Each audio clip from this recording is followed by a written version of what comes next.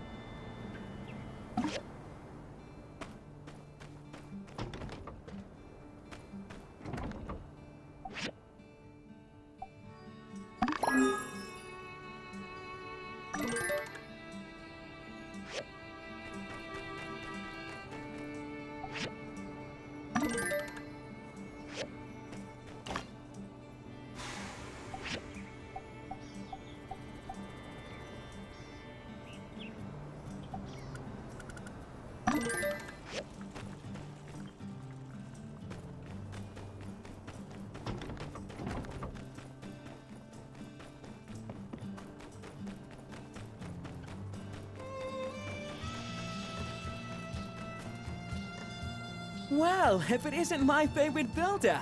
No sooner was I just thinking of you, and here you are before me. I've had the most enlightening idea, and I need your help. 10 picture frames, post haste. What are they for? Well, it's not that I don't trust you, but when it comes to good sales ideas, the fewer people who know, the better, you know? Don't worry, I'll fill you in later. That's why you're the best! Always so reliable. These picture frames, do you think you can make them within 3 days? Such opportunities can be fleeting, no? Thanks. See you soon. Hey, are you working? Goodness. I want whatever it is you're putting in your coffee. You're just like my sister, always putting in hours like an Ataran banker. Speaking of my dear sister, I was planning on taking her out on a picnic soon to help her relax a bit. As I said, she's really been burning the candle at both ends lately. Why don't you join us? Great! It's like we say in Sandrock. A bicycle can always use a third wheel. Now, before we arrange a time, certain preparations must first be made. My sister is quite easily annoyed. Trust me. Which means we'll have to be careful to make this practically perfect in every way. For a proper picnic, of course, a basket of the picnic variety must be provided. Furthermore, said picnic basket must have picnic refreshments within. However, for now, I have none of these. What to do? Whatever shall I do? Wonderful! I'd imagine with those amazing crafting skills of yours, you'll be able to make us a basket the envy of picnickers across the land. Meanwhile, I can head over to the Blue Moon and get us a good deal on the delectables. Owen owes me a couple of favors. Here you are, one recipe for a picnic basket. See? I did think this through somewhat. Once you're done, let's just go meet at the ceramic gate and pick Amira up. Oh, and let's try to get out in the next couple of days. I'm worried the Samswords might be picking up again. See you soon.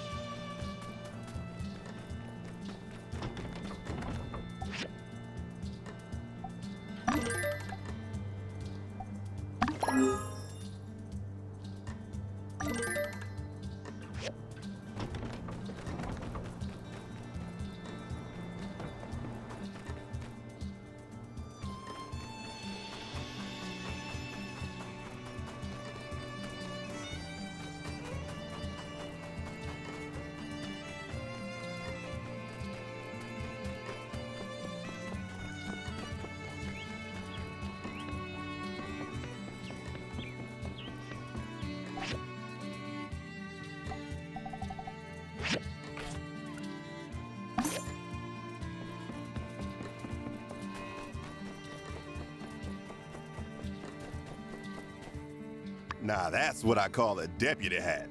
You can really feel the authority flowing out of it. And you know what? I think with such fine handiwork, you might have just improved your chances of becoming our next deputy. The ceremony is tomorrow in Myrtle Square at 9 a.m. sharp. Don't be late.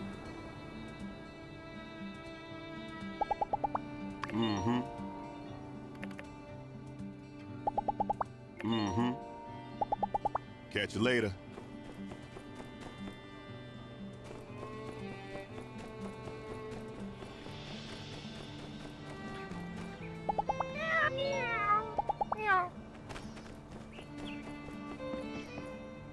You finished! Amazing! Why do I need all these frames, you ask? Well, lately one of my photos, the Desert Rose, has been flying off the shelves and... Indeed. Once I'd heard Jasmine got her hands on an old world camera, I began to smell with this keen nose of mine. The smell of opportunity. You see, I come up with the term Desert Rose, and I made it the title for one of the photos I'm selling. Desert Rose, of course, refers to... Yes, precisely! I've started calling the city of Sandrock the Desert Rose. I'm trying to get the term to catch on. You know, good branding like that could get more tourists out here. Anyway, 10 frames are almost certainly not enough. I have a feeling I'll have to reorder a batch from you once these are sold out. After that, I'll give you a share of the profits. Keep in touch!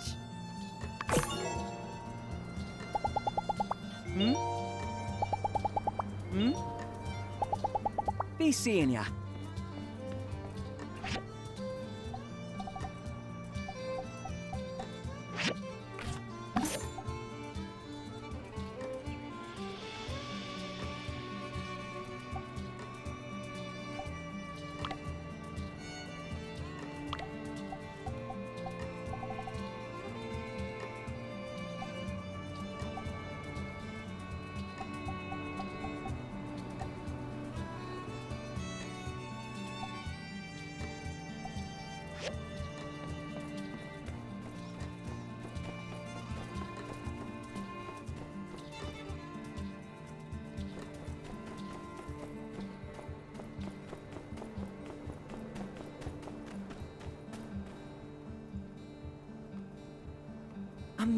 Amira, my dear, dear sister.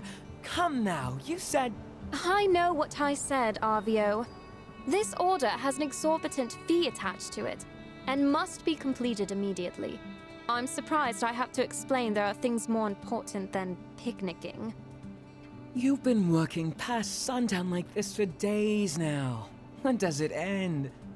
Look who's here. We prepared everything for this picnic together. Come out and take a break. You'll thank yourself. And me later. Good. You prepared it together. You can go together. You won't be needing me. Now, if you please, I must return to my work. Won't be We did this for you, not for ourselves. I invited the builder because I knew they'd make this event that much more special. I know you're older than me, but I'm your brother. It can't always be you taking care of me, you know? I'm aware, Arvio. It is not my intention to question that. I'm sure you'll get a chance to take care of me. Soon. Just not today. So, if you please... Tell us about the order. What more do you have to do? It's for Pablo's friend in Atara. He's working on a display for a flower festival, and wants his booth to stand out. The main pieces are finished. Now I just have about 10 or so more standard urns for the more common plants. 10 standard urns? They want to custom make and ship standard urns all the way to Atara? My craftsmanship is esteemed. My sister, know that my love for you is great and my respect for your talents is never ending. But an urn is an urn. This is a matter of quantity over quality. Are you thinking what I'm thinking? You really mustn't bother yourselves with this. I'm afraid we really must. It's as they say back home. 3 hands are more than none. If you and I help out, we can finish this task in no time. and our lovely Rose here won't be forced to wither away, and instead, join us in the coruscating sunshine. What do you say? All right, our hands are your hands, Anne. So come on, let us help. Mm-hmm. It seems there's no stopping you two. All right. I believe it is as you say. With more hands, I can get ahead on this order. And as such, I might be willing to take the day off tomorrow. Woohoo! However, you must follow my instructions carefully. Simple or not, everything that comes from my shop has my name on it. Despite your good intentions, I won't have my reputation dragged through the mud. Understood? Dear sister, the only thing getting dragged through the mud today is clay. Mm-hmm.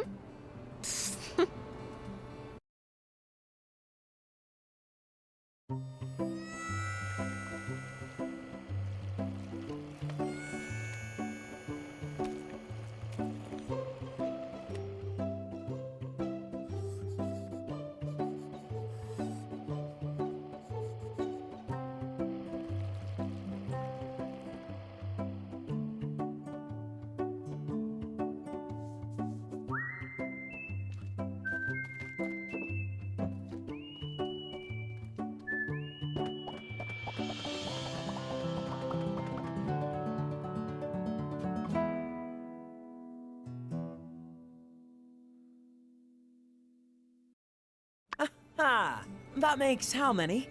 10? 12? Ow, I'm really sore up here. We should let them dry for now. I must say, I'm impressed. You took to the wheel like an old hand. Hey, don't forget about me. My hand is old too. Of course. Thank you too, Arvio. This was your idea in the first place, wasn't it? Now, I suppose I must be true to my word. Aha! And ask of you, is everything set for the picnic tomorrow? Of course, of course. Would you look at this fabulous basket the builder brought? I've made the order at the Blue Moon. I'll just pick everything up on my way over tomorrow morning. Shall we say, around 9 a.m.? That sounds delightful. I look forward to seeing you too. Don't be late. See you.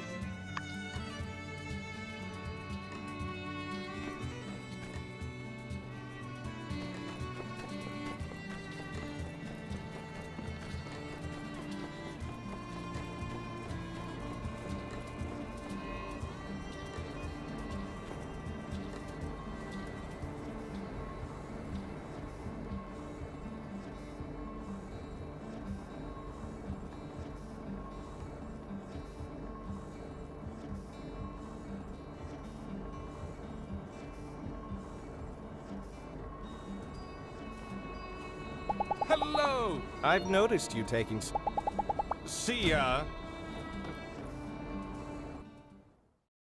You're here. Good. I need you to help me build something. City Hall told me I couldn't hire you as my assistant anymore. Something about conflict of interest. So I will be requiring your services as a builder. Can you guess what it is? The period allotted for guessing has expired. Santee. Aha, but this is no ordinary Santee.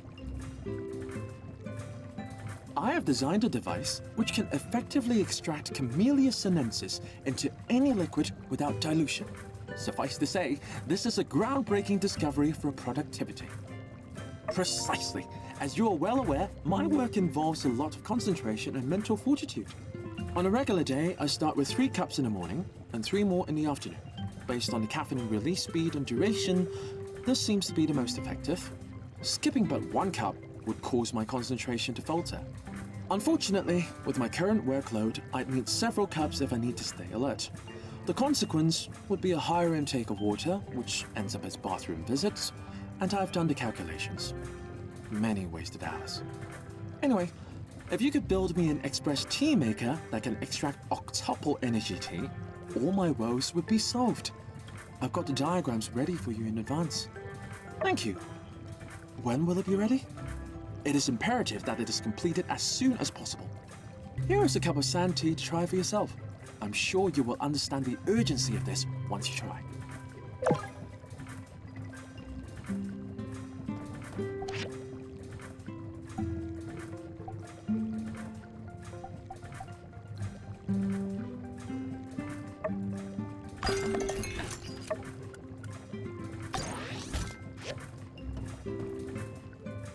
Are you done with the express tea maker? Rick? I forgot to comb my hair today. Goodbye.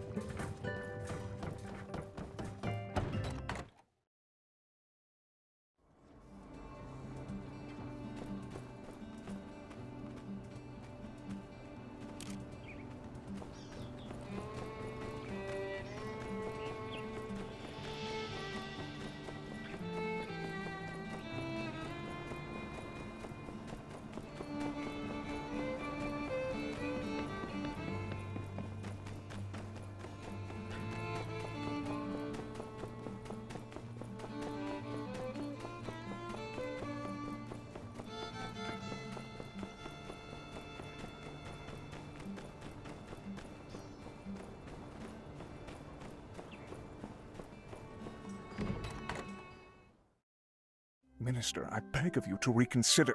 I've told you, Miguel, the people won't stomach another water tax hike.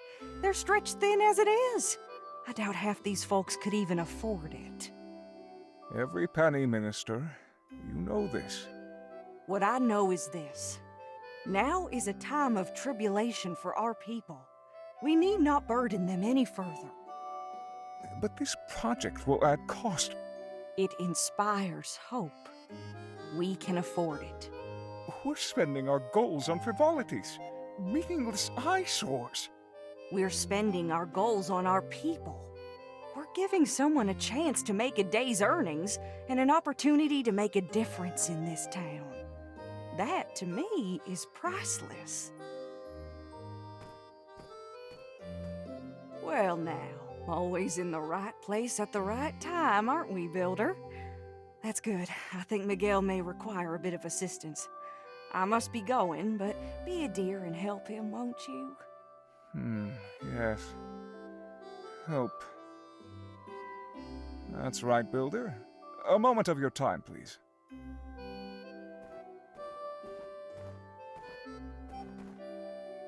According to some, the church needs a new mural in the temple. The church would be highly appreciative if you could work with our town's artists to manifest these vague requests. The minister thinks that certain effigies of our faith are uninviting. Will you assist us? Heard us, did you? It's not my place to question the minister. She has the final say in matters these days, and I must respect that, however much I may disagree with her decisions.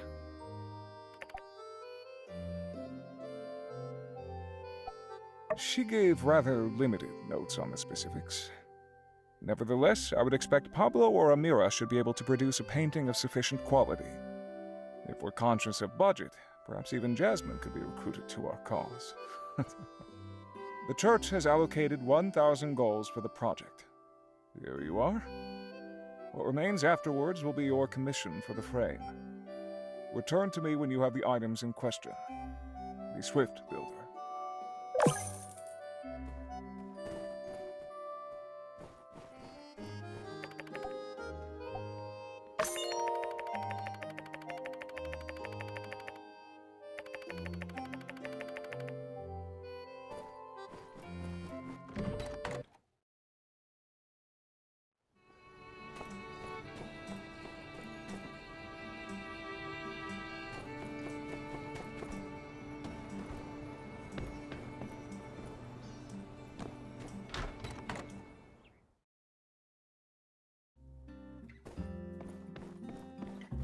Good day, Builder.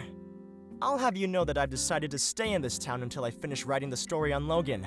It's the hot story in the press right now, and my editor Eduardo is adamant that I see it to the end, no matter the cost. Since I don't see Logan being captured anytime soon, I've decided to move into the Old Town Lodge. The Blue Moon is cheap and quaint, but it's so noisy that I can't write for the life of me, and I keep having nightmares. Yes, nightmares about the editor my pa appointed to oversee my work. That man is a monster who would butcher my work until he saw fit. Indeed. Small columns pay the bills, but are hardly fulfilling as a creator. The novel is the true proving ground for one's skill. This Logan character, adapting his story into a narrative of my own, could be the next big step for my career. Oh, well, yes, of course I have to do an adaptation. Not just write about his life. I'm writing a novel, not a biography. Plus, if I used his likeness without his permission, who knows what a crude felon like that could do? He might sue! Furthermore, I'll never meet the guy. Well, let's hope. I'll never get an interview. I'll certainly never get permission to write about him, and yeah. This way, I can write whatever I think will be best for the novel. Much better. I'll just make a bandit character based on him and call him... Rocky. No, Dr. Killface! That's terrible. Right, of course. I did actually have a point to make with this tangent. That desk at my new apartment. That desk, the height is all wrong. The way I have to sit to write, it cuts off all the circulation to my brain. Now all my ideas are terrible. So, I need your finest writing desk with a pulpous comfy chair to get the juices flowing again. I'm counting on you. Great. Remember, I need the finest writing desk with a pulpous comfy chair. I'll hold off on the writing until I get the furniture set. The best stories need the best furniture. I got another builder and the local carpenter to help out with the rest of the furnishings. Ooh, can't wait for everything to be ready.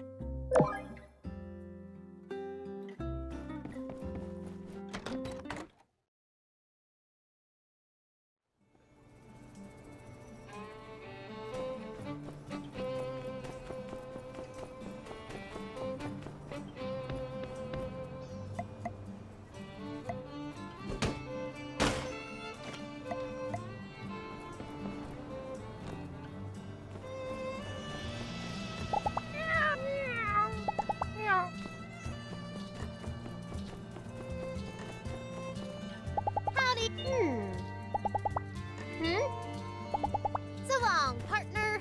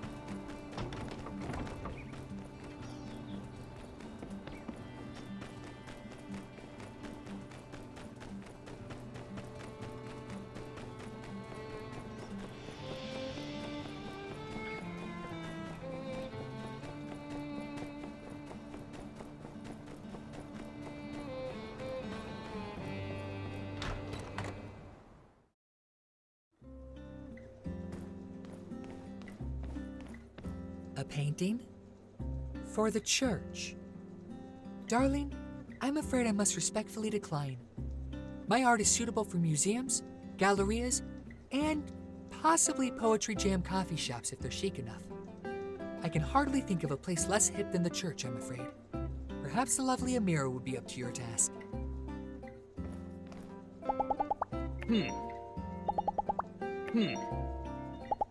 Catch you later.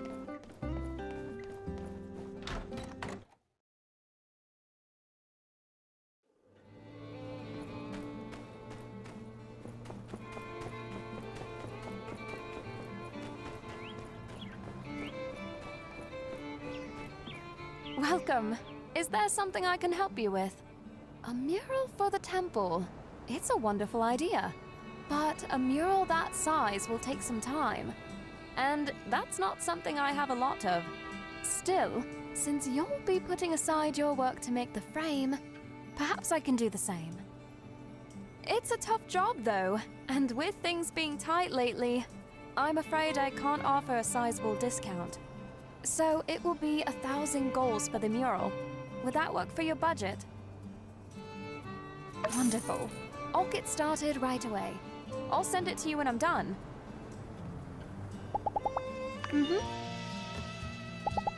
Goodbye.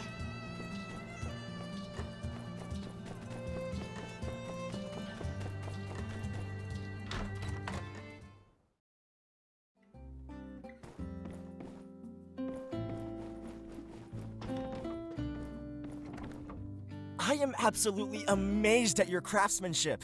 This set is good enough to put my pa's furniture to shame. I don't know what to say. I guess now that the furniture has been taken care of, we can get the housewarming party started.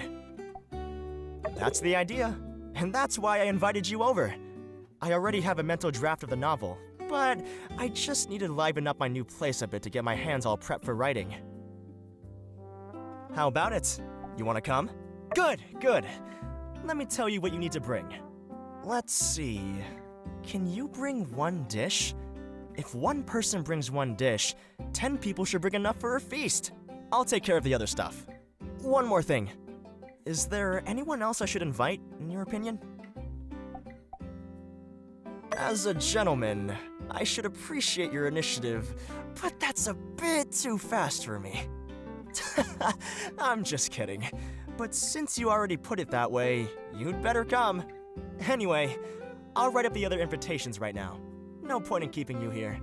See you at 6 p.m. tomorrow. Remember, bring one dish.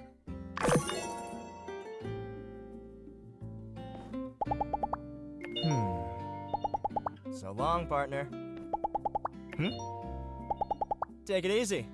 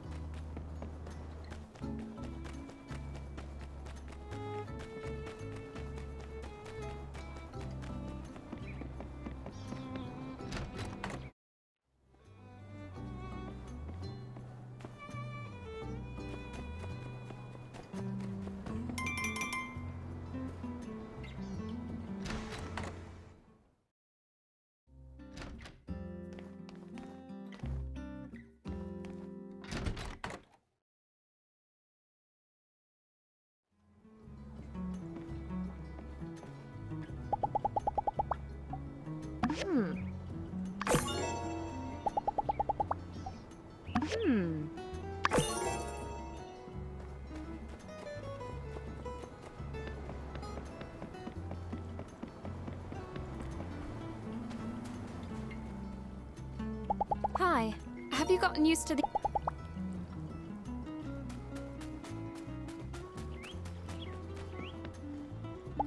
Hey there.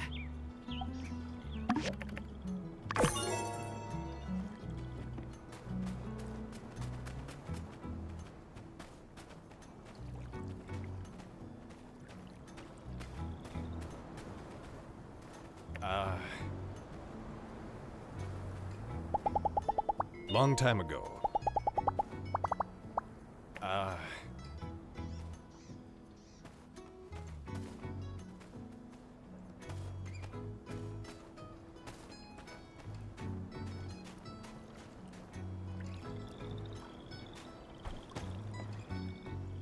Howdy, even though the civil court. Catch you later.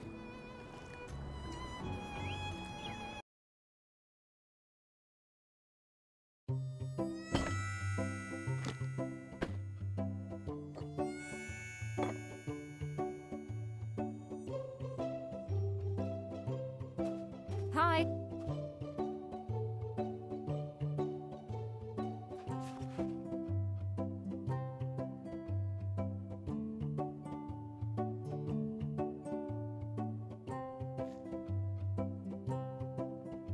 Hey, I thought the whole point of dragging you out here was getting you to relax, so relax. A book and quiet.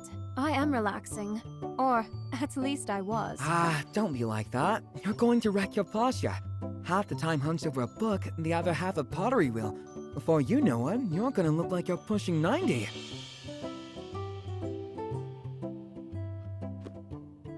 This, of course, is the only way to properly relax with a book.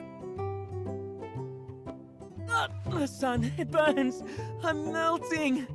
Save me.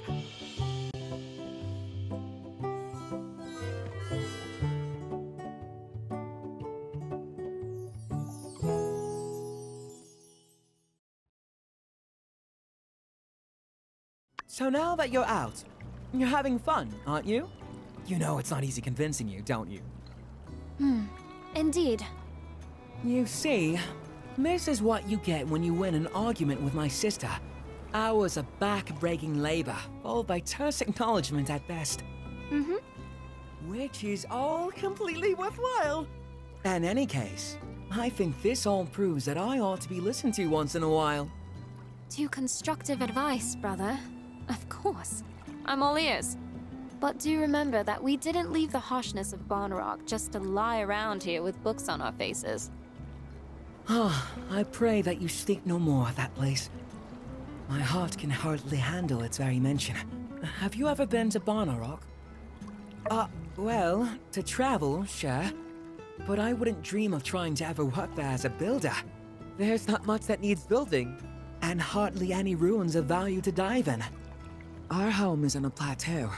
In a visit, one could enjoy the scenery, but when the holidays are over, the tourists go home, and locals like us are left to bake in a kiln. I had to work in a crawlery all day, and I didn't have a cool boss like Rocky. One can only bear so much humiliation for daily bread.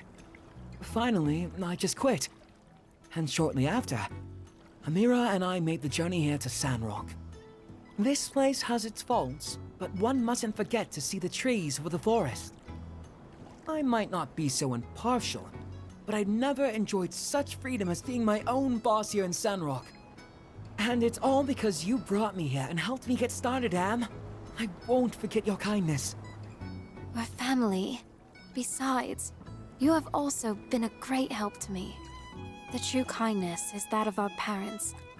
They gave up everything to send us here. Don't you worry. Pretty soon my shop is going to be raking it in. I'll take care of Ma and Pa. You just enjoy life. Confidence is one thing, brother. But perhaps you should wait to boast till after you've a little more to show for yourself. Wow, I've never had anyone rooting for me before. Hold on. What's this pressure I'm feeling? I'll work twice as hard to live up to your expectations. Indeed. Follow through on such words. Do not take other supports for granted. Don't get cocky, RVO. Need I remind you of the cash crunch incident involving your supplier not long ago? Oh, come on, Anne. That's so last year. Let's live in the present. Have you tasted the food? That Owen, what a genius! You need to get the recipe. Oh, brother. What?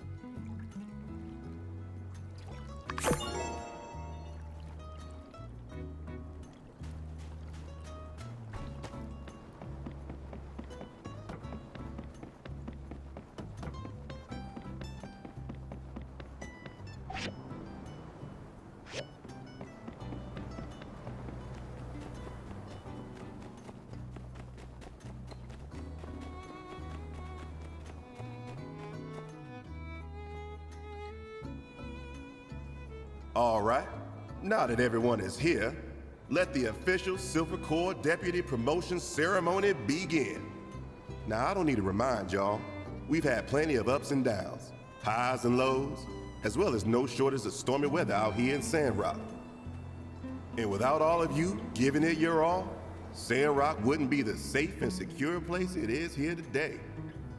Nevertheless, there's still one who stands out among the rest. One whose tireless dedication to law and order has earned them the right to call themselves Deputy of the Sandrock Silver Corps. Wow. I don't know why, but I'm really nervous all of a sudden. I don't think he's going to pick one of us, do you? I mean, I know we're just builders, but... Now, I don't mean to tantalize you all. I'm sure you're on the tip of your toes wondering who I've chosen to be my deputy. So without further ado, our next deputy is known not for brute strength, but nimbleness and wisdom. Our deputy brings a uniqueness to the team and fills in the gaps in our core skill set with raw, individual talent. With flowing black hair that shimmers in the sunlight as they dish out hearty, heaping helpings of justice with elegance and finesse. Let's give it up for our next deputy, Captain Cat. What the cat? Yes, Captain, or should I say, Deputy Captain, has not only been diligent in patrol work, but this year's mice incidents have fallen to an all-time low. Yes, there really is no question that Captain is the most deserving of this title. One more time, a round of applause for our new deputy. I'm so embarrassed, but congrats. Congratulations, Captain. And now, to complete the ceremony, I will place the official deputy cap upon the head of our new deputy. Get on up here, Captain.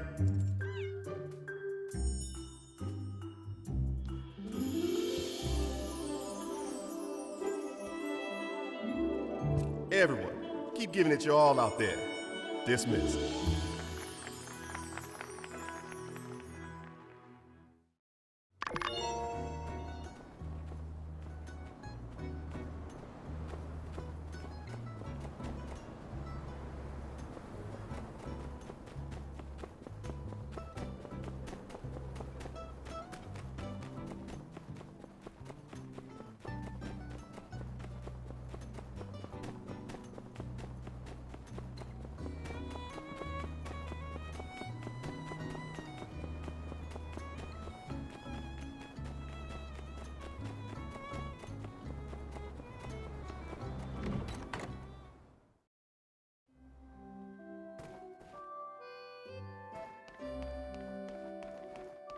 Good work, Builder. I knew the church could rely on you. I do appreciate the effort, make no mistake, but were I minister, we would not have spent our scant resources on such a project. But I am not. Thank you, Builder. I'm glad you see my vision of the light. We both studied in Mayday. We've known each other for a long time. She's always been bright-eyed and idealistic, seeing the good in everyone. The ministry adores students such as her. I, on the other hand, have held tightly to the texts and the studies into the age of corruption. We need to learn well from the demise of the old world. When I was sent to Sandrock, the temple was just another building. The citizens paid no real heed to the teachings and had lost their way. They watched my servants skeptically, unaware they were repeating the sins of their forefathers. Others believe they are devout, but I can see the corruption inside them. They always did everything the way they wanted, not the right way. Do they not see, by flaunting the rules left and right, we're blindly stumbling into another Armageddon? I tried to warn them, to open their eyes. I only aim to do what's best for my flock. The spirits of the people need guidance away from their disorderly ways. Let us place this work upon the temple walls. A spectacular piece of art. If only its purpose were not so incompatible with my beliefs. To cover up the day of calamity. Are we to forget our history? Sandrock has its problems, but is not the most core of our beliefs to never forget the day of calamity?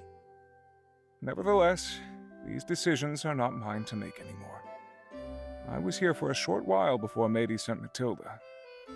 As soon as she arrived, we received word that she would be taking the role of minister. I presume her interpretation of the Light Scripture was more fitting for the people of this town. I'm not one to question the Church's orders, so I graciously accepted my subservient role. As to the citizens here, evidently, I worry the minister is too lenient with the citizens of this town. She seems to believe the people here want to follow the light, but only a select few profess and show their belief in an appropriately fundamental manner.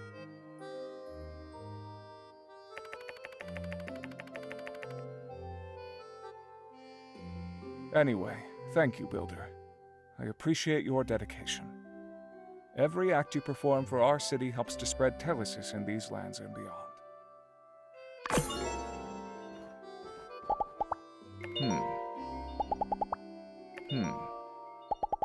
Goodbye.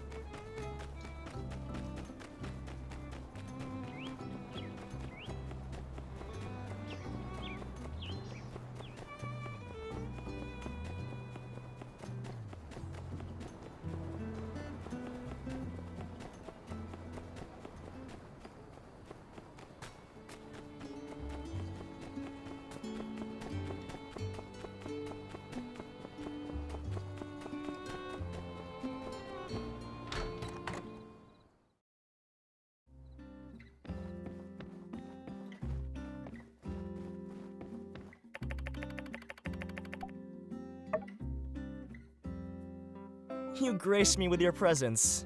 You are the first to arrive. Have you brought a dish over? Let's wait for the others. We'll start the party when everyone's here.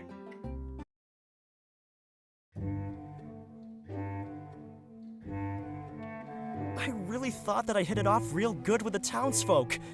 Where is everyone? What's going on?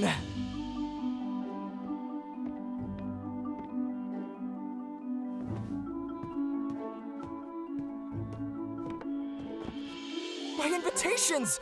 What are they still doing on the desk? Oh, drat! I forgot that I've moved to Sandrock already. There's no one to do my work for me. No butlers, no cooks. I had a whole team running errands for me back home. I remember how angry I was when my butler sent my love letter before I could even finish it. And now I'm the one who forgot to send my own letters. I have no one to blame but myself. Well, at least it's nice to know I'm not hated. That's good to know. I got some side eyes when I was doing interviews about Logan.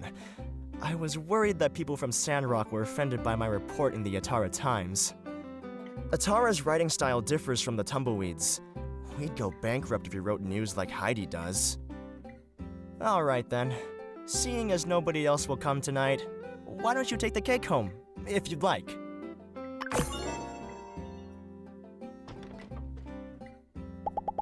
Living alone is hard. See ya.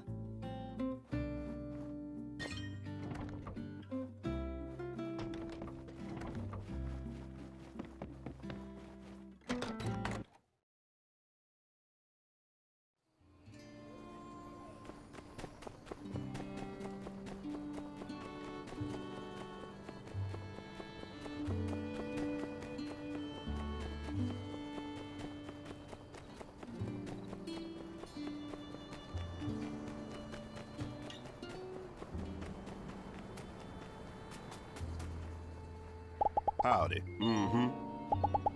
So long, partner.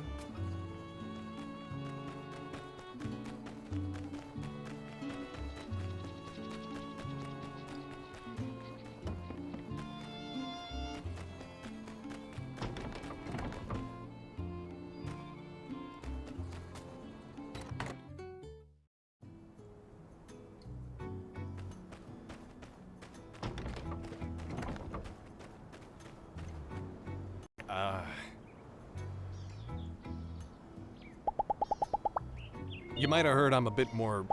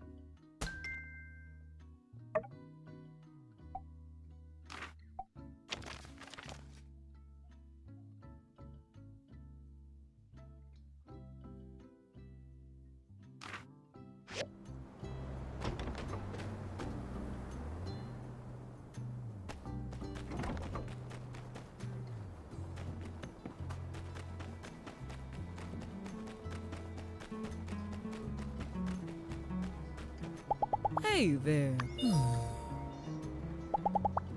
Uh-huh. See ya.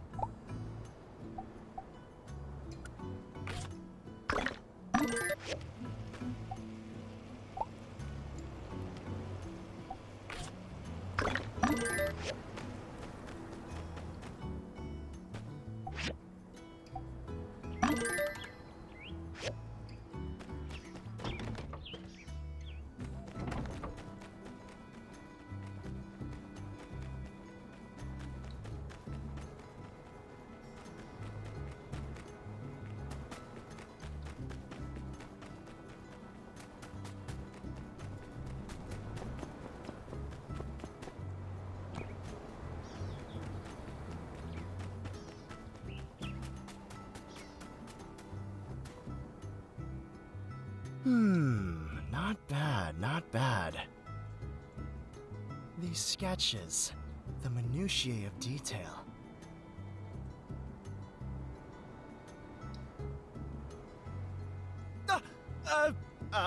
I mean, hey, what's up?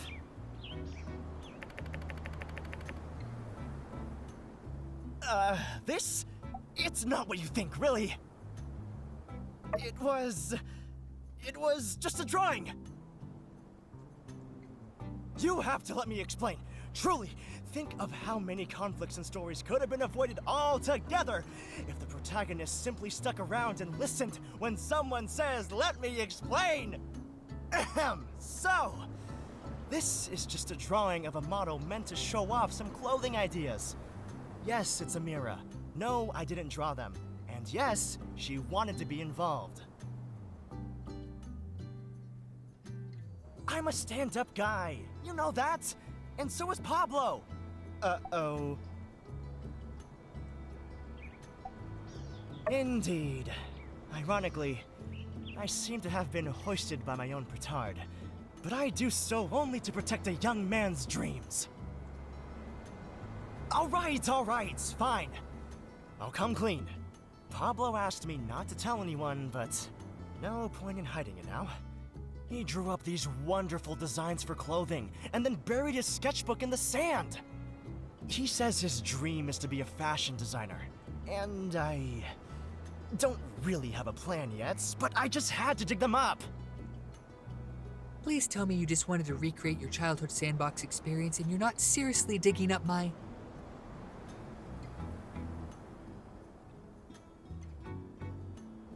Ah, you are here as well, I see. Ah, so you don't know anything? How splendid to have run into you. But if you wouldn't mind, I need a word with our friend here. So rude of me, I know. Next haircut half off for you as an apology. Ta! They know. Drat. I wonder if the darling Vivi would find it too macabre to sew a zipper to your mouth. Yikes! Look, it was an accident! And you were just on the way to somewhere else, weren't you? Seems a bit off the beaten path to me. What luck? Yes, let's talk about luck, shall we? You like spilling secrets. Why don't you try your luck as a 2-bit paparazzi for some trashy Ataran rag? By the way, I read your article in Kids today and it was pure real. Yes, apologies. I do have a tendency to lash out. Thanks for your concern, but this is just kind of how we talk to each other. The way Pablo just rolls these snappy insults off the cuff, it's so impressive. I don't even take offense. I mean, if I could learn to write stuff like that for my characters, I think my next book could really make waves. Beware, for when waves are made, the friendship may soon capsize. See? It's stuff like that that makes me want to endure pretty much any amount of scathing critique! Forgive me, Ernest. My impulses have gotten the better of me. But make no mistake, my decision to bury these drawings was not one of whim, but of careful consideration. Back at his studio, he seemed absolutely adamant. But it seems he's already letting his guard a bit. I think me being here is probably not helping. Why don't you try talking to him? Well, I hate to cut our little run-in short, but I'm not feeling so well. How long can you leave Yakmel milk out? Looks to be less than 24 hours. Oh, hey! I guess if Pablo doesn't want his sketches, you can have them. Here! Yes, I'm feeling a bit ill as well. From your sickening performance, Ernest. Indeed. Claims to have an upset stomach, runs off like it's the 100-meter dash. At least limp a little, Ernest. I suppose he just whispered something infantile into your ear. Don't let Pablo give up on his dreams. I'm a little baby. Last part was ad-lib. He is young, naive, blind to the ways of the world, and he has everything given to him on a glitzy silver spoon. You think I would just give up on my dreams at the drop of a hat? No, only after being dragged through the dirt. Look around you. This town is a wasteland. Covered in trash and dust, this town is drying up, and with it, the last ounce of culture these people have ever known. A few of them don't even bathe properly, and that's one thing I don't need to gossip about. No, you'll know who they are. You can smell them. When life is on the line, when every day is a struggle, when each and every one of these yokels is wondering where their next meal is going to come from, there is no space for art, no place for beauty, no time for dreams. Well, it is possible I was being ever the slightest bit hyperbolic, but let me just present to you Exhibit A, Cooper the ranch guy. Exhibit B, Peck the miner. The rest you'll have to figure out for yourself. Let me pose you a question. The drawings you saw just now, would you pay for such attire? Really? Huh. Well, you're not just being contrarian, are you? Heidi, Amira, Ernest, these are my admirers. Yes, it would be my honor to enhance their outfits. I could decorate them from their braided heads to their stilettos. Alas. 3 customers don't make a business, I'm afraid. Although, wait a second. Ernest is from Atara, you're from Highwind, Heidi's from Sandrock, Amira. Well, bless her heart, she's from Barnarock, but still, it is as you say. I have international appeal. All right, darling, perhaps you've made something of a point. If, and this is a big if Sandrock were to become a more popular travel destination, mayhaps there truly may be a chance. A brand, a penthouse studio, a fashion show. Thank you. I await the day I can rally the call. Our discussion has been most enlightening. Let us speak more of this at a later date. Goodbye.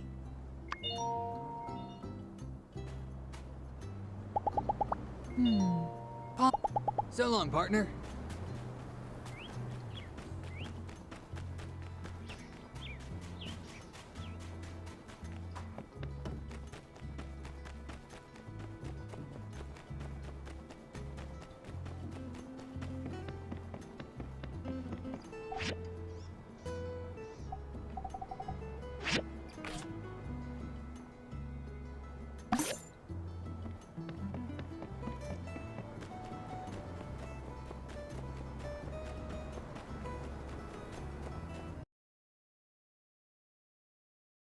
Come one, come all, perusing the views of Sandrock. Does the beauty of the desert flower make you weak at the knees? Don't worry, take home a photograph, show your friends and relatives the wonders that is the desert rose. Yeah, let me get a, one of those desert rose ones. Certainly, sir. And while you're at it, why not take one of these as well? No, just that one will do. In fact, let me get 5 of them. Me too. I saw them first. They're mine, I tell ya. Aha! There's no need to rush, everyone. So, what do you think, our beautiful desert rose? It deserves its reputation, no? She most certainly does. Huh? She? I don't think a photograph has a chin there, sir. Cut the malarkey, shopkeep. A dozen desert roses. Chop, chop. Right away, sir. The strangest thing is happening. Everyone is just obsessed with this photo in particular. What could it be? I don't get it. I just wish I knew more about photography. Well, in any case, time to buy a photo? Hey, sis. Wanna buy a photo? Avio! What are you doing? What is the meaning of this? You're selling pictures of me? Huh? No! Oh, this one. Well, yes, you're in it, but no! I was just telling the builder here, there's something about the composition of this photo that really resonates with people. It's just a happy coincidence you're featured in it. Hey, you're gonna be famous. There's nothing happy about this, nor is it any semblance of coincidence. Tourists have been pestering me constantly, asking me to sign this photo, calling me the Desert Rose. Explain that, Avio! Ah, the title of the photo is Desert Rose. That's my new name for Sandrock. There. They call you. Oh no. Ton, you creepy tourist! Don't play dumb with me. You honestly expect me to believe you had no idea? It's been days.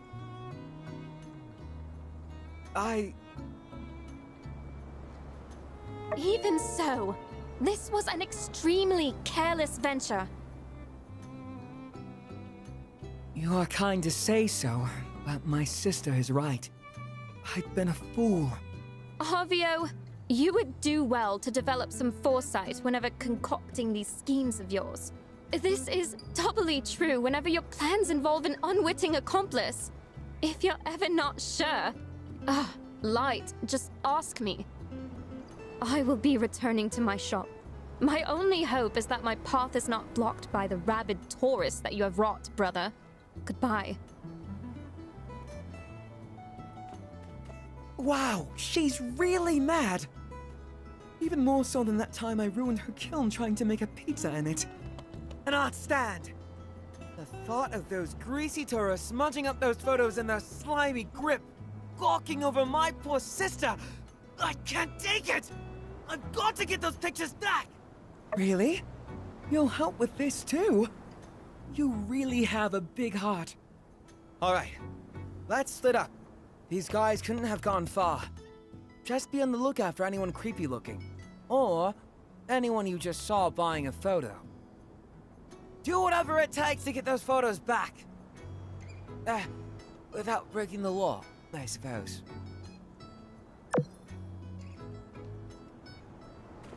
Hey there. Ruins are cleared out by... Be seeing you.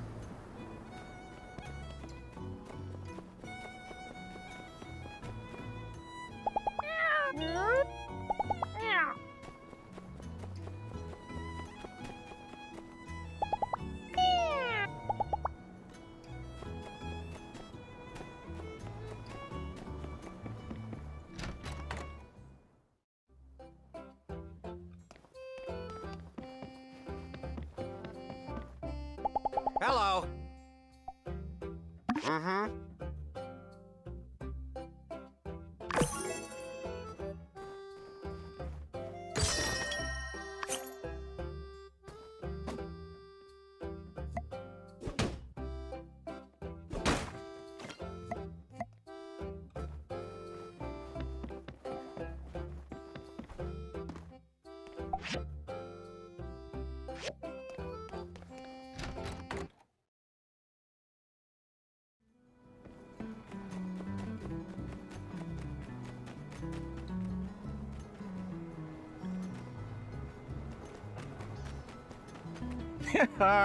Nay.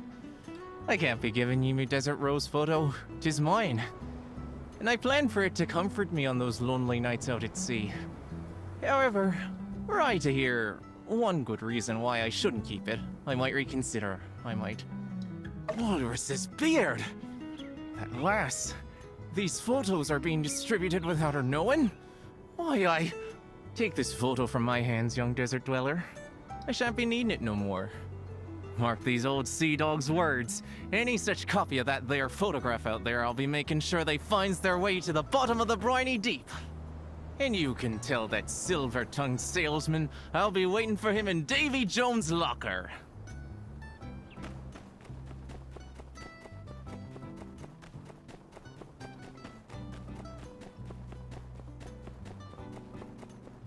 You want my desert rose photo? Hey, you're in luck. I was looking for a way to do a good deed today. Here you go. Now I'm off to Atara to commit more tax fraud.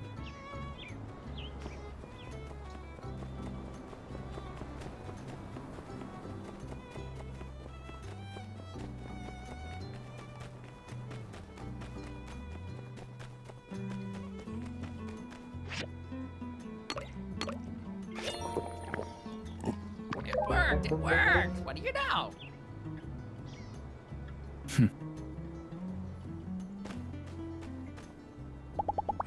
X, do you want a cracker? Soon. No, no!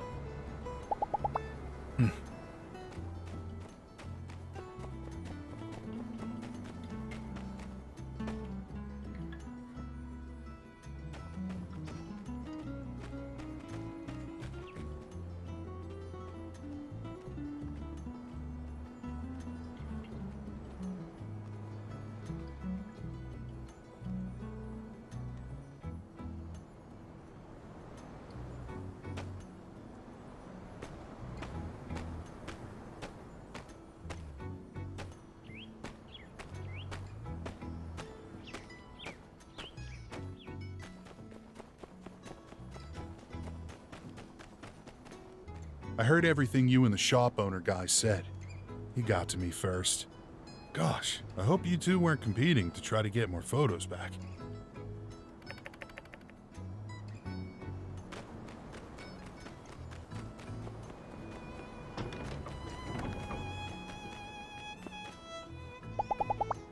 Yeah.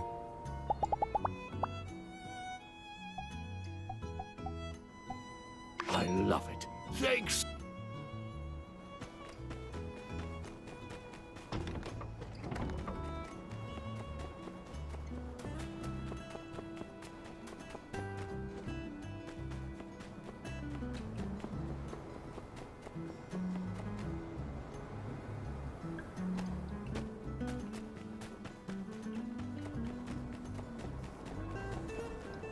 Desert Rose? Ah, nah, that's old news. Sold it to that shop owner guy not that long ago. Made a pretty penny, too. Word of advice? Don't accuse that guy of white knighting for his own sister. He'll get such a thump in the head. Ow. You want that photo? You're gonna have to fight me for it. I'm just kidding. I gave it to your friend already. Have a nice day.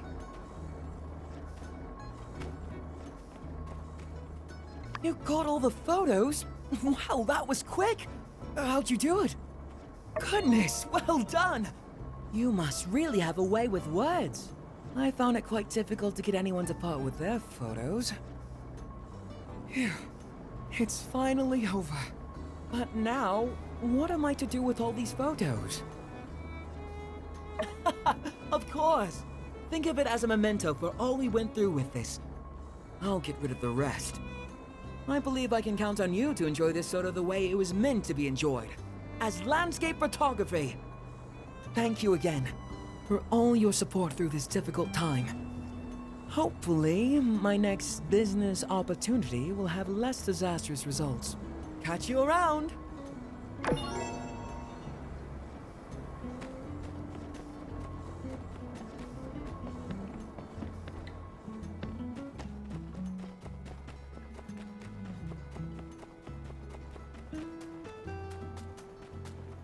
Hey, I wanted to commission some homemade paint, but your boss said it was too small of a task to put on the board. Then he said some kind of greedy stuff. Do you think you could help me out? Cool. Actually, I was thinking we could enjoy the paint together. I'm taking the day off to paint my walls 3 days from now. Do you want to bring over the paint then so we can paint then? That's great news. We're going to have a really good time. See you then. Don't forget the paint. That's the most important part of painting.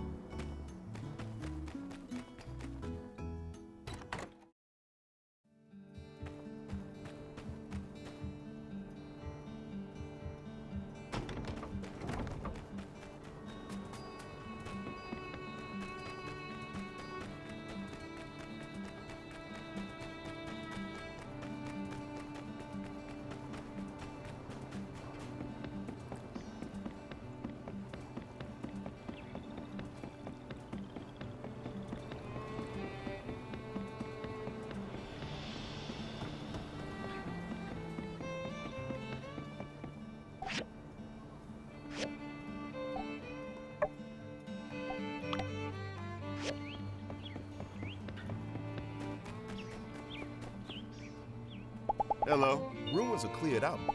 Catch you later.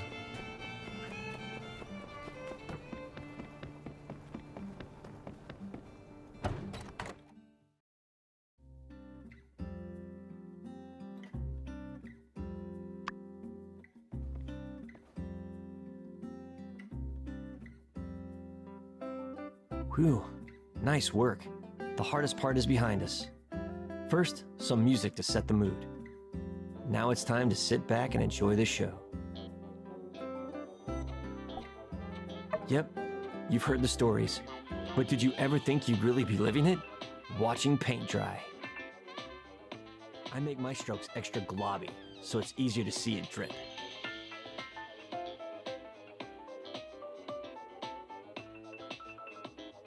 Yep, this is living.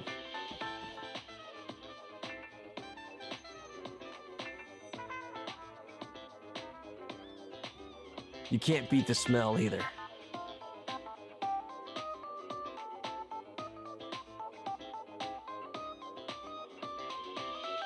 Looks like the paint is dry.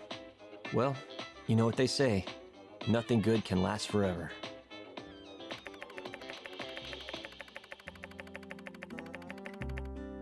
Did you enjoy yourself? My favorite part was when the paint dried. Well, I'm beat. That was more than enough excitement for one day. I'll catch you later.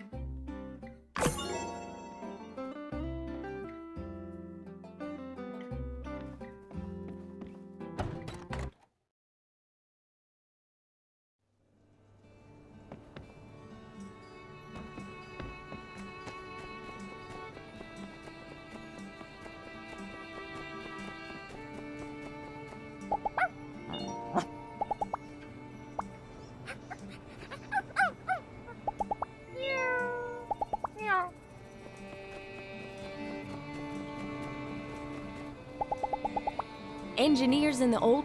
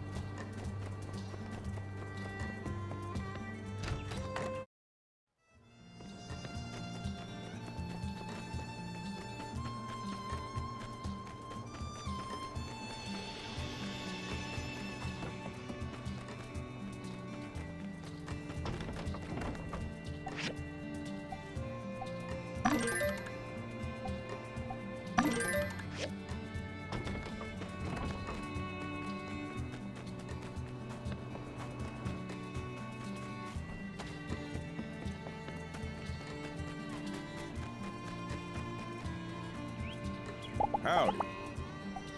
Thank you.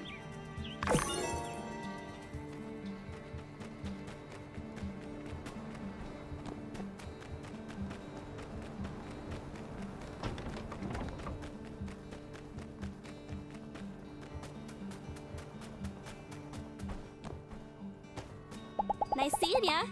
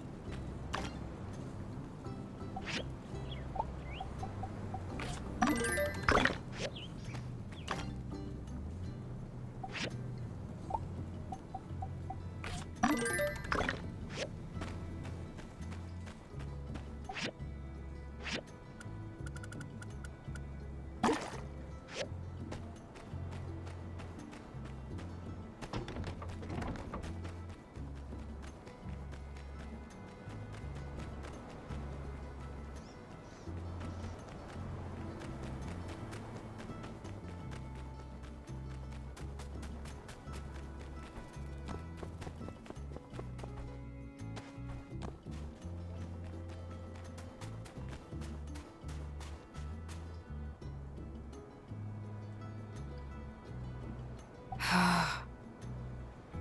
Oh, I didn't hear the sound of your footsteps. Are you also out for a walk to ease your mood as well? There's no need for you to apologize. I don't blame Avio either. I'm just annoyed at those tourists. How could people act like that? In fact, it was a rather nasty situation. I supposed I hadn't properly thanked you for your assistance. Do you regularly make a habit of helping strangers? In any case, it was very kind of you. A rather nice contrast to the behavior of those tourists. I've had them bother me with various propositions before, but that was the worst incident by far. I try to sort myself out when I take my walks, and try to tell myself not to let these things get to me, but let's just say, I've been taking a lot of walks lately. If you want to start dancing out here for everyone to see, just for my amusement, I won't stop you.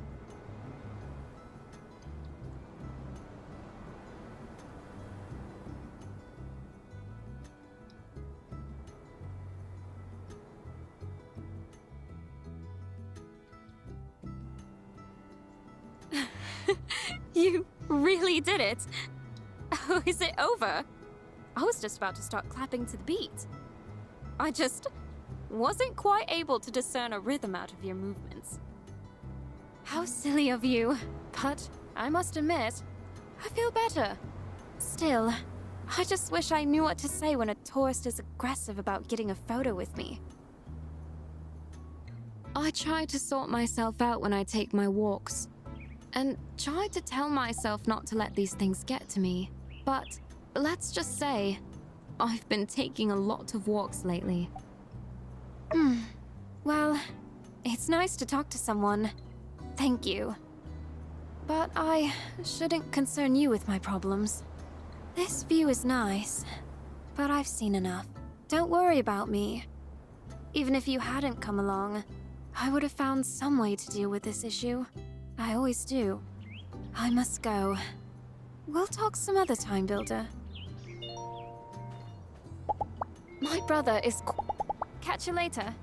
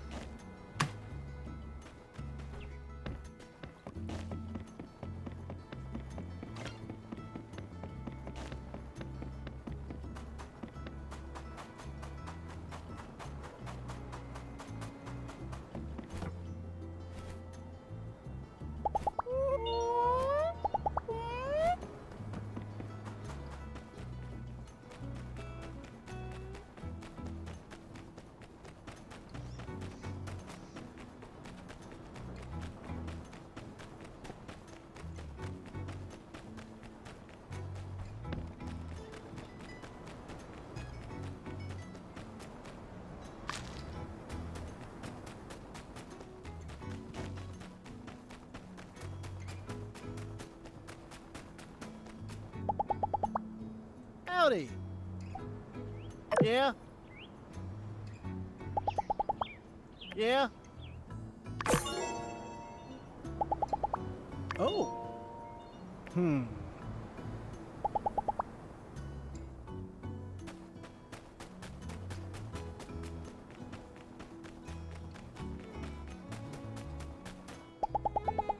What do you think is over them? Take her easy.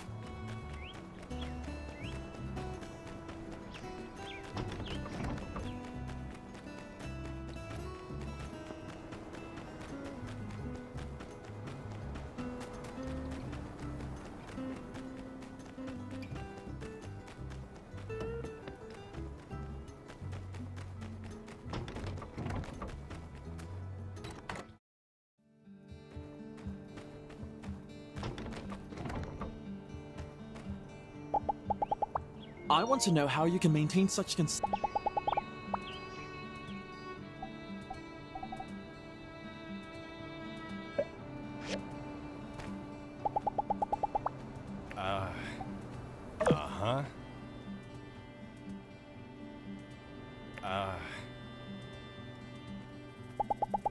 You might have heard I'm a bit more...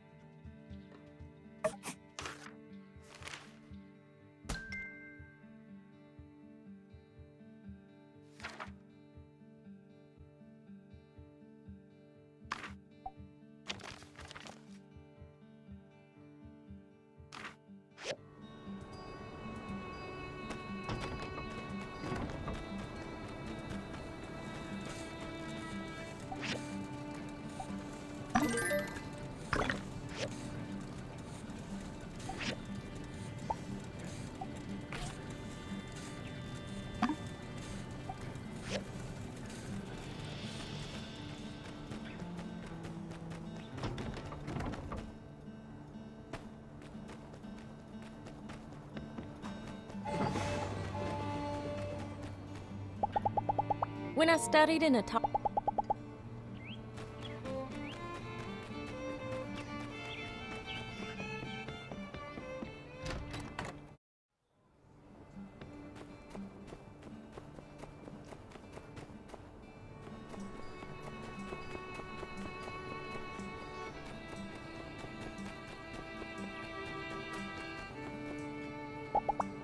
Got anything rare you don't want?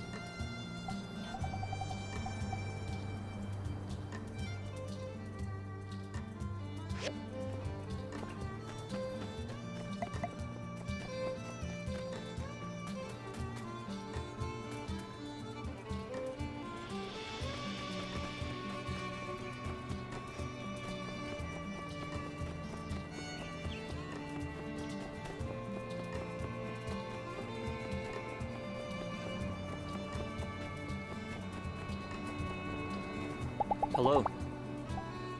Thank you.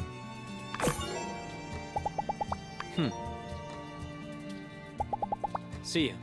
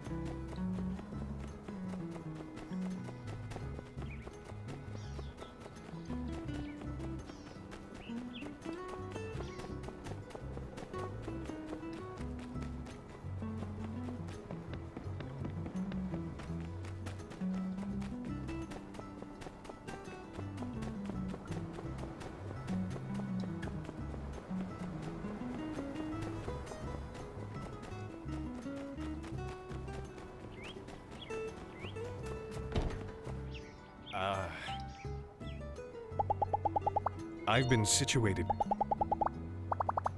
Hello.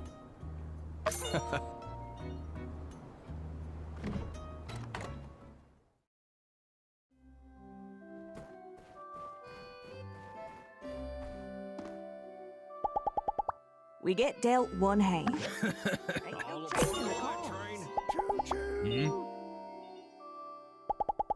That's wisdom. We can't change the past, but with Telesis,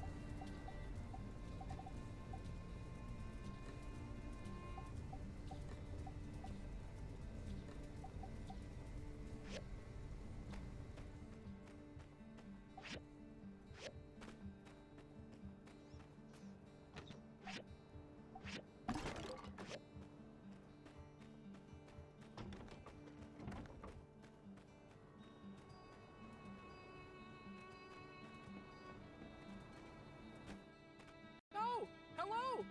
Lovely day today, isn't it? And again, isn't every day lovely and fabulous, Sandrock? I've actually been meaning to tell you about something. You see, I consider a lot of people to be my friend, even if they don't always feel the same way about it. But you, I think you're my bestest friend in the whole wide world! Yahoo! Best friend says what? What? I'm so glad we're official! And when you're around, I feel like I can do anything. So, here's my idea. If you're up for it, It's probably not news to you that sometimes out in the desert there are wild arcs roaming around. You remember arcs, right? Oh, no, but that does sound interesting. Don't worry, I'll remind you. At-risk citizens of Sandrock! You know the type. Tree choppers, cactus poachers, lunch bag stealers, litter bugs, jaywalkers, jugglers, and worst of all, water wasters. So, I'd like to commission from you a weapon. A weapon so powerful that will take care of those arcs once and for all. That's right, those arcs will be gone forever. I'd like you to get me some flowers. Flowers that will kill them with kindness. I believe that if we show these arcs the beauty of life up close, well, there's no way they could continue to wallow in their arcsy ways. What do you say? Fantastic! I knew I could count on you. Here are some seeds to do the deed, plus a few extra for yourself. Just grow them in your garden like usual, and let me know when you're ready to obliterate those water wasters with kindness.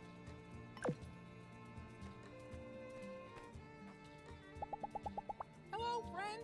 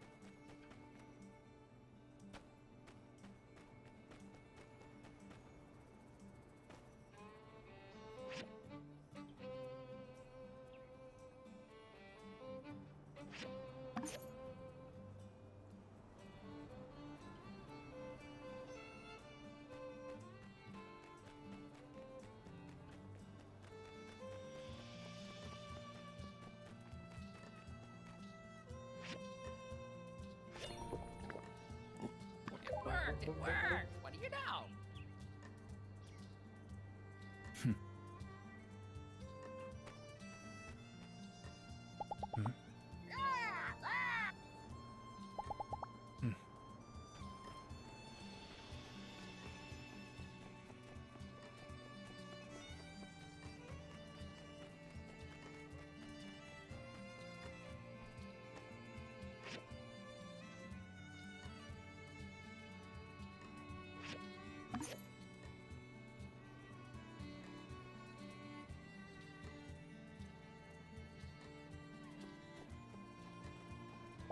Hello. How do you smash rocks? Oh.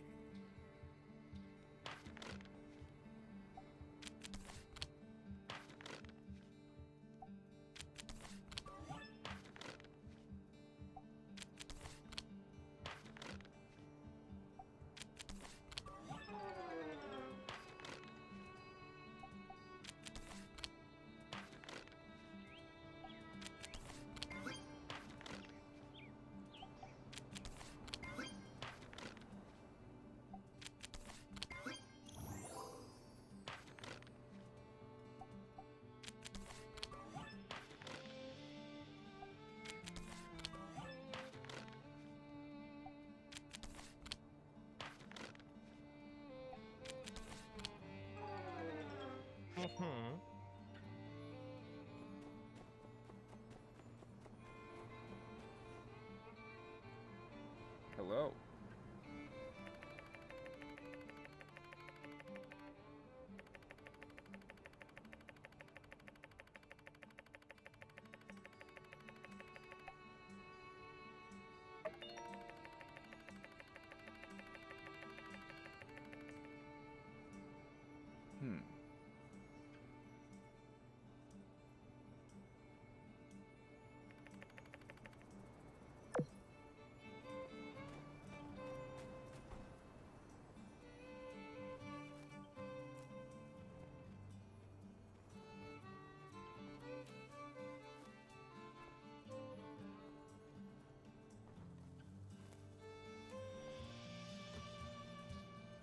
Mm-hmm.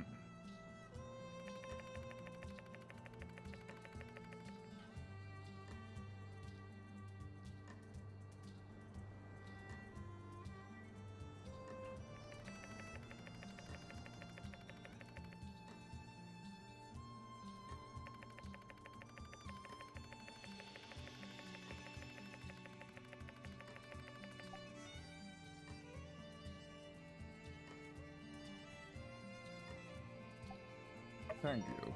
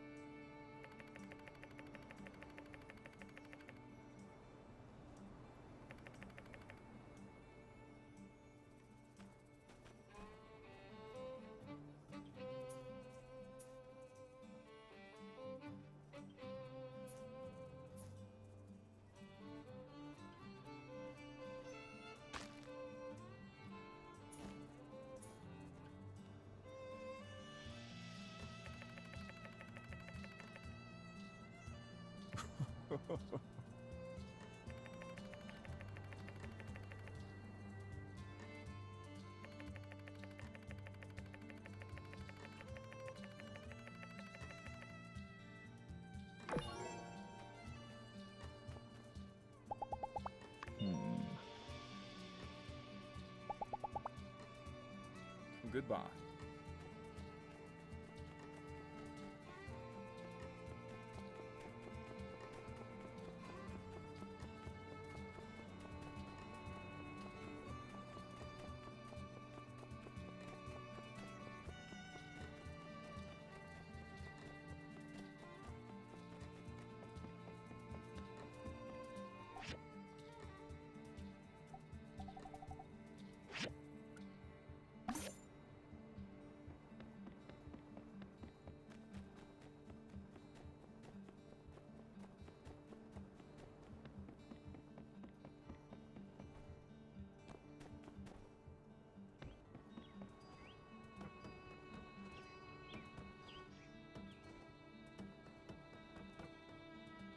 Hey, these look great.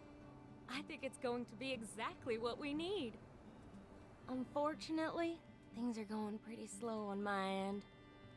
I'm afraid we won't be able to install your frames for a while. If only there was a way to get this done faster. Well, don't worry. We'll be in touch. Thanks again, and keep an eye on your mailbox for any updates. My pa stayed up all...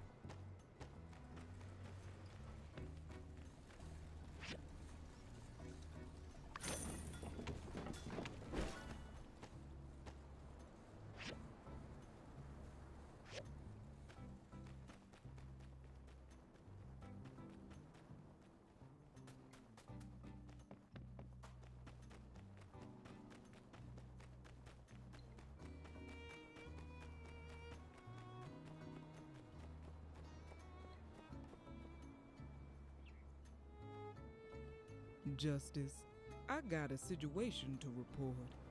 I rose this morning, put the kettle on, put in my toast, and started doing the laundry. About halfway through the wash, I realized I'd left the toast burning in the toaster. Grams, I got a couple other cases to get through today, so if you don't mind, All right. You used to love hearing my stories. Point is, for the life of me, I just cannot find my magnifying glass. I got reason to believe someone went and crept in through the window and snatched it. They did. Just a magnifying glass? I mean, why would anybody do that? I'm sure it'll turn up around the house. Just keep looking. You sure you ain't just misplaced it somewhere? Misplaced it? Nerve of you whippersnappers. I ain't lost a magnifying glass yet, and I don't plan on starting now. I'm telling you, somebody glass snapped it. Well, I mean, it's the first time I heard of a stolen magnifying glass. Oh, it must have been a real nice one, right? Jewel encrusted, solid gold, handed down for generations, so on and so forth? Goodness, no! I've known you since you were playing yak boys and bandits and little booties. Has my family ever come across as having that kind of money? It was made by my husband. It's got sentimental value, Maurice. Ah, come on, Grams. You know it's justice now. It has been for years.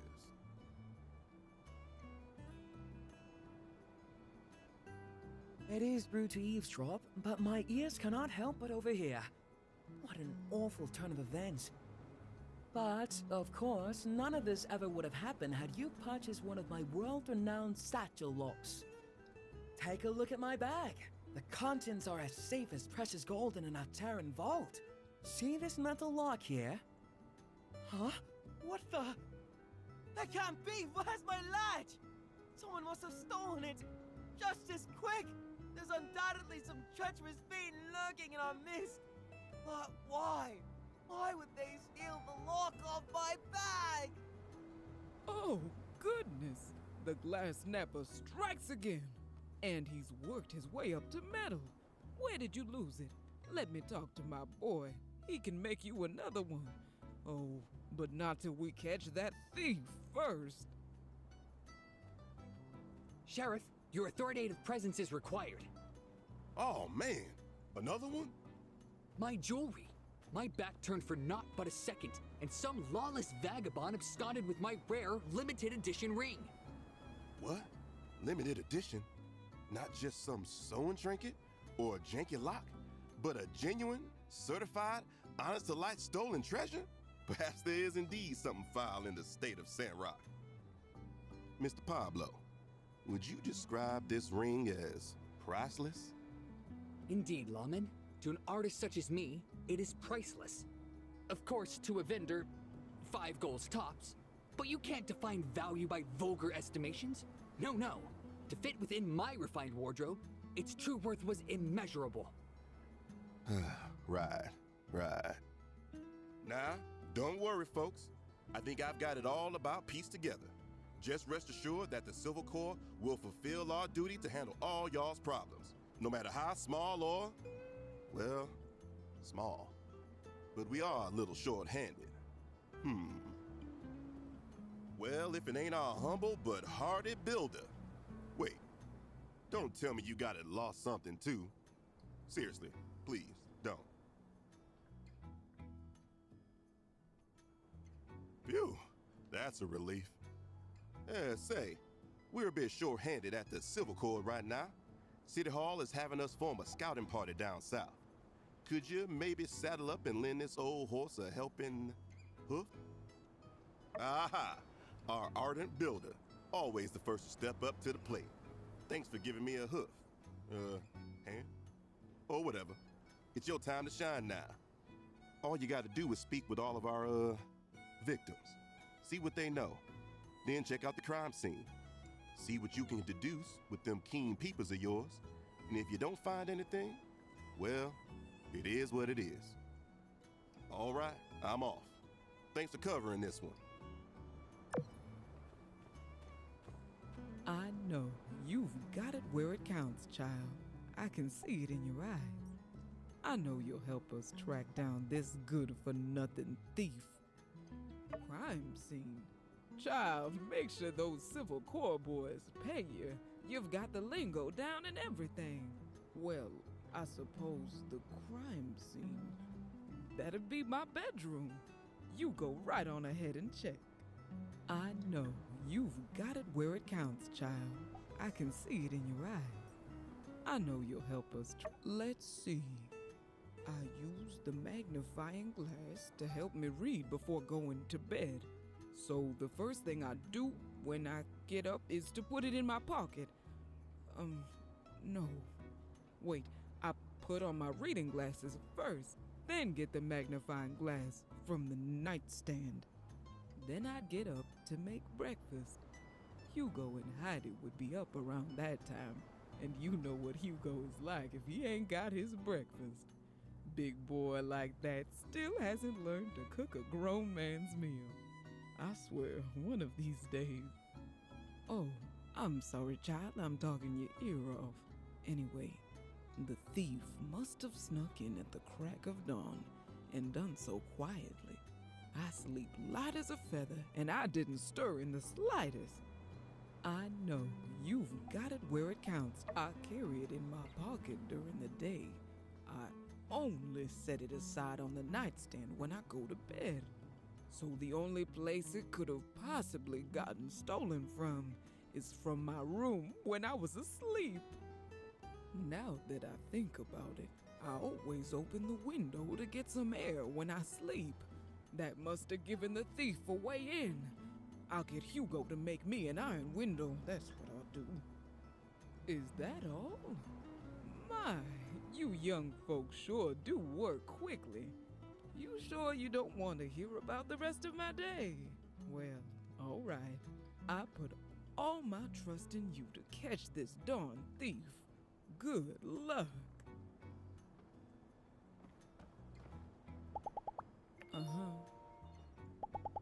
Catch you later.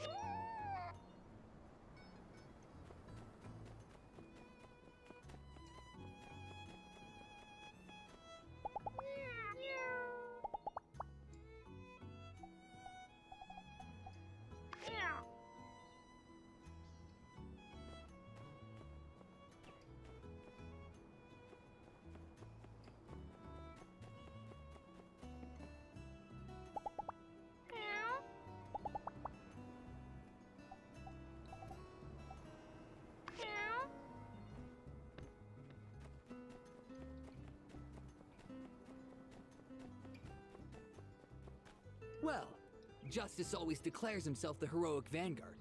But here you are, doing his work. Fine. I guess I'll discuss this with you instead.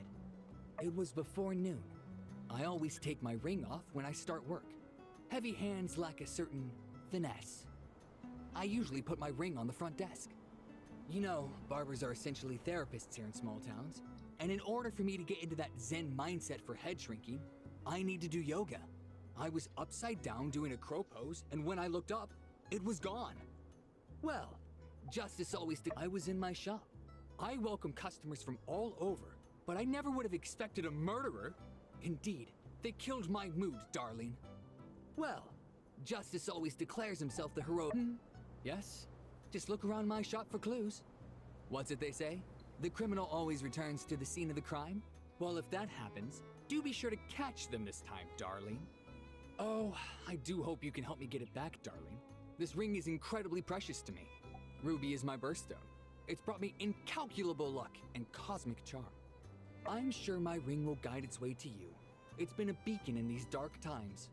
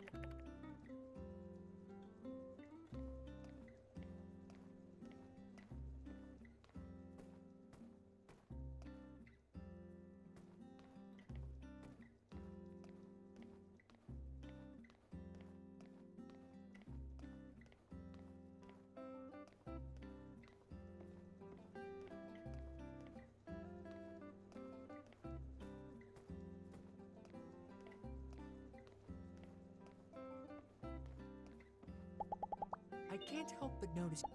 Catch you later.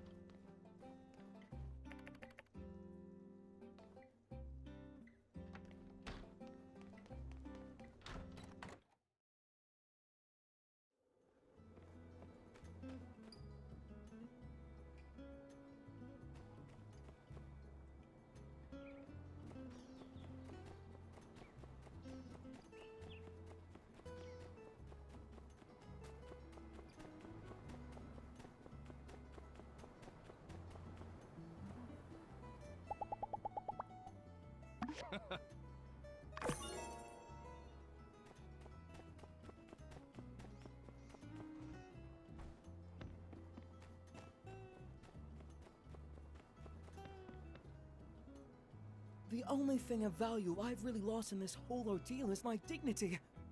But it's so nice of you to help me find my missing lock. Thank you for taking such time out of your busy schedule. I usually carry my bag with me when I'm popping in and out of the store, so I couldn't tell you exactly when it happened. Thinking about it now, the thread was a little loose on the buckle a few days ago. My sister mentioned it, and suggested she fix it. But now it's been lost before she got the chance. The only thing of value I've really lost in this, well, I don't really know. Do you think the thief followed me all day today? I would most certainly have noticed if he did. Maybe he has some sort of invisibility device. Oh, that dastardly crook. The only thing of value I've really lost in this whole ordeal is my dignity. Feel free to have a look at my shop. While you're there, maybe you can have a look at our new goods. As my grandma used to say, investigating crime, it's shopping time! Okay, she didn't actually say that, but... No more questions? Alright, remember to take a look at my shop. Oh, and catch the thief too, if you can.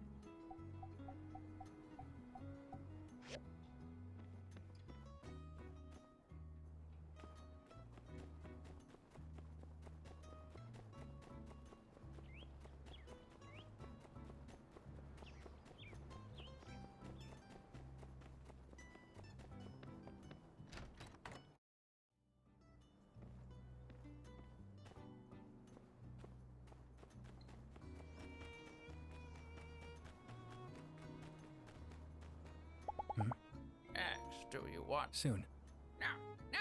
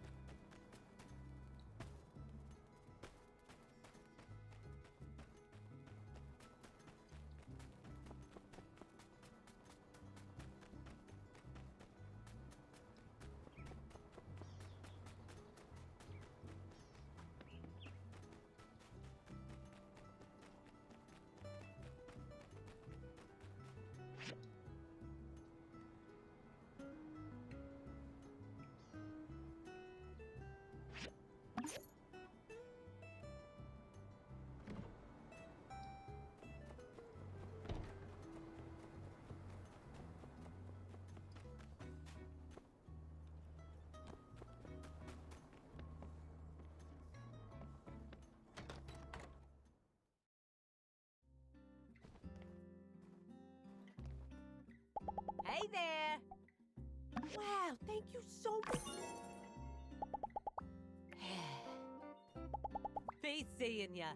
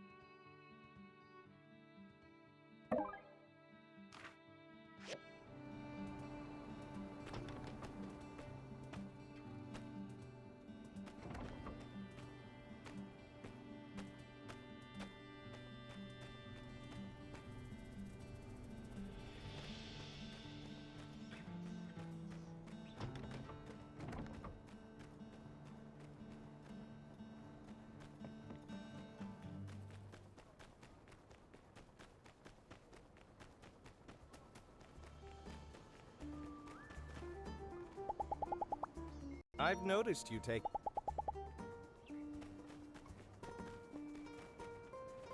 Hey there. I majored in archaeo. Uh-huh.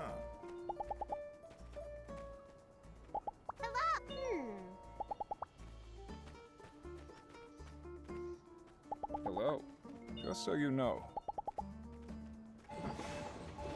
Hello. Hmm?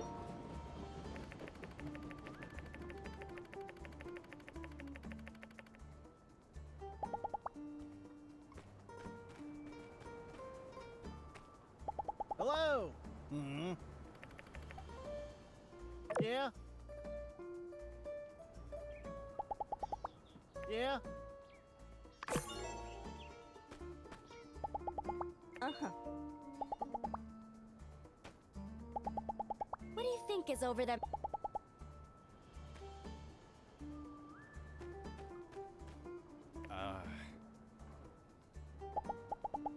I've been situated here in...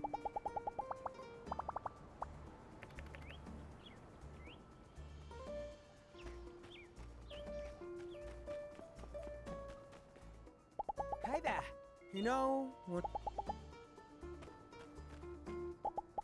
This might be...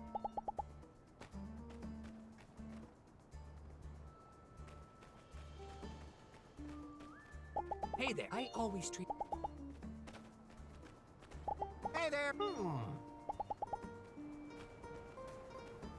Hello, my brother seems.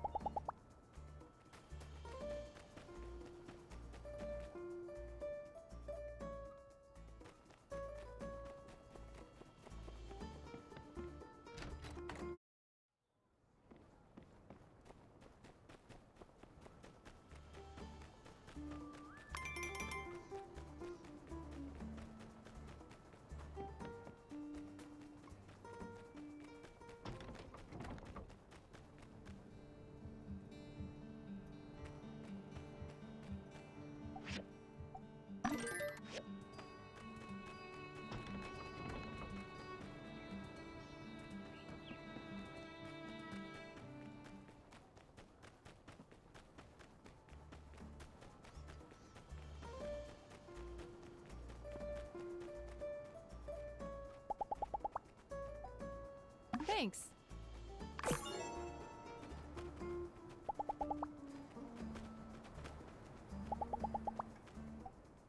Thank you.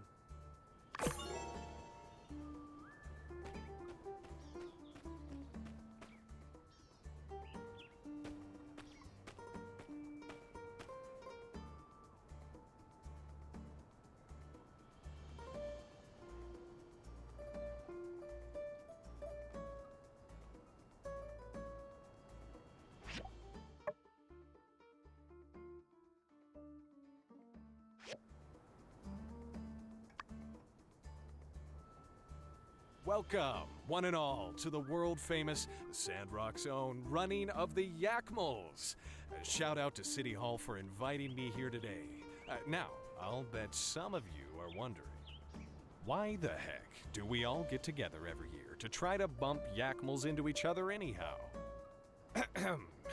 It is with great esteem that I shall now honor an age-old tradition and regale y'all with the tale that started it all, the Shonash Clash. Many years ago, the great-grandparents of our very own ranch couple, Cooper and Mabel, were traveling yak-back through the Eufaula, delivering various supplies up and down to the earliest settlers, long before the railways were ever built. Back then, the only road was through a narrow part of the North Shonash Canyon, and one day these two yak boys were passing through from both ends at the same time. They ran into each other halfway through, their carts in tow, each blocking the other's path. One called out, "You back out so I can get through!" And the other replied, "No, you back out so I can get through. I'm more than halfway through the pass. You back out." "No, you ain't. That's 1/3 and a quarter at best. You back out." This back and forth went on for hours, and pretty soon other travelers showed up and were understandably peeved at the situation. Funny thing about it all is this narrowest part of the pass was no more than 30 meters long. They could have all been out there in a couple of minutes, but no. Both of those fellas were too stubborn to back down. Soon enough, push came to shove. Literally. Other folks on Yakback started bumping into our two antagonists, front and back, till it was just bumper yak bedlam. In the craziness of it all, carts were knocked over, packs were cut open, food and other supplies were getting tossed all out on the ground. Before too long, everyone came to their senses. One person started to laugh, then another, and pretty soon they were all tumbling off their mounts, howling over the absurdity of it all. Here, I'm afraid, is where it gets dark. When they all looked around, they noticed that the two fellas who started this whole debacle were both dead as doornails, both of them with their hands wrung out around each other's neck. In all the chaos, it seemed those two boys really never had let their bad blood quit boiling. The rest of them folks, they all picked up their supplies. It had gotten late. They camped out there at the pass and cooked up all the food that had fallen off the mule yaks and carts and such, conversing all about what had happened. Word spread and, well, here we are, all these years later, still commemorating the event. So all y'all, I invite you to partake in the festivities. Hop on a yak mill, bump into your best friend, and try not to take it too personal if you get bumped yourself. With all that being said, I hereby declare the Sandrock annual running of the Yak Mill Festival begun!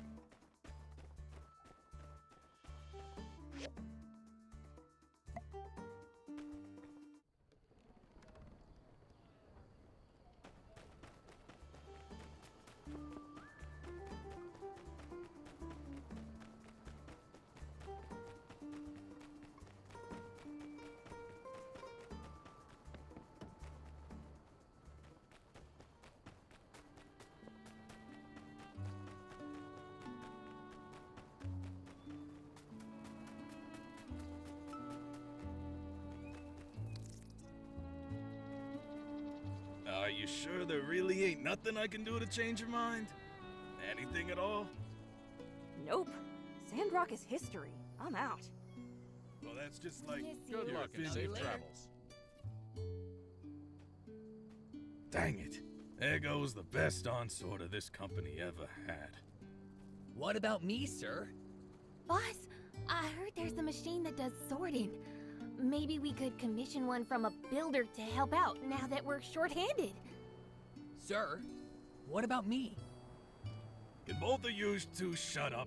I'm kind of emotional over here. Besides, ain't no machine that does sorting. No, I'm pretty sure she's right. Hey, builder, over here! Do you know anything about a sorting machine? See, I knew there was such a thing as a sorting machine. You can research it with Director Chi, right? What do you say, boss? Can we make an official commission for a sorting machine? Sure. I don't know, whatever. Who cares? I say we go for it. I'm not doing extra work just because Bama thinks this place is drying up. It's our best chance to stay in business, boss. We should take it. Yeah, all right. Even if I said no, looks like it's 3 against 1 anyway. And one thing we don't do here at Eufaula Salvage is undermine democracy. Yo, you heard the boys.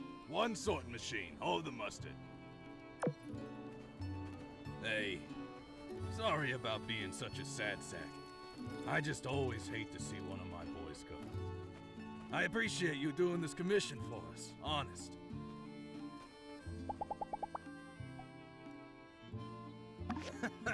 Hey, thanks!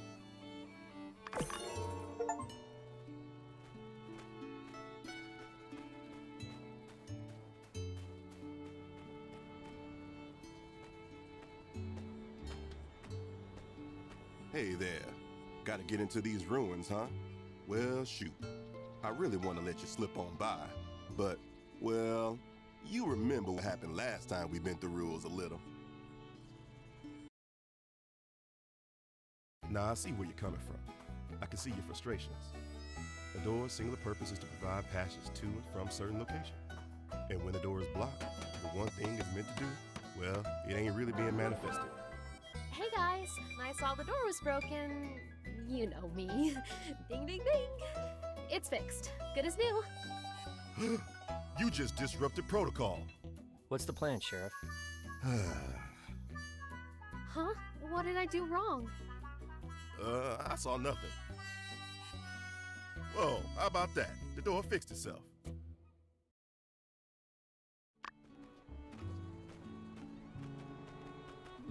Oh, hey. So, did you manage to find anything useful on that case of the missing stuff? That is all rather interesting. I guess there really is a thief after all. Let's try to catch him quick. If we can find them while they're still in town, maybe we can catch ourselves a criminal and still return all the stolen goods. Kill 2 birds with 1 stone and all that. Here, let me jot down all the evidence so far. If anyone fits this here description, well, they've got to be the perpetrator. Us law-type folks, we call this, criminal profiling. And, here, take a look. So, how goes it, partner? Ringing any bells? Got any ideas about the identity of our mystery bandit based on our profile?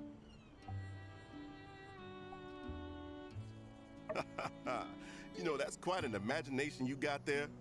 We only got 1 bird in this town, and that's Fang's ex, the Raven. Sure, he may be a rude little fella, but he ain't no criminal. But then again, he sure could fit the description. Maybe he at least knows something. Tell you what, let's split up. I'll go tell Unsure to get the paperwork ready, and you track down X and make that overgrown canary sing. Roll out.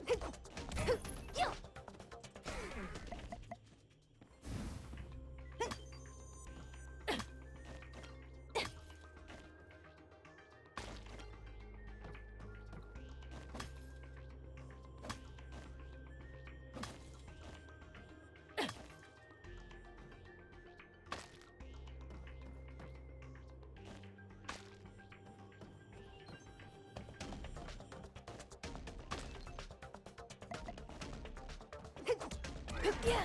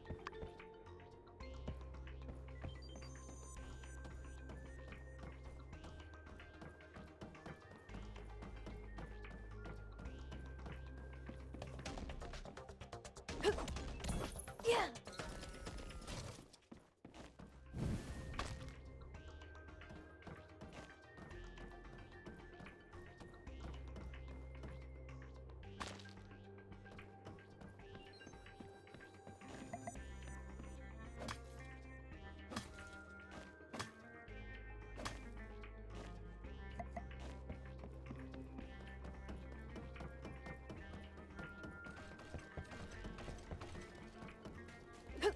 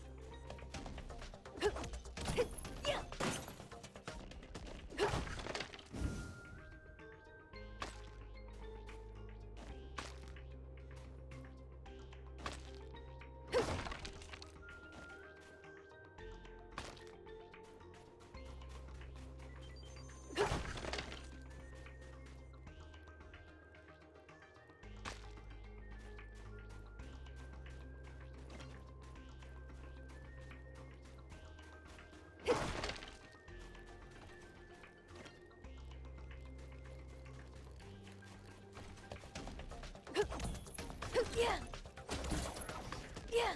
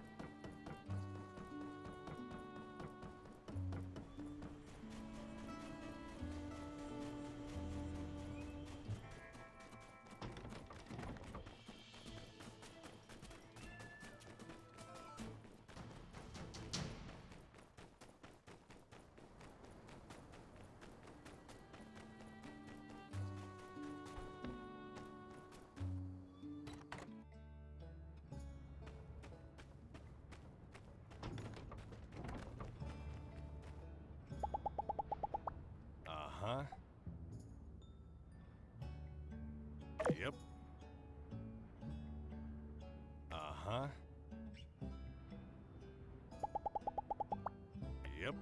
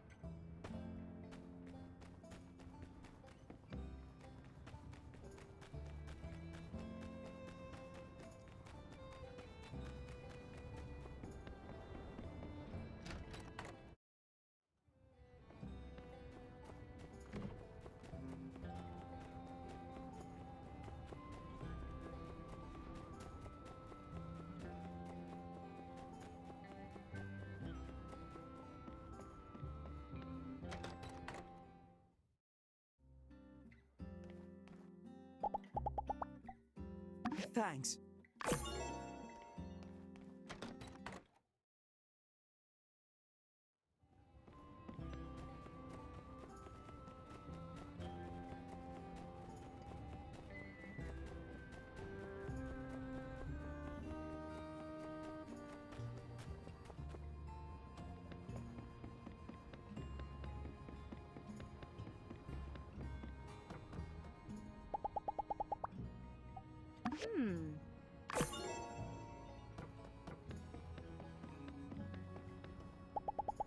Some builder.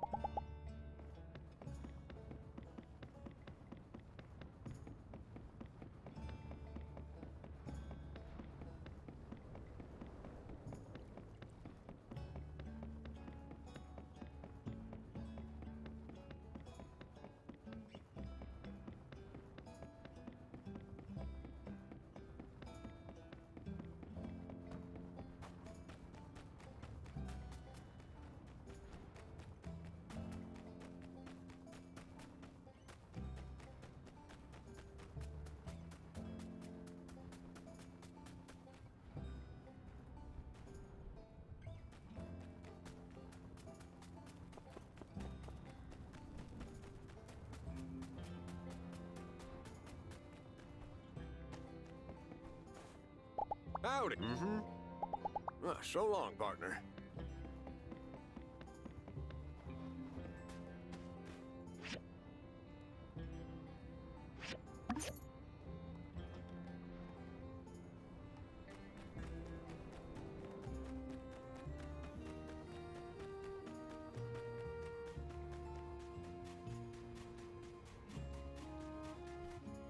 What up? Hi, mister. Shiny. Shiny. Take them. Here you go, Coco. Friend, friend. You're my best friend. It's a secret. Bury it. Hide it. Ah!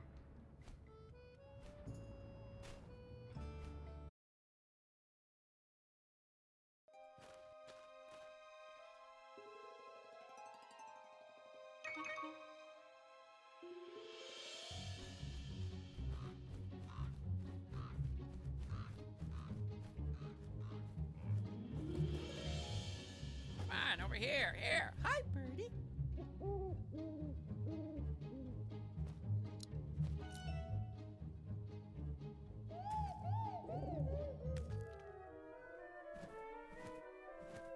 Coco, Coco, Coco.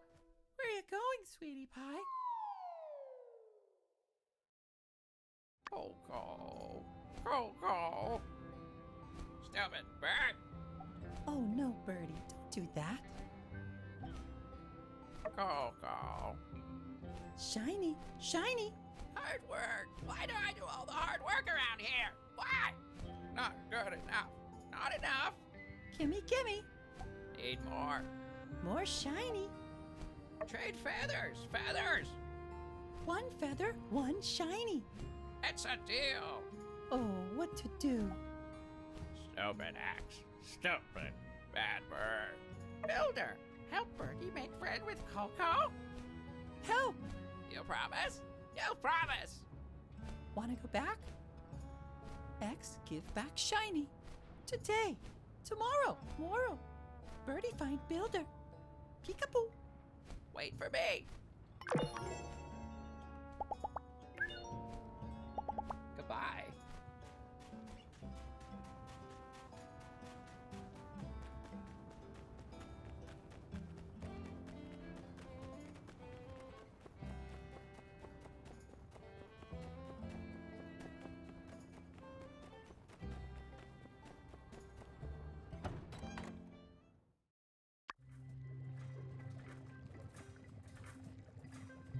Well, there it is.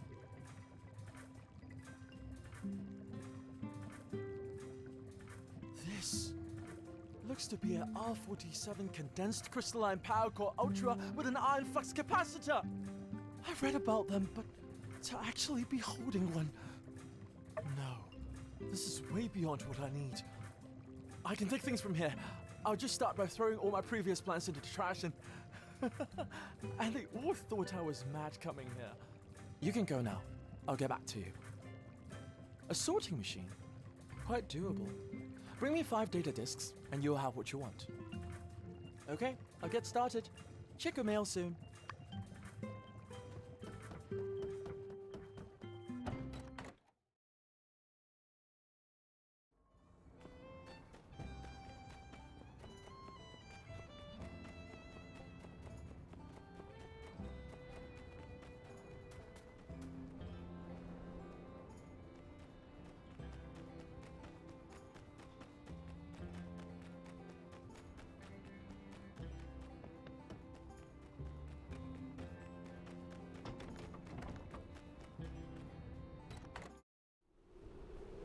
Hey, partner. I'm happy to say that with your help, the case of the stolen knickknacks is officially closed, and X has returned all the items to their rightful owners. The bird came by to tell me it's all a big misunderstanding. At least, that's what I think it said. All's well that ends well, I guess. Nothing matters more than that. Take her easy, builder. Thanks again for the help.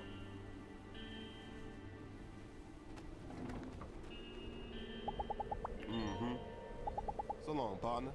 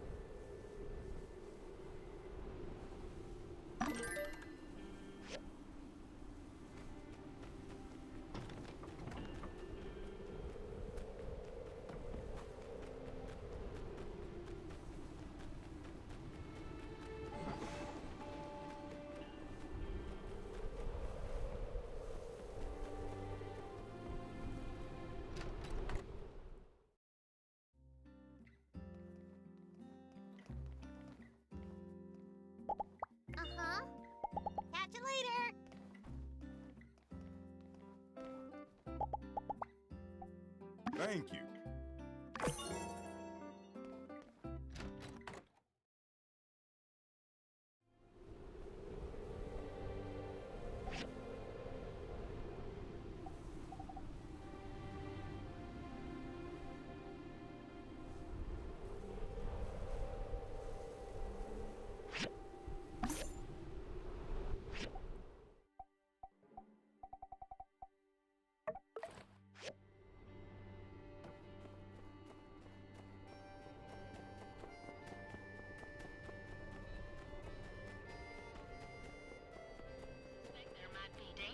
Just head down to the Civil Corps office to file a report.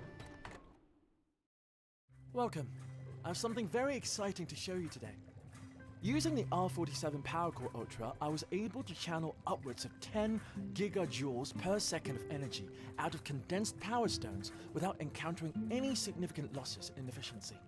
The amplitude and frequencies of vibrations at higher joule inputs seem to be minimalized by an advanced internal stabilizer in the compression chamber, averting electrothermal heat displacement. It's literally bending the law of thermodynamics. Why are we here? I've designed a power suit running on the R47 Power Core Ultra. It will greatly enhance the speed at which we can rebuild the bridge. It's a design I came up with at Vega 5, but I never believed we'd actually find the energy output to put it into practice. My inspiration for it comes from something very obscure, something you two never would have heard of. Isn't this one of the robots from that old world entertainment show? What was it? Gungans? Must be a bizarre coincidence. I've never seen anything like that. Why would I be watching some random, obscure old world entertainment show? In any case, this will be very useful. I was planning on using cranes, but with this, we can save a lot on the budget. Good job, Director. If I ever get my hands on any other R57 cores, I'll be able to manifest even more superior designs. Here's the diagram for it. I mean, it looks exactly like one of the Gungam robots. Look at the time. We all have a lot of work to do, so I bid you both good day. Fine. When you're done with this Gungam mobile suit, give it to me. We should have the budget for it. I heard that.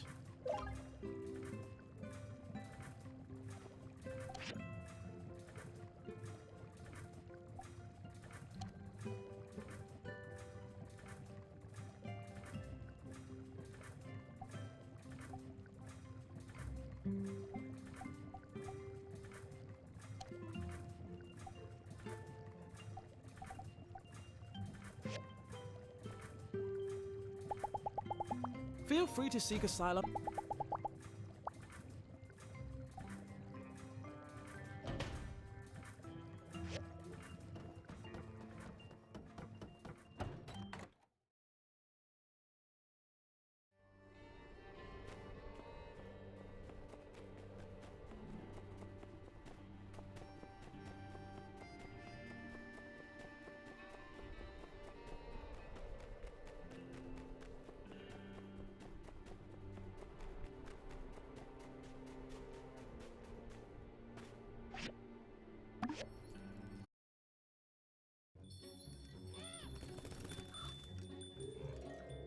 Shiny! Shiny!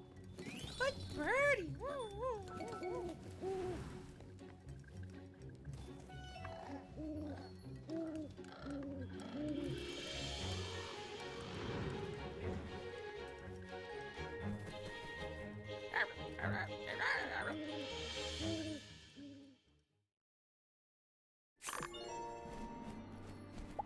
Hello.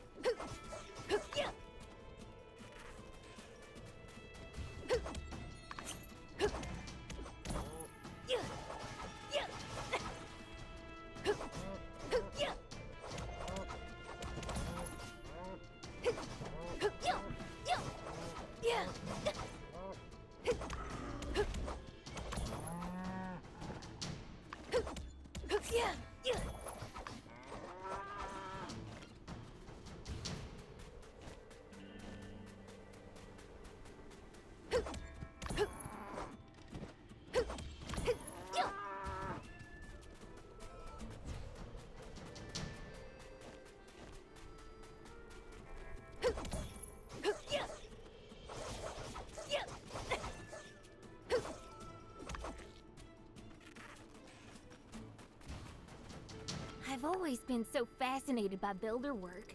Who knew all the studying I've done in my spare time would pay off? Did I impress you with my knowledge? Need to salvage in the scrapyard? Let me know if you do. All right then. You come to the entrance of the scrapyard at 11 o'clock tonight, and I'll take you in. Don't forget, okay?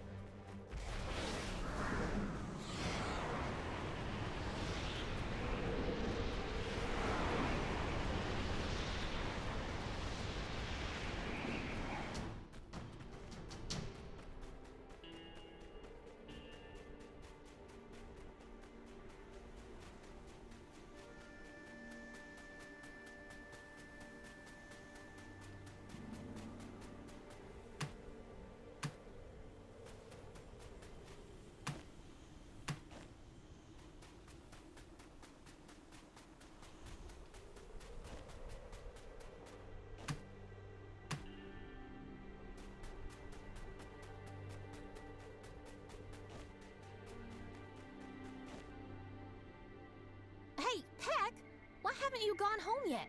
It's so late. That's not like you. Heh. I'd never get caught dead doing overtime. You just don't get it. That's why you'll always be small time, Venti. Night shift pays double, and you work half as hard. Plus, I get to sleep all day tomorrow. Well, if that's the kind of life that makes you happy. Oh, yeah, I have a few bottles of yak milk here. You love drinking it, right? Take them all. Ooh, hey, yeah, that's the stuff. Look, maybe I got it wrong. You're all right, Venti. I can make a super jumbo yak shake with all this. Oh, but not until after my shift is over. Well, it's as you said, isn't it? There's not much to do during the night shift. Everyone in Sandrock is so wonderful. No one leaves their door unlocked. No one litters the streets. You should go. Milkshakes before midnight are the freshest and most delicious.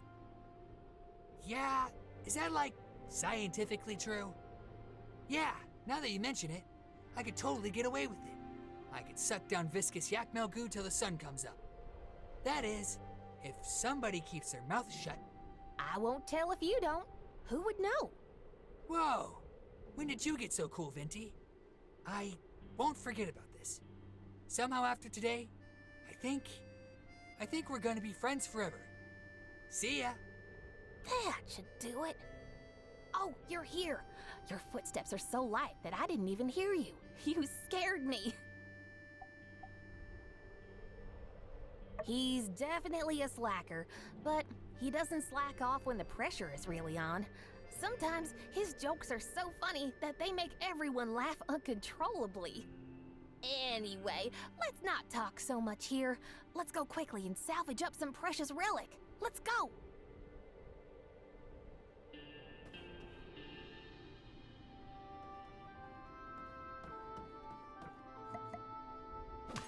Your digging movements are so efficient.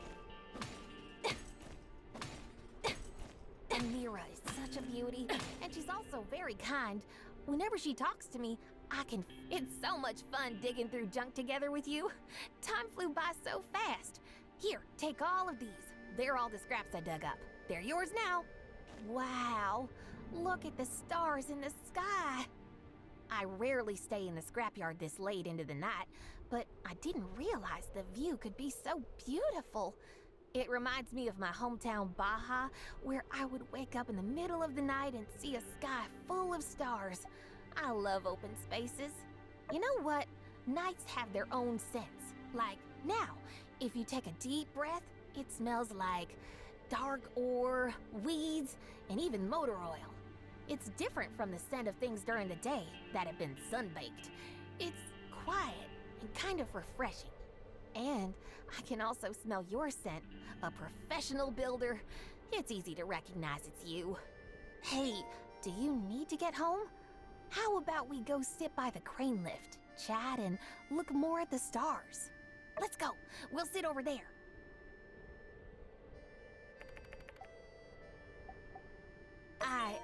I didn't invite anyone else to come and dig through scrap with me. I think it's a very enjoyable thing to do privately, so I only want to do it with people I feel close to. So, please don't tell anyone else about the fact that I brought you here to dig for scrap, okay? Is there anyone who doesn't like salvaging? I will never hate salvaging scrap. Maybe some people think that scrap is dirty and unsanitary, but I grew up in a landfill, and my greatest pleasure is finding various discarded items and turning them into something useful. Sleeping in a trash can is more comfortable than sleeping on a bed. Working to help others recycle waste materials is absolutely my favorite thing to do. Many people say that. I often see people on the street who look like me, but there are still differences. Venti is one of a kind. So, my good friend, you'll remember me, won't you? Okay, let's go back and rest today. It was great digging through scrap with you. See you later.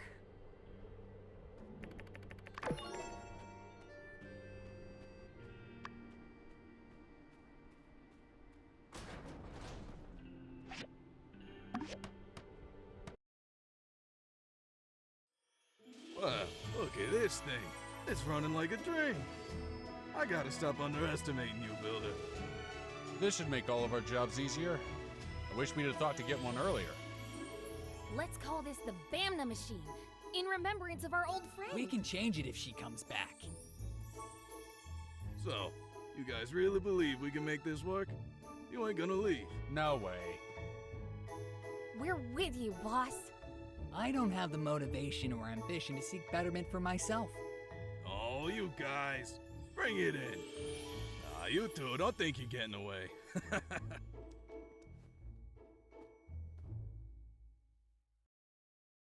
Thanks again, Builder. I think this machine you built for us has inspired some hope. Maybe in me more than anyone. I'm gonna try to do something nice for you too, alright? You keep an eye on your mailbox.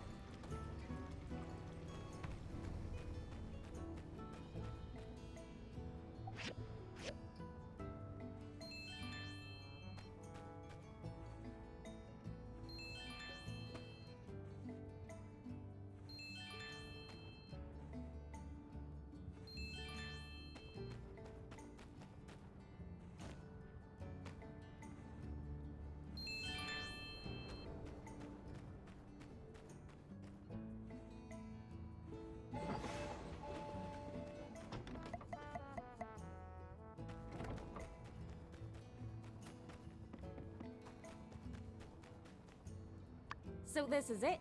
The definitely not a Gunga mobile suit. While you were working, I factored this thing into my construction plan, and with it, we'll be able to finish what's left of the bridge base in just 2 days. And since that's the case, I'll send word to Atara and have them send us a bridge inspector on the double. We'll have water trains back in Sandrock in no time flat. That Chi really has an amazing mind, though you'll never hear me say it to him. If his head got any more full of hot air, I think he might just float away. And we need him here, don't we? Well, thanks again for all your efforts. I'll show Chi your work. I think he'll be very impressed with how faithful you've been to his design. Be ready to install those load-bearing trusses you built before. Howdy! How'd you find the latest sandstorm? Got a grain of sand stuck up in your eyelid yet? Ooh, that's the worst. But hey, looks like our Sandrock's still standing. At least that's something. Yep, well, you're not wrong. You'd be a fool not to observe at least a little bit of deference when it comes to one of the most powerful forces of nature there is. Hey, since you're here, let me tell you what I've been working on lately. It's got to do with sandstorms, actually. Introducing the single-action, near-perfect, and dependable weather and arid lint limiter, also known as the sand wall. Once installed in your home, it'll be your last and only line of defense against the worst flying sands of the free cities. Yeah, okay. It's basically just a regular wall to help keep the sand from a storm out of your yard with the press of a button. But, whatever works, right? Anyway, the prototype is almost finished. I've sent some of my diagrams over to Mian, and say, you want in on this little connivance? I'll even sweeten the pot for you. Bring me the stuff we're missing, and I'll get you a sand wall at your workshop on the house. Well, for a good price anyway. Great. Well, if it turns out you can help, come find me over at Construction Junction. Then we can start turning that workshop of yours into the home of your dreams. So long as your dreams involve sand walls.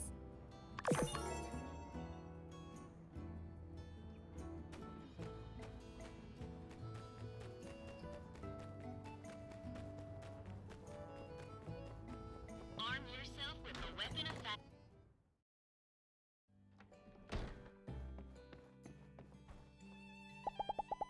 Uh-huh. Yep. Uh-huh. Uh-huh. Hmm.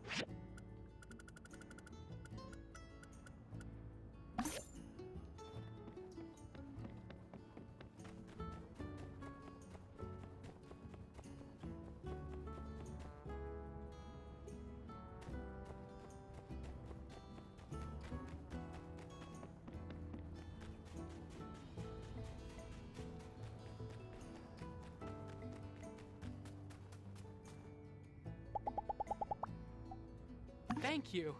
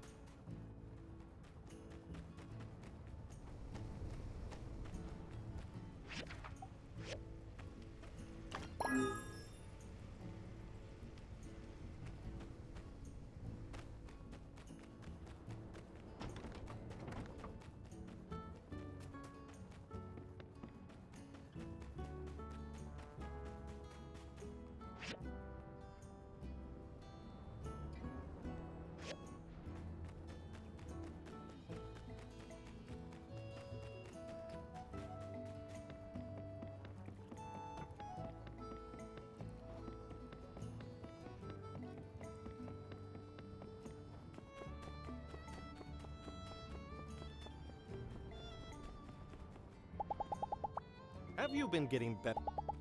Bye. Thank you.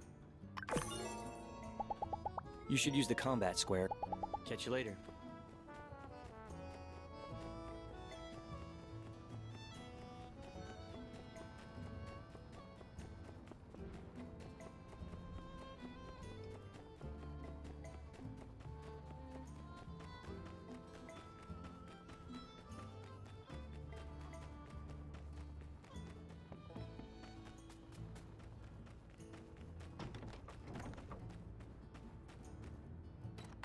So there I was, outnumbered, 1,000,000-1. Whoa, did you just see that?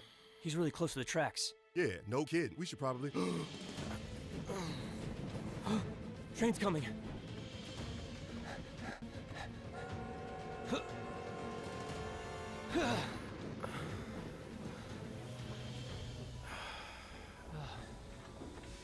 Nice one, buddy.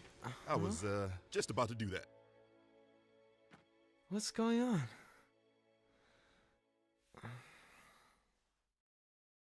Is I was feeling sleepy when I got off the train last night, and well, I don't know how to answer that one. Is it better or worse if I mention this stuff happens from time to time? In any case, thanks for saving me. I was sent here by the Taran government to inspect a railway bridge.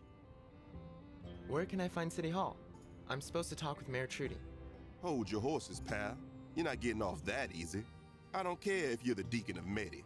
Here in Sandrock, everybody subscribes to a little tenet called responsibility. What if we hadn't showed up? You'd be in the hospital right now, at best. Next time you feel like taking a nap, check your surroundings.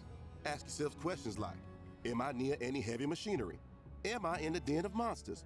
Do I smell gas? This line of thinking may save your life one day, because we're not always going to be there. You got it? I'm sorry, sir. I'll try to be more careful from now on. Yeah, you do that. All's well that ends well, I guess. Hey, Builder, me and Unsure got a patrol. Can you do me a solid and take the inspector here to City Hall? I'd feel a lot better if you went along, considering the circumstances. Thanks. Unsure, let's ride. Sorry for the trouble. Please, lead the way.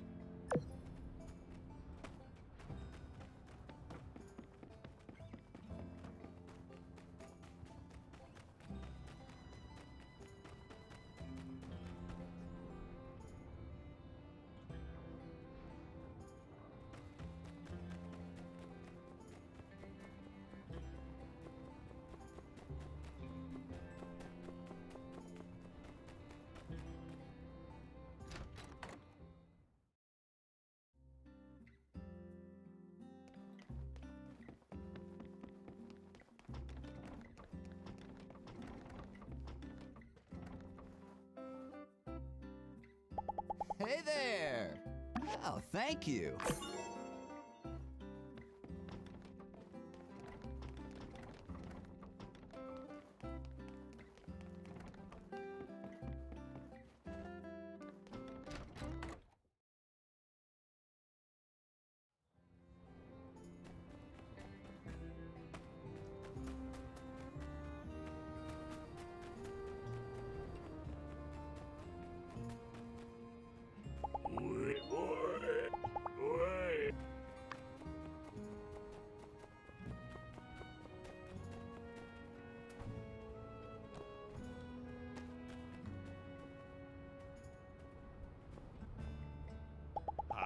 I never play. Bye.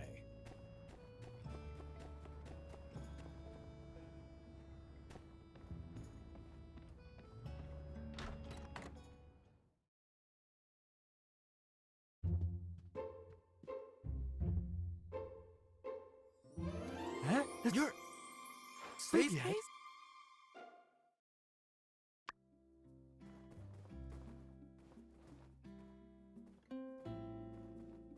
Well, hello. It seems the two of y'all are familiar. Indubitably. This is Sleepyhead, Mint. We grew up together. Mint, You're here on behalf of the Ataran government, I presume? Yeah, that's right. I've been working as an engineer around the Free Cities. They've sent me here to make sure your bridge is good to go. Nice to meet you, Mayor Trudy. I'm Mint. Pleased to make your acquaintance as well, Mr. Mint. I'm afraid Mayor Trudy is out at the moment. I'm Minister Matilda. I'll be taking over for her until she gets back. I hadn't expected your arrival so soon, Mint.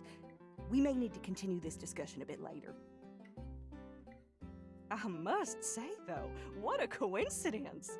The director's childhood companion waltzing in to inspect the bridge he toiled so hard on. And we here at Sandrock do appreciate the good doctor's work, don't we? Actually, I wasn't finished talking about my robot, but never mind that. Speaking of inspection, Sleepyhead, did you bring your inspection equipment? Ah, I didn't. I knew it. Never change, Mint. Do you know what you need? Yeah, I need a magneto-inductive inspector to test the stress. All right, I've got it. Can you help? I'll draw up a diagram for Mint's missing equipment and send it to you. Please check your mailbox tomorrow and build it for us as soon as possible. Thanks. Well, if you're not ready for me, Minister, I could maybe use a rest. It's been over 10 minutes since my last nap. So, where's the local hotel here? Hotel? Nonsense. You'll be staying with me. I am certain you will find my research center far more hospitable than that old milk shack. Well, okay. Ah, well, let's not get in the way of these two peas in a pod. Looks like they have a lot of catching up to do. So long! Heidi showed me the mobile suit. It's exactly as I imagined. I've come to find that I can consistently rely on you to deliver results. That will be all. Builder! What year is it? Oh, I see. Still on this timeline. Unfortunate. You guys have a really positive attitude here in Sandrock. I think a lot of people would be overwhelmed by how tough it is. You guys have a really positive attitude here in Sandrock.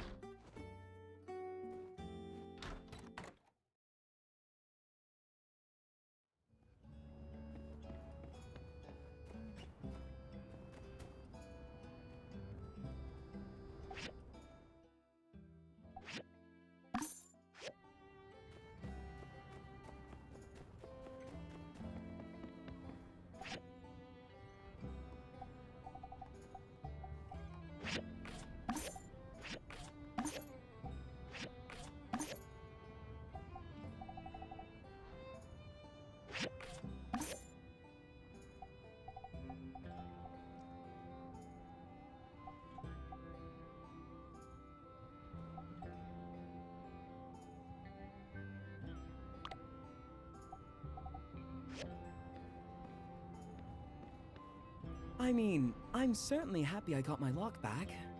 It's not like I wanted a new bag anyway. Well, as my pa used to say, a defective bag is still better than no bag. He used to lose things all the time, though. Why, I was just take her easy.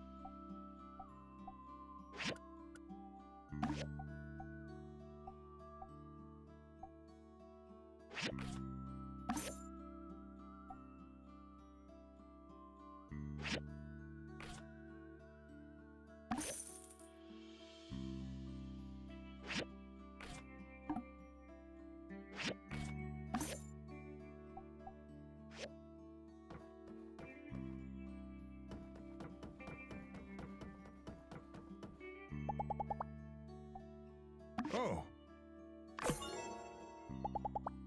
I don't get it.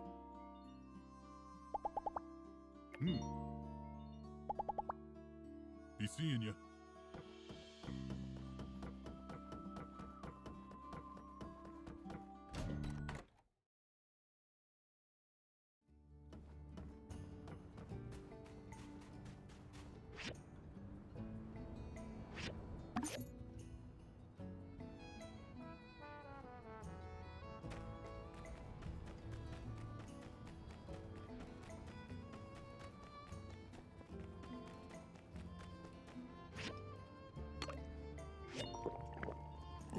You look great.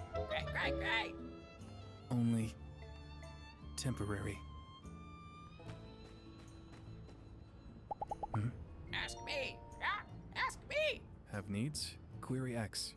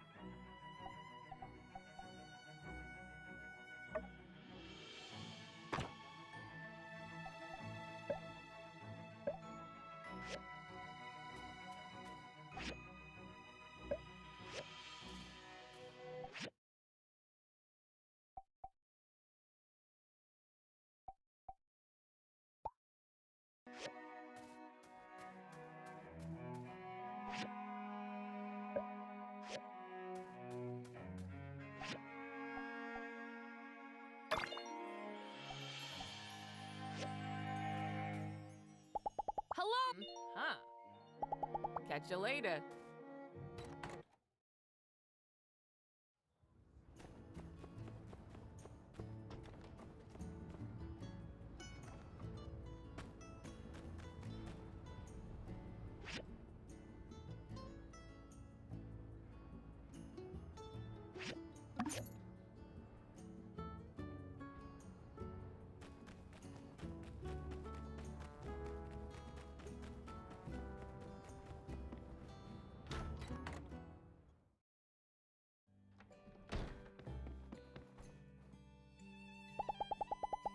Uh-huh. Yep.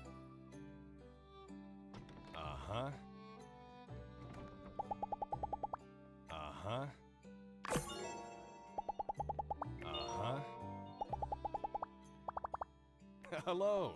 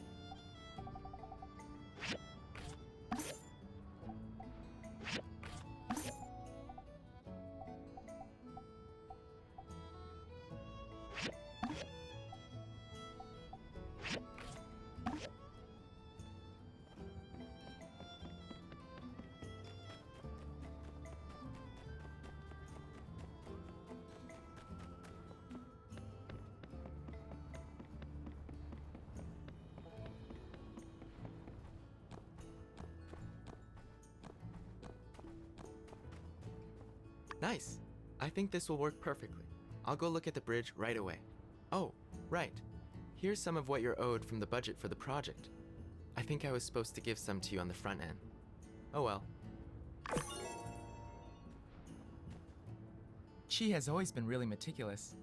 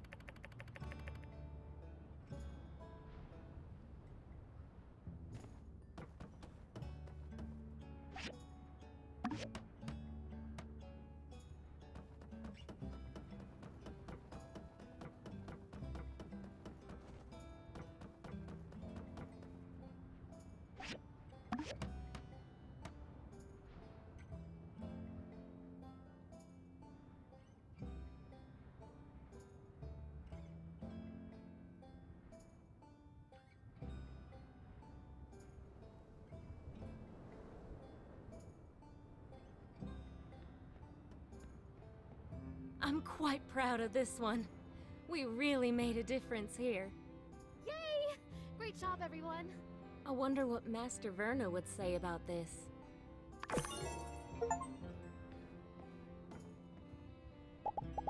We really need to come up with something to protect ourselves from these sandstorms. See ya.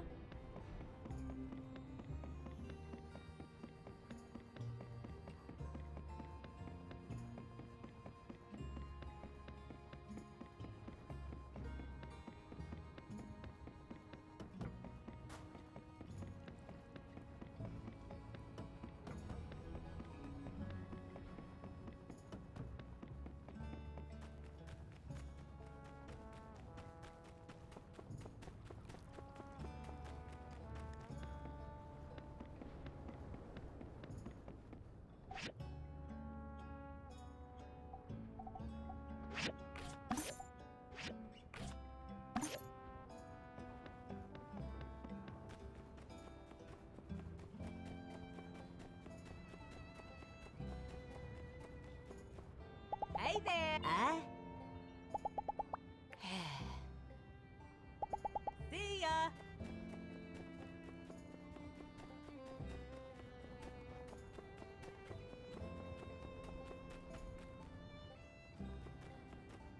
Wow!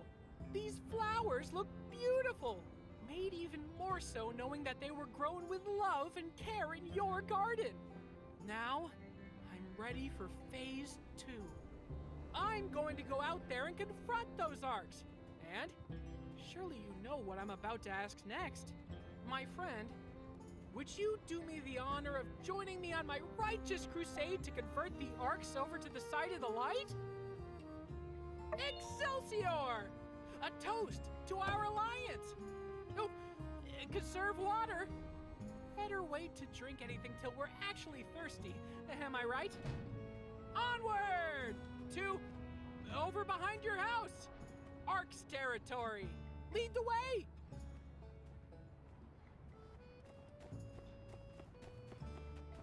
Hello! Always be wary. See ya!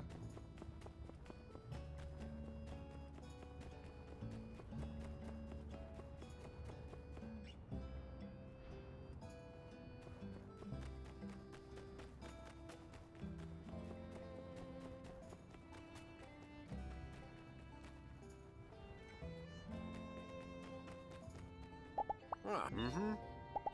See ya.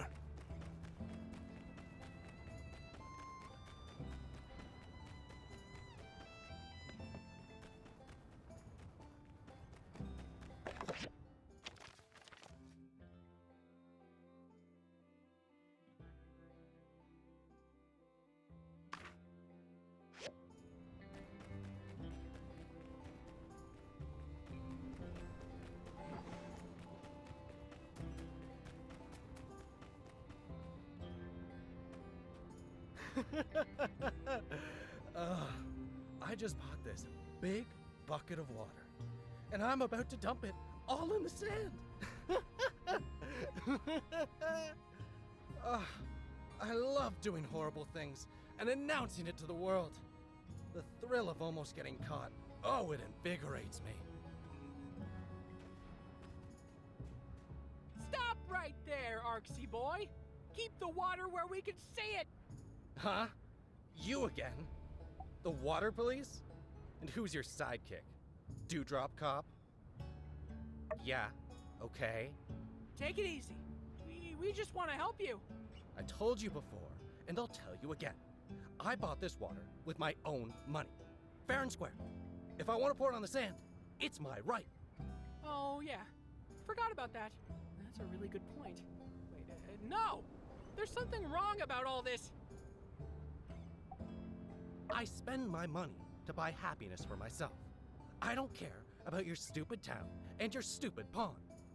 Hey, you're right! But he's not listening to reason. Prepare the ultimate weapon! What?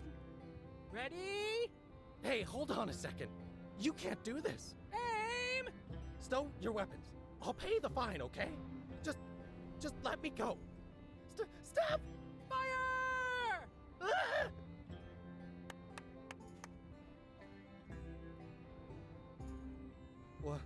What is that? Behold! Our ultimate weapon, the power of life. This flower grew from once arid lands. Lands once thought inhospitable. But here in Sandrock, with the power of love and friendship and faith, and maybe some science stuff, we were able to grow something from nothing. My gosh. I see. I've wasted my life. Yes, a bit. But it's not too late to change. I'm so stupid. There, sir. We all make mistakes. Shut up, water boy. I'm so incredibly dumb. No. Listen, my name's Burgess, and... I'm sorry.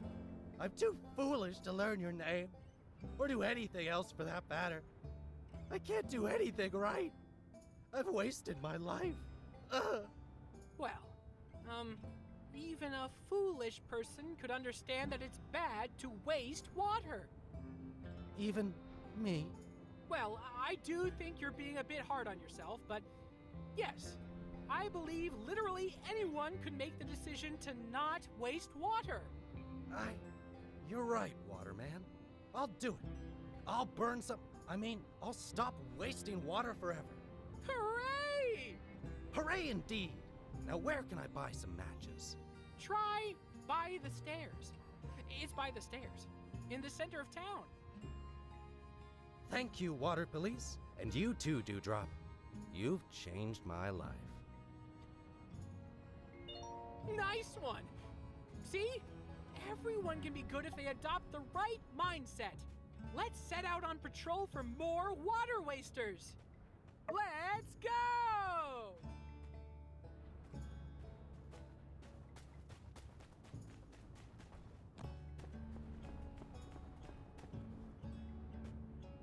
Man, what is up with them Sandrockers?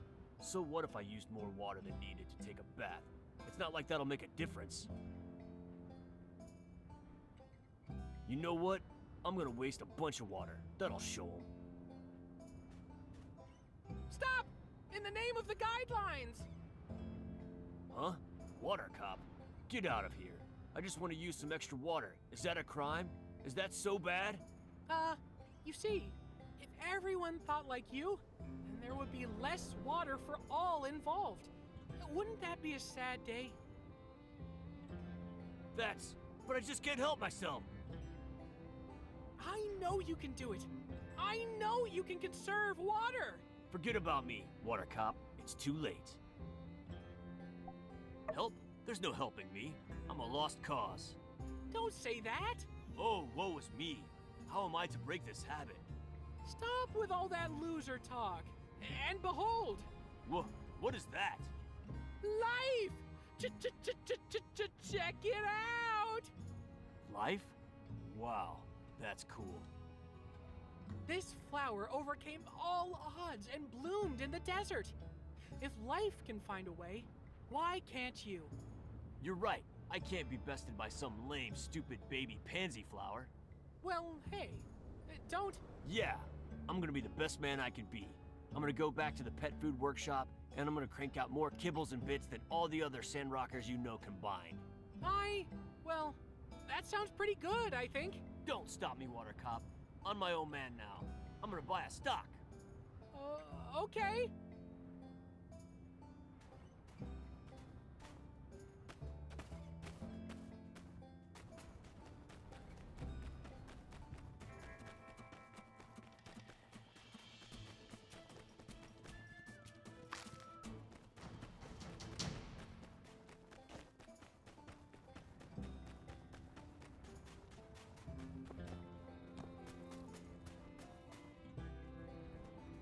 Behold! I am the arbiter of chaos. Water goes wherever I please. Splish splash, drip drip, glug glug glug. Water everywhere, but not a drop to drink. Oh no, the arbiter of chaos. What are we gonna do? I see your point, and choose to ignore it! Chaos! Oh no, this guy's off the rails! We need to employ the proper countermeasures. Gaze upon this image and let your spirit be healed. Suddenly the whole world makes sense. The symmetry of the petals, the stockiness of the stem, the intoxicating fragrance.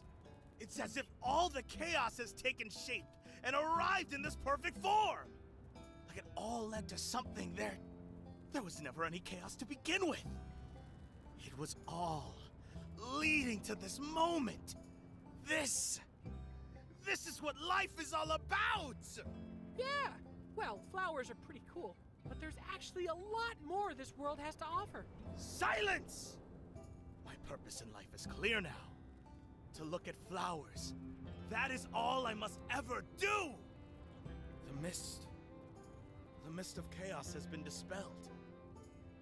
Now I see only clear skies. Goodbye. Think of me whenever you do something intelligent, because I'm so enlightened now! Well, I'm not sure we really helped that guy. But at least we got him to stop wasting water. Let's call it a win. Wow, so many arcs today. Gosh, if you weren't here, I don't think I could have converted any of them. Your poignant remarks scratched the surface of their very souls.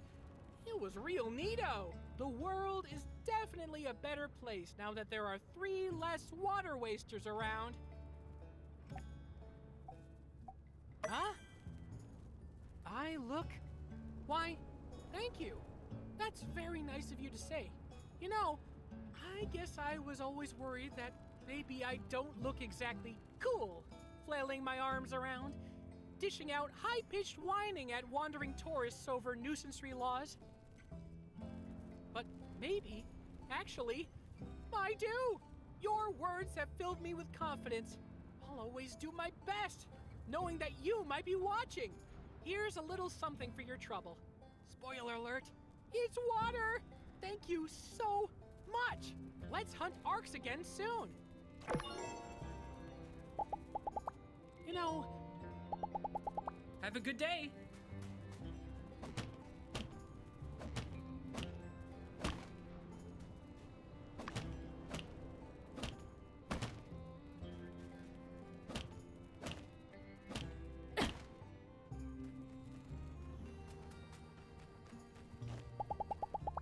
Howdy. Bye.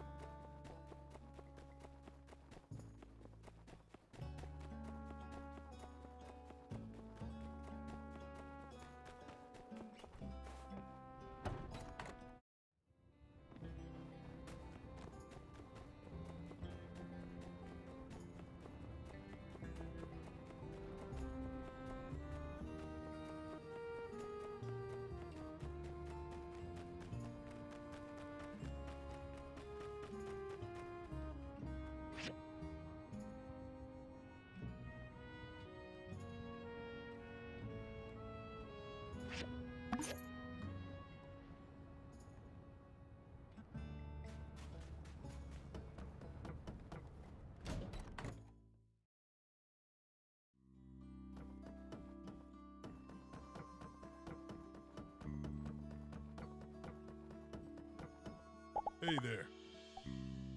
Oh.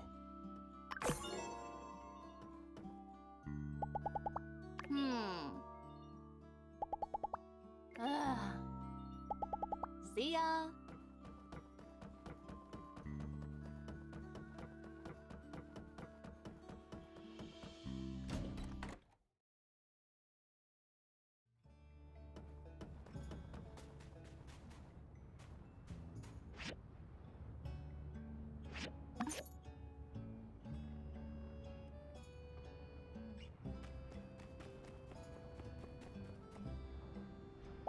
Hey there. Hey, if you.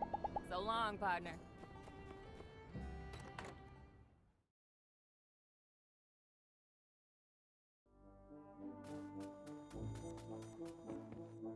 Your sand wall's good to go. Set it up myself. And now we play the waiting for a sandstorm game. By the way, Sandwall's not the only thing I can fix you up with. Take another look at that catalog of mine, and we can set you up with a whole mess of artificial enhancements. Ranging from the practical to those just pleasing to the eye. I'll be on deck. We really need to... So long, partner.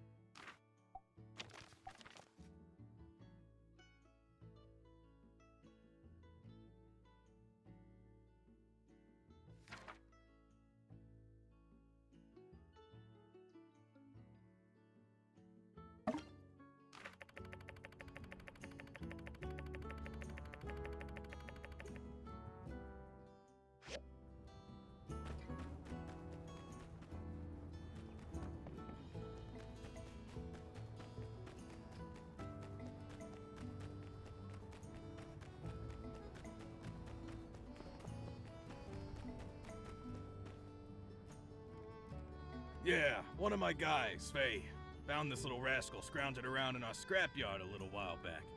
We liked him at first, but he's got some real behavioral problems that, I guess you could say we ain't been equipped to deal with. We had a house meeting and made a unanimous decision to get rid of the cat. So, do you guys want him or not?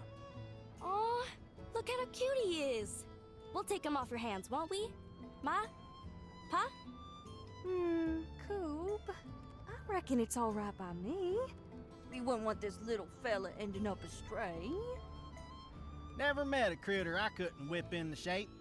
We'll take this mongrel off your hands and turn him into a regular, upstanding cattison. By the time I'm done with him, I'll have this little tuna sniffer playing the piano in 13 keys. Woohoo! Hey, I should probably warn you. Now, let me just go ahead and put your doubts to rest, partner. See, us folk in the ranch business, we believe in a little thing called discipline, backed up by another little thing I like to call integrity. See, our methodology. Yeah, all right, pal. Thanks for taking the cat. Clearly you got it under control. Good luck to you then.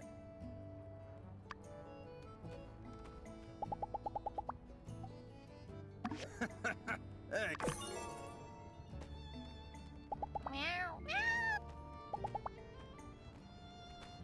Hey, look at this little goober here. We're gonna call him Banjo. Ain't that swell?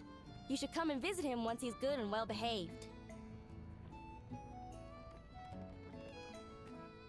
Feast your eyes. You're looking at the future best behaved cat in all Sandrock. We're gonna give that dumb cop cat a run for its money, I tell you what. Hello. Would you just look at this little bundle of joy? I can't imagine why those mining folk wanted to get rid of him.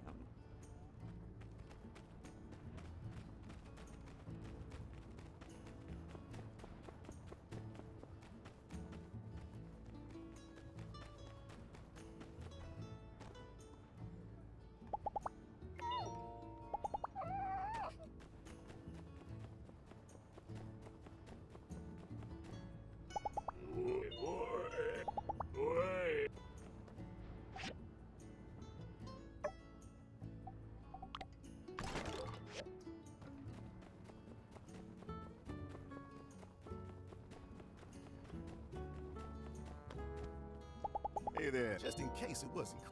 Be seeing you.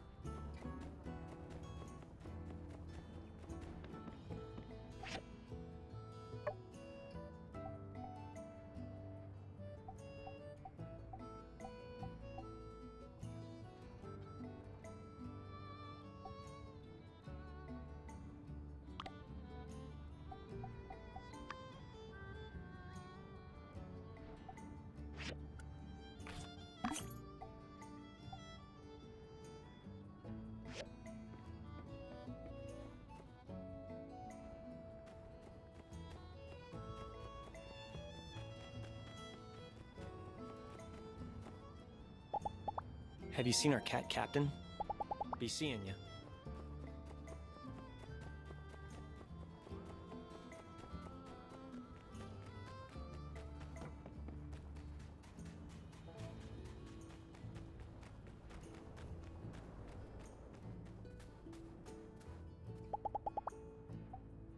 Thank you. Sorry, I'm not. See ya.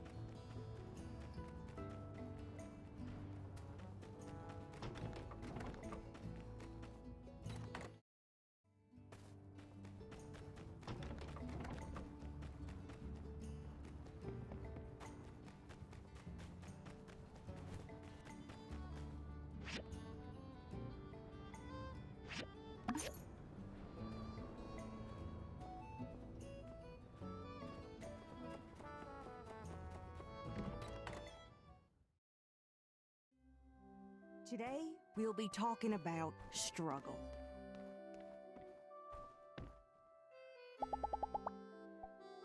Thank you. What happened? Oh, yeah. Don't need to remind you. Ah. I never thought of ain't it like exactly that. the most luxurious of resorts. Uh-huh. Yep. Uh-huh. It ain't fair, I hear from time to time. Uh-huh.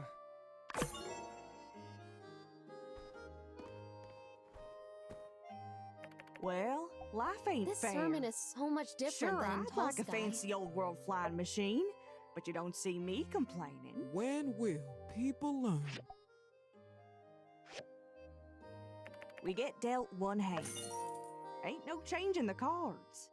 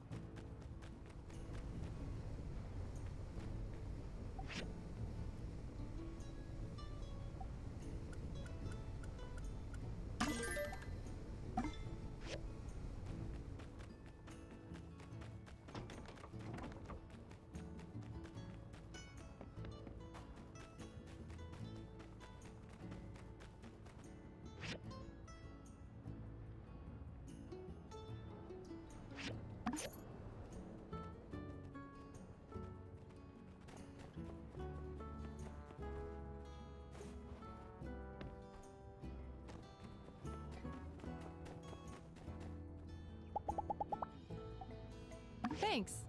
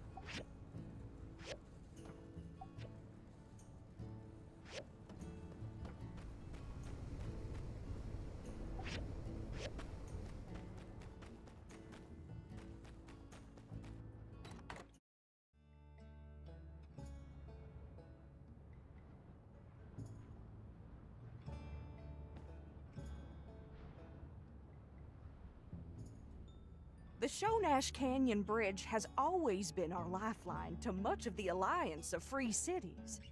When it was destroyed, our survival hung in the balance.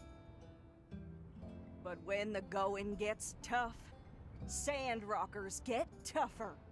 We all played our part in rebuilding this bridge, but let's give a special round of applause for our core construction team. I would also like to thank the world-renowned businessman Mr. Musa, as well as the Alliance of Free Cities for their generosity. Much of the budget for this bridge was donated by Mr. Musa after he heard about our predicament. With that, I hereby declare this new Shonash Canyon Bridge officially open for business.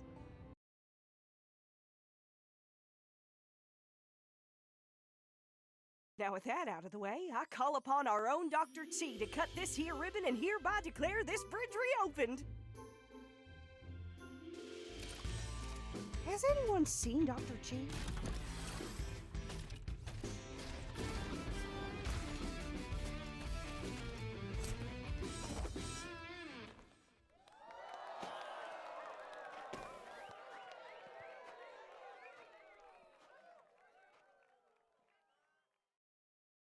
No matter the breadth of that which ails us, the weight of what troubles us, we will stand steadfast, unmoved.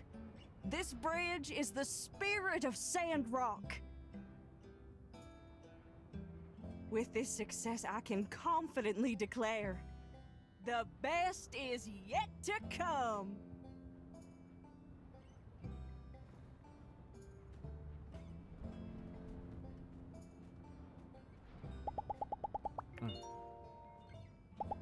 So long. Be seeing ya. My old magnifying glass is back in its place. It just showed up out of thin air. Oh, it was that bird that did it. Out of fat air, then, I should say. Chunky old sky rat. See ya. Hi there. Take it easy. Out. So long, partner. Hey there. See ya. Yeah. So long, partner.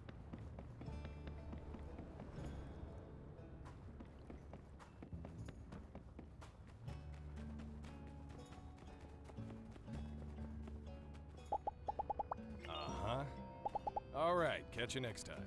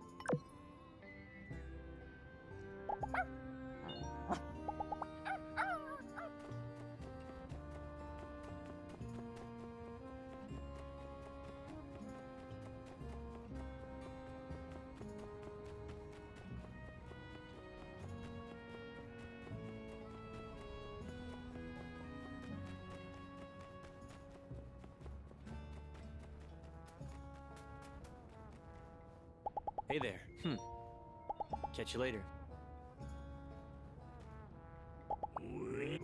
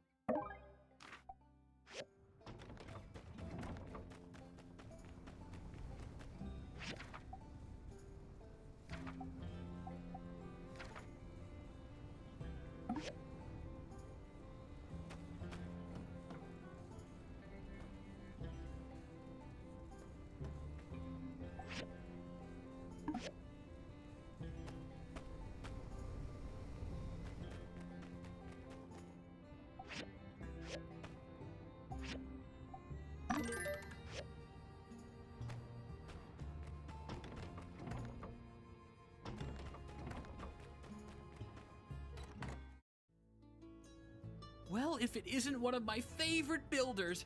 Fancy seeing you here. What's that? You live here? Well, never mind that. Here's the thing. We've all been under a lot of stress lately, and gosh. That adventure into Giegler territory, plus your usual 9-to-5 building gig? Mental health is a serious thing, and it's also my duty as Chief Safety Inspector to make sure everyone's doing all right. Recently, it's just come to my attention that we could all use a little checkup. Care to answer a short survey? Swell! Thanks for being so easy to work with. To contrast, I usually have to wait till Penn's asleep before I can get him to fill anything out. But that's neither here nor there. On with the survey. Keep in mind that your answers are totally confidential and will not be shared with anyone, so please don't hesitate to speak your mind. Firstly, how often does thinking about your battle with the Gigglers trouble you? And how often do you feel like builder work is just too much to handle? Right, got it. Last question. How do you usually relax when you're stressed? Escapism. Got it. Well, it looks like you're hanging in there.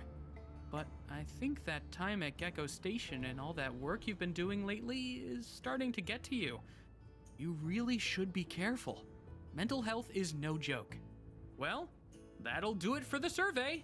Thanks for being patient. I'll be analyzing everyone's results. You know, if it so happens that people are feeling down, I think it's only right that the church get out and do something about it, don't you? Anyway, we'll be in touch. Thanks again.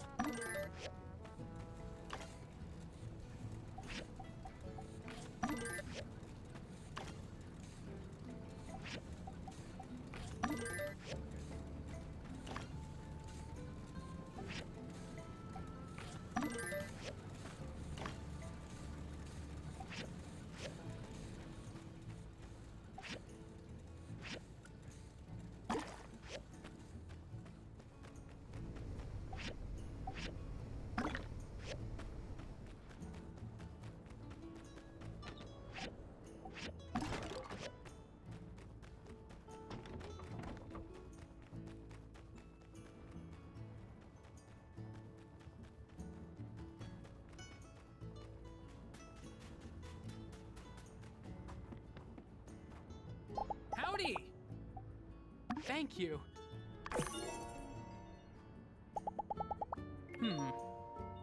Have a good day.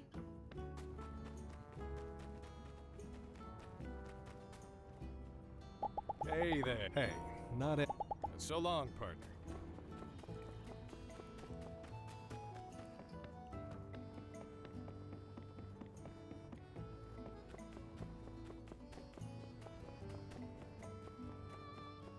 Hello! Uh-huh. Farewell.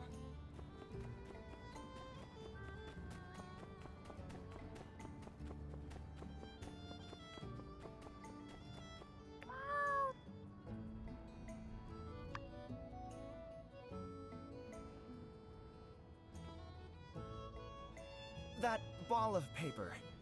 Can I have a look? I think it might be mine. No, I didn't mean to litter. I'm sorry. I dropped it out of my window in a fit of frustration earlier. Thank you. It suddenly occurred to me that I'd written a particularly beautiful sentence on this piece. I'm sure it seems strange to rifle through trash finding a single sentence. But to a writer, inspiration comes but at a moment's notice. But I couldn't remember what it was I wrote. Let me see. Shall I compare thee to a summer's day? Thou art more lovely and more temperate. No, that's awful. No one would remember that. What was I thinking? The stars glisten with the light of 1,000 lives. A diamond, an oath, a promise. This sentence, what do you think? You understand! Diamonds and stars. Had they had eyes, they would have witnessed the greatest of romance. Isn't it a lovely thought? I feel like you already understand me. I'd like that too. If I was writing for you... A poem, I think, would be fitting. A poem can express feelings far better than prose, for those with whom you are closer. Anyway, let me think. I really need some context for this sentence. Actually, I have a new column in the Tumbleweed Standard. Working for the local news. I'm unexpectedly excited. Since coming to Sandrock, I've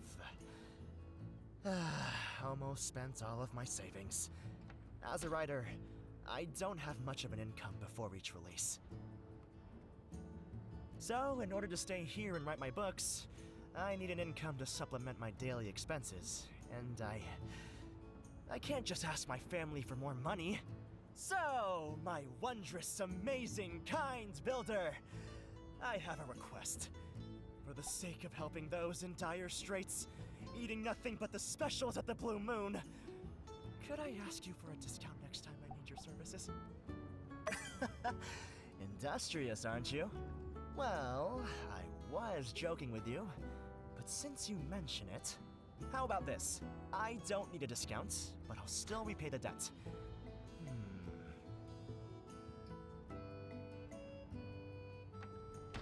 How about a poem? A poem. It will belong to you. You'll own it, totally non-fungible. Even if my sister sings it, well, she'll have to pay you royalties. How about that? Does it sound like a good idea? Oh! Is that a blush I see on your cheeks? You're cute, you know that?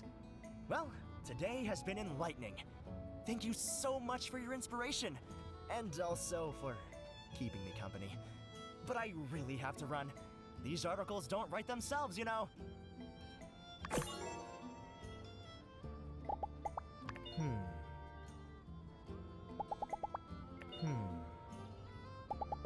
Take it easy.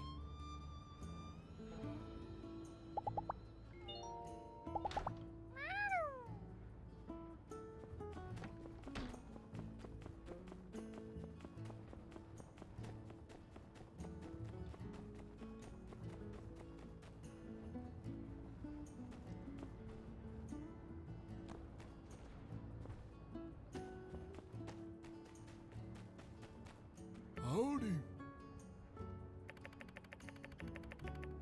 Yeah.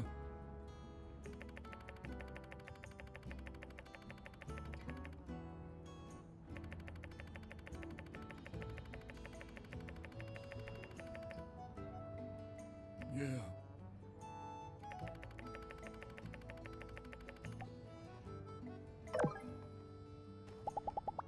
Yeah. Take her easy.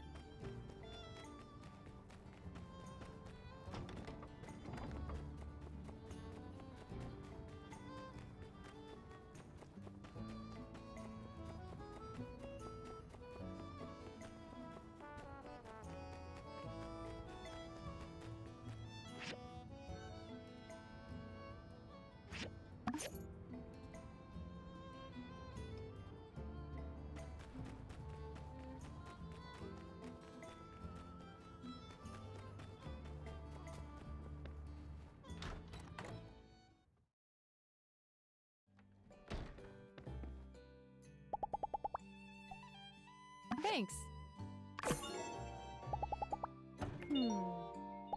See ya.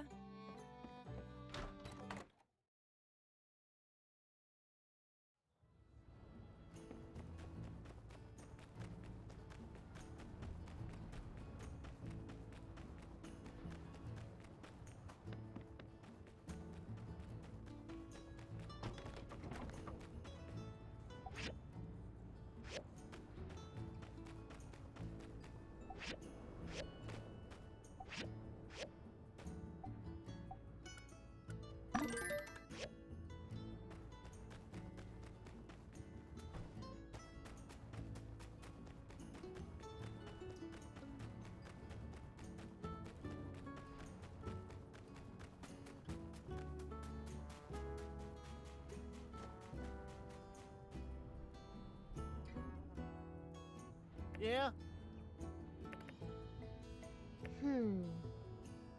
Uh-huh.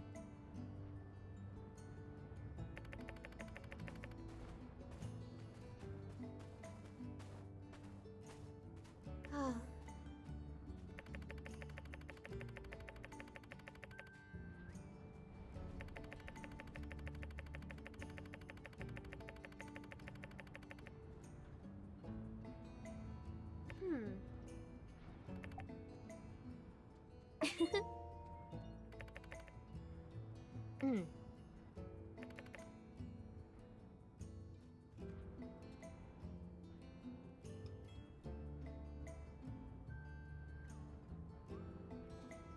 Mm.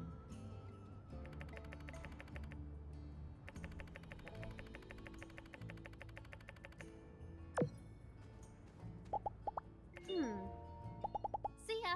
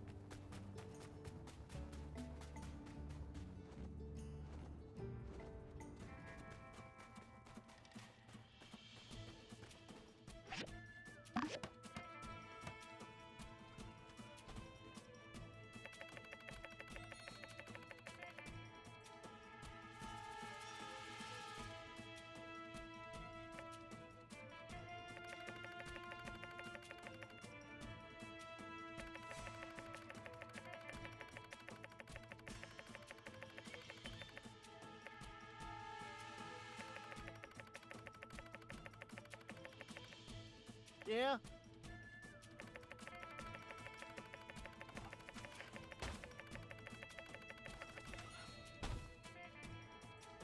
Hi.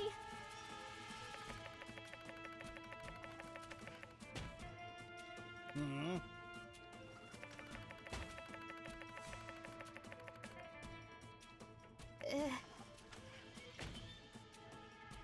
Yeah?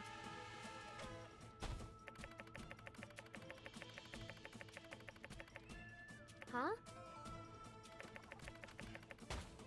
Hmm.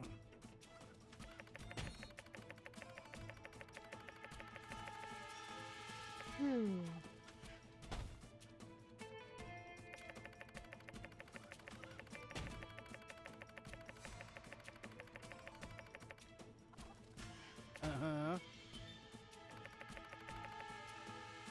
Oh.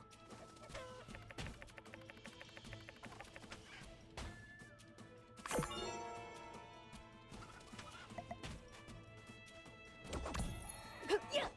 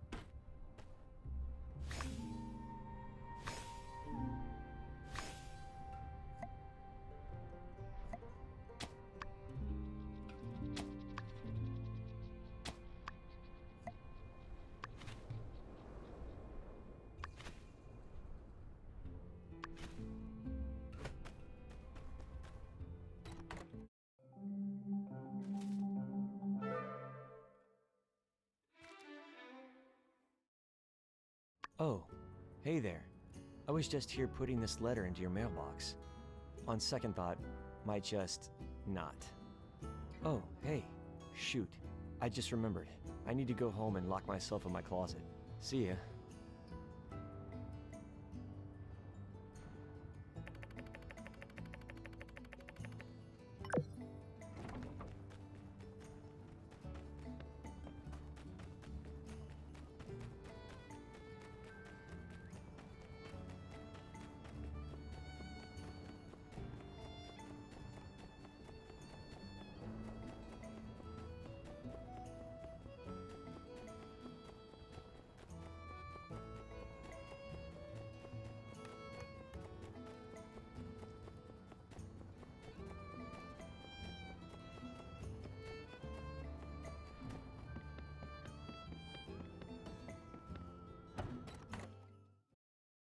Did someone come in?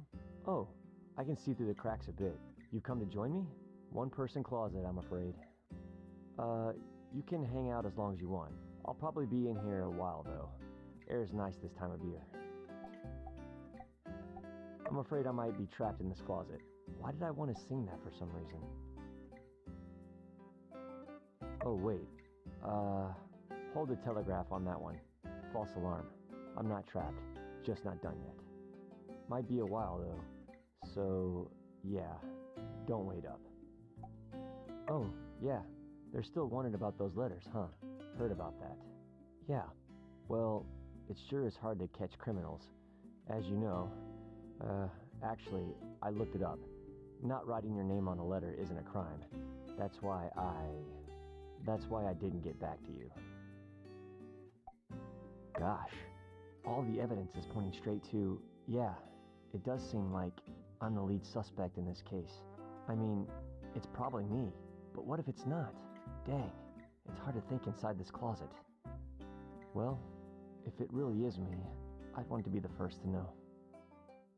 Say, you're the best investigator we have on the force. Maybe you can solve this case. As it so happens, we are exactly where we need to be for that to happen. My house.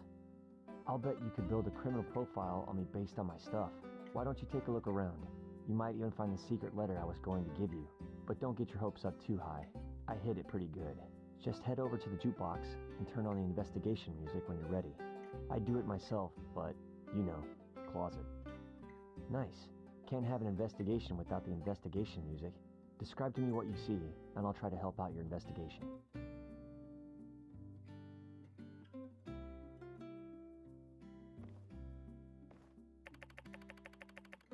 Oh, these?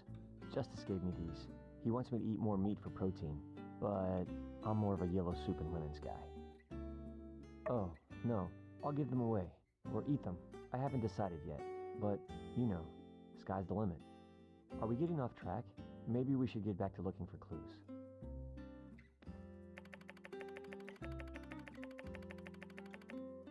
One of my quieter works. The little one on top I balanced there with a tweezer.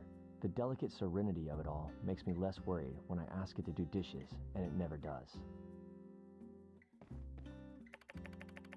Couple boxes of rocks.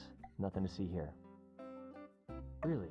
Don't you have hundreds of rocks in your storage boxes most of the time? I'm not judging. Obviously, I have plenty myself. You shouldn't feel bad about collecting things you like. As long as you're not hurting anyone, I think it's fine.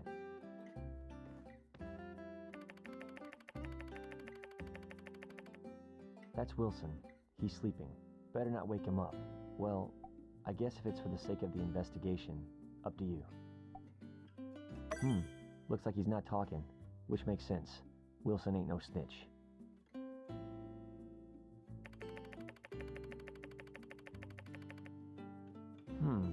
A bunch of exercise equipment.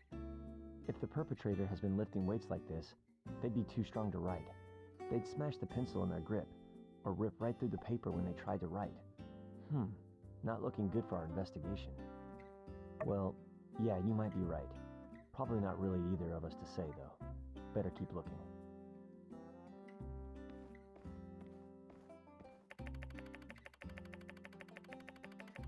Ah, one of my finest rock stacks. Note how each layer is perfectly balanced, and yet each rock supporting them is a different size and consistency. I like to think that this sculpture represents the idea that, no matter who you are, we all have a place where we can fit in and hold each other up, ideally surrounded by cool rocks. How could anyone with such a wholesome rock stack be responsible for something like nameless letter writing? Yeah, maybe it's a no-good lead. Darn, really thought we had something there.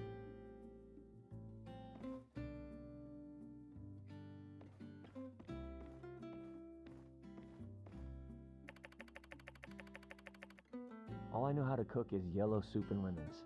It ain't much, but it gets me through the day. Yeah, you just take 2 parts yellow, 4 red dots, and, I don't think I know how to share recipes. You should ask Owen or Mabel about that. Well, looks like we didn't find anything. Guess I'm not the one who sent those letters after all. That's a shame. I was really rooting for you to catch me, if it was me, which is still up for debate. Whew, do you mind turning on that fan? Sweating bullets here inside this closet.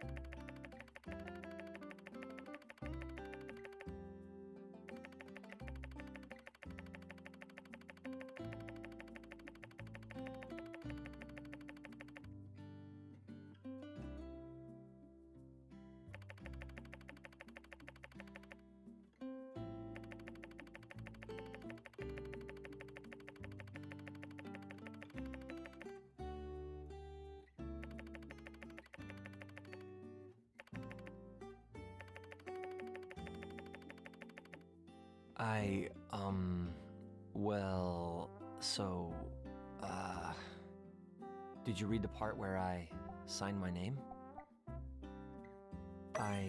Wow, I never thought I'd be able to find the bravery to ask you. And I was right. It took a series of weird coincidences to make this happen. Yes, I would really love that. A relationship. I didn't even think I knew the meaning of the word before I met you. And after I looked it up in the dictionary. Is this fate? Oh, shoot. Yeah, you're right. Definitely destiny. Fate. What was I thinking?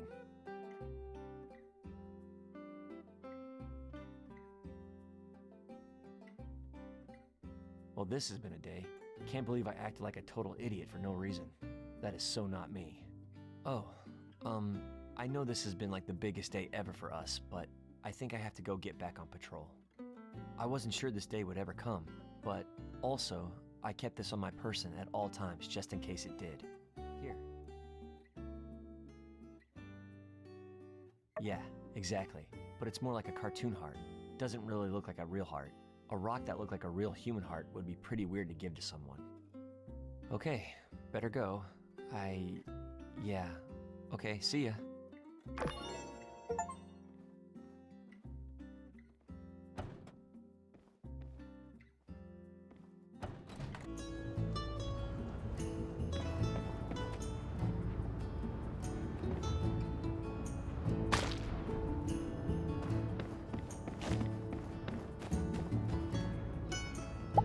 Howdy.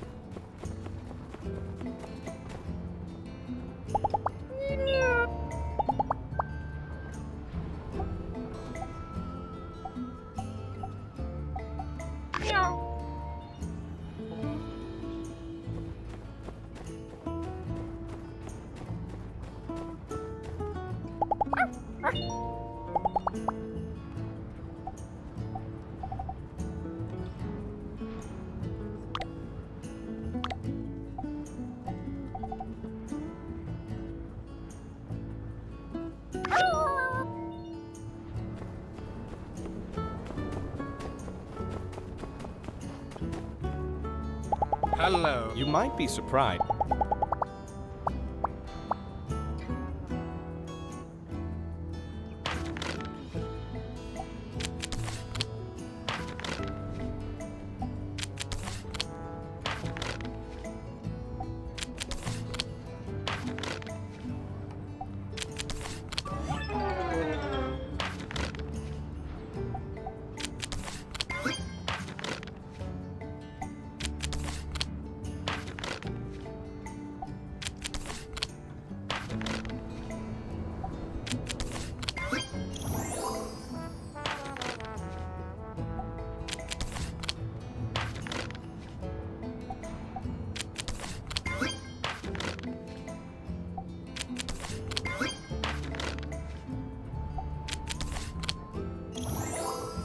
Ah!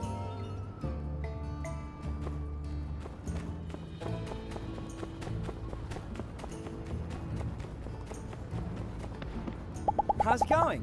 Mm-hmm.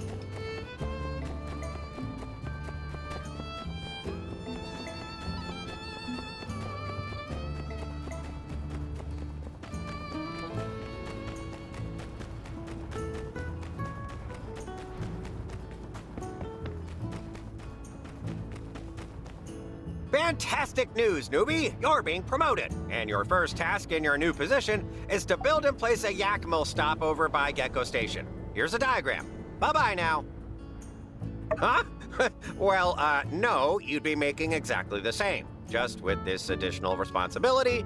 It's more about the prestige of being promoted. That's my builder. You'll do great in your new position. I'll think of a title later. See ya.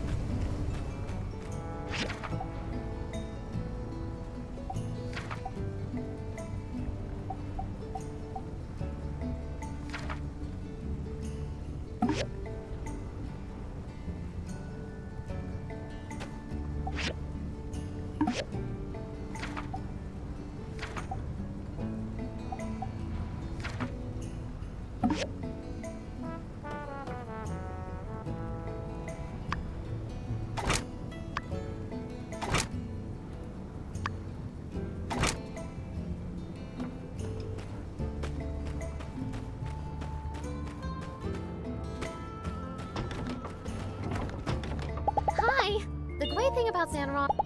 Take it easy.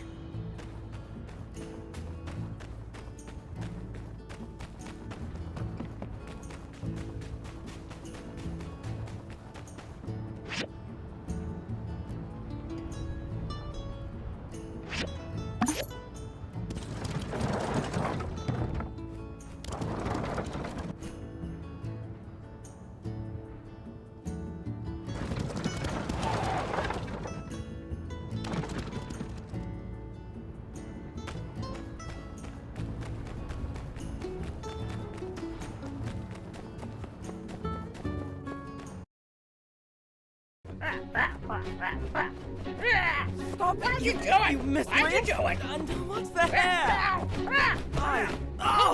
I forgot! What wonderful timing! Help me! Axe is trying to kill me! Is this what they mean when they say, a murder of crows? What are you talking about, huh? Liar! Fang is always alone, Axe. Why are you being so utterly ruthless?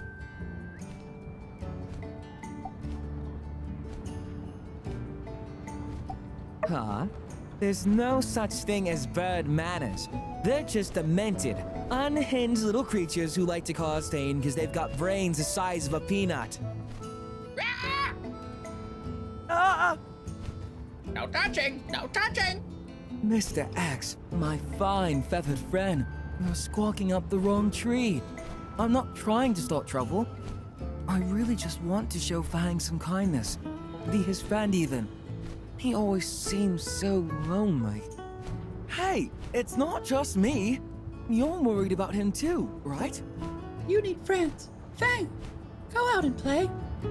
Oh, is X repeating someone? Whose voice could that be? Well, in any case, yes. He can't keep cutting himself off in the world like this. Finally, we're all in agreement. In fact, I have been working on an utterly foolproof plan. One that is totally unfungible in every sense of the word. A practically perfect plan to win Fang's friendship. All I need is a little help from my friends. You do! Ahem. It's simple. We kidnap the Birdman. The bird. We kidnap the bird. Keep your hands off me, you filthy animal! Wait. See, X will only be pretending to be in danger. Once Fang sees his precious companion in the clutches of the foul kidnapper, played by you, the daring Avia will swoop in to save the day. What do you all think? What? You? Not you! Anyone but you! Huh? You don't want me to be the one that saves you? I exude hero energy, Bird. I was born for this role. Yes. Sure. They're pretty cool, too. Builder! Builder!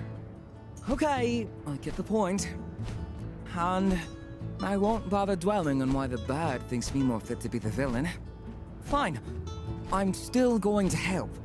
I don't want Fang to be lonely. You're the leading role now. It'll be a breeze. All right, X, you come with me and hide out at my place. Then tomorrow, when I do my daily deliveries, I'll stealthily slip a ransom letter into Dr. Fang's mailbox. Finally, our mutual friend will just happen to be in the area and come to tell Fang they saw something suspicious. Meanwhile, I'll have already slunk away into the shadows to don my malevolent attire. Oh, no! I'm taking far too naturally to this villain role. Ahem. Okay, so once you've got Fang following you, X and I will be there readying the scene for you and Fang. I'll leave a trail of feathers as clues along the way. Make sure you're on time and bring Fang to the right place. Once you arrive, I'll use my superb acting ability to play the heel and lose a fight to you. Save X, and Fang will surely be swayed. By Fang, we fly? Bad bird! Bad bird! No, Mr. X. See, we're not being bad. We're pretending to be bad. Totally different. Look, you want Fang to have friends, right? Come on. I even conceded to be the bad guy. Friend! Friend! You need a friend.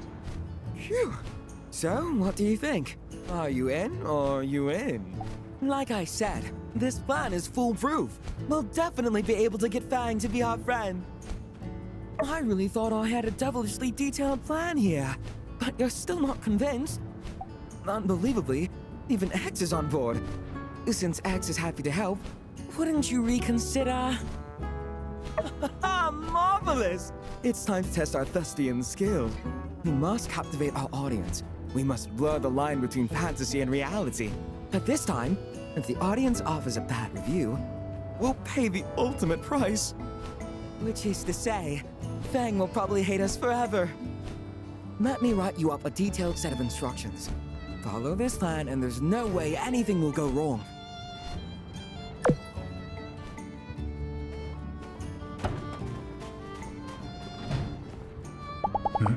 Ask me! Ask me! Have needs? Query X.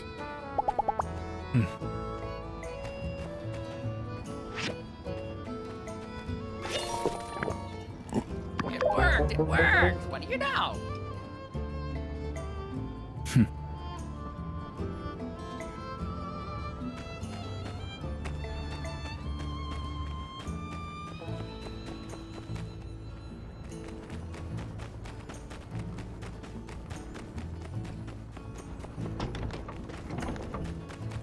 Yeah.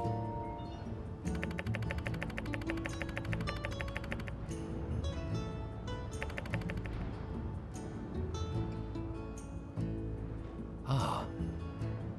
This photo was taken not that long ago. Mason built that water tower by the oasis. Look at how tired he is in this photo.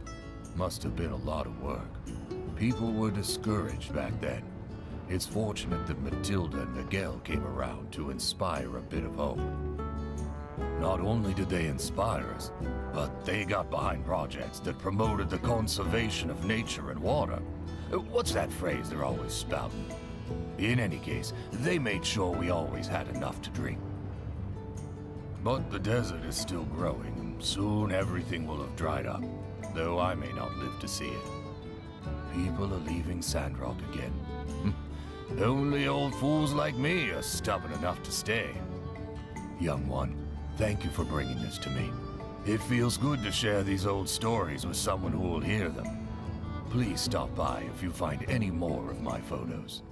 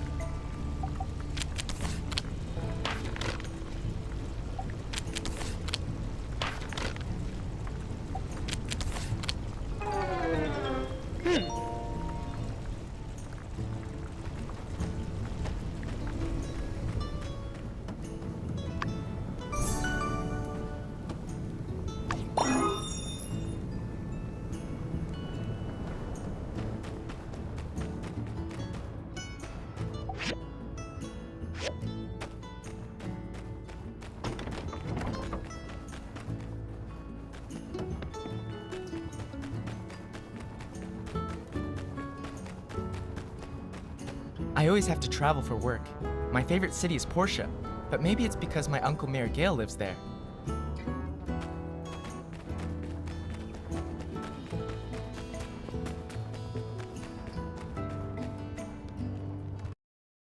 Get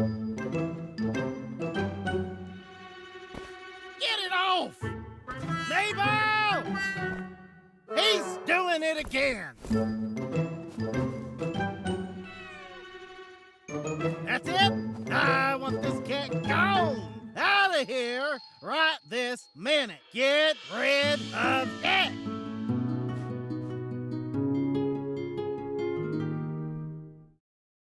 So glad you're here. You like kitty cats, don't ya? Well, our new friend Banjo here is in a bit of a pickle. See, he can't seem to stop marking territory around the ranch and everywhere in our homestead. Now my pa wants to kick him to the curb. But I know just what to do. Banjo just ain't got a place he feels like he can call his own, what with all the other animals getting their scents all over. I take it you've heard of a doghouse, yeah? Well, I got together with Hattie on the issue, and we came up with something we're calling an animal house. I've got the diagram for it right here. Can you build it up for me? Maybe this'll cure Banjo's affliction, and he can safely be a pet again. Swell! In the meantime, we can keep Banjo safe at your house, at least till he's got a place of his own. Great! I'll take Banjo over right now. Oh, and before I forget, here's the diagram.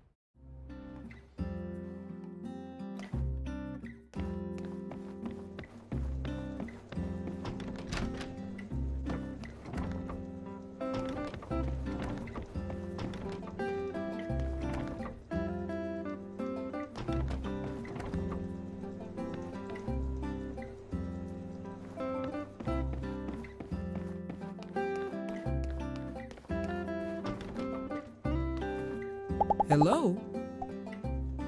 Thank you.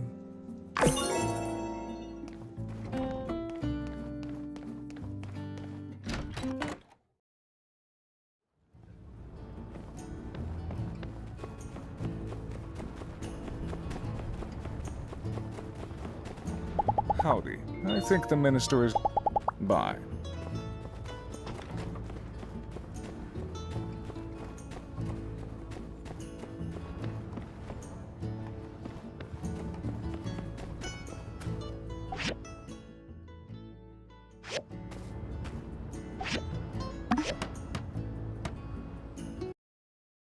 Well, looky there.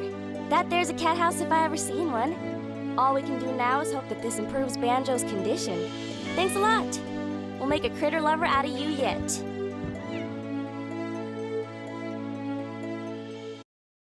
Hey, speaking of, you thinking of adopting any of the animals in town?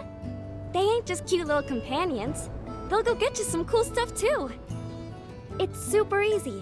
When you have a close relationship with them, they'll stick with you like family. Just build them a bed in your home. If you don't, then, well, they gotta sleep on the ground, and you ain't a monster, are you? After you adopt them, You can name him whatever you want. But take it seriously, okay? Don't be like my old man, naming me after a yak mound. Oh, and take this pet whistle. Don't matter how far your little critters are. Give this a blow and they'll come running. Alright, that's about it. I ain't gonna talk your ear off no more. I'm gonna go find some cute little animals to play with.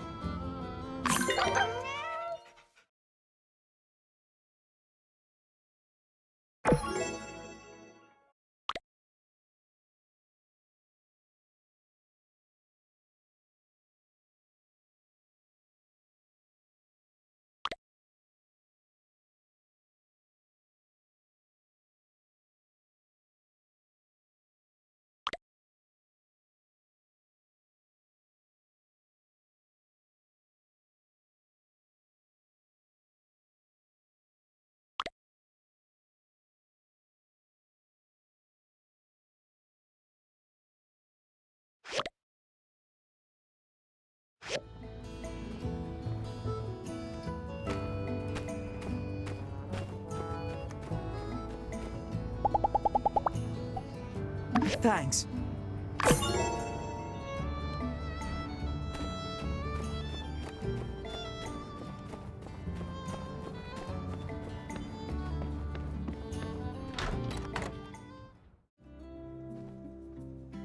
How are you?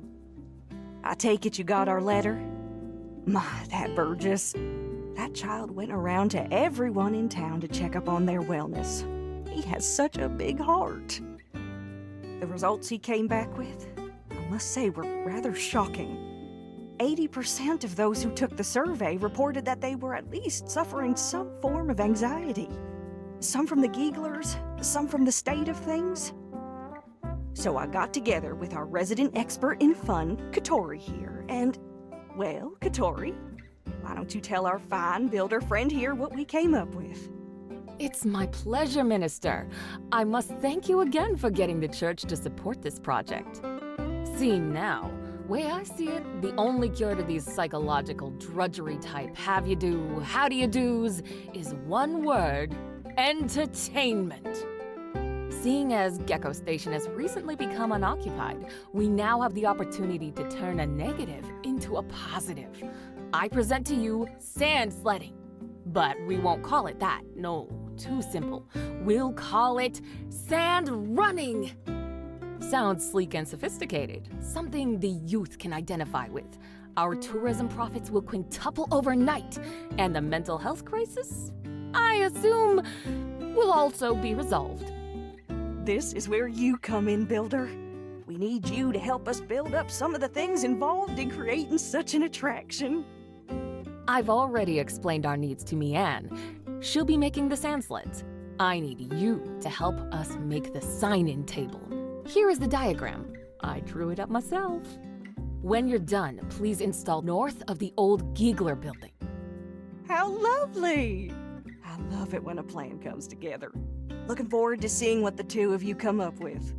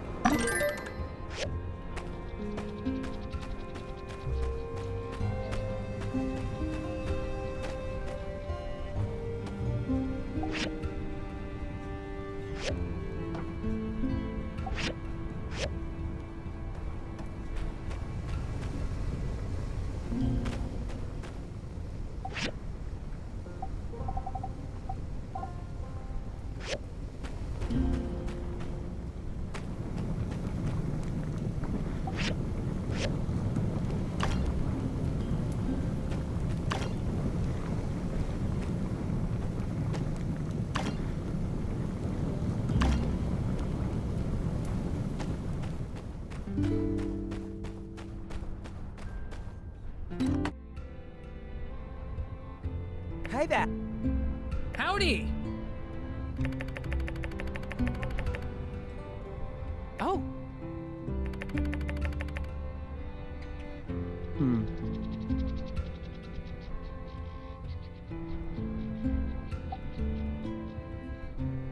Oh.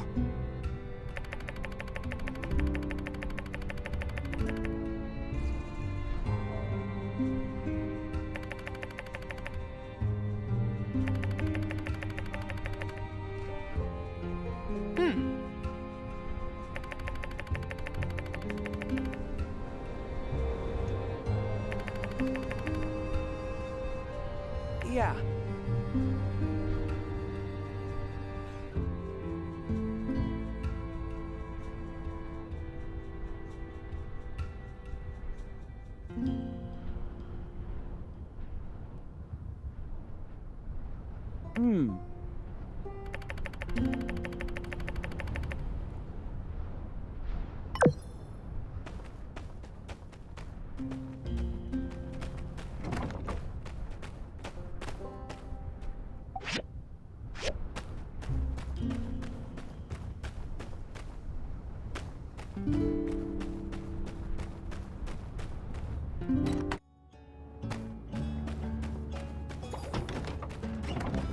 Have you seen X?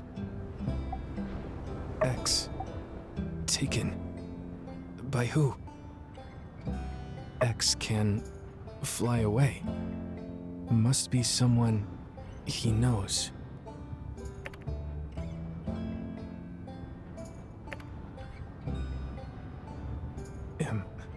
Impossible. No. No. How could they find us? If it's them, what do I do? Have they found us? Can't let them take X. Go now. You lead.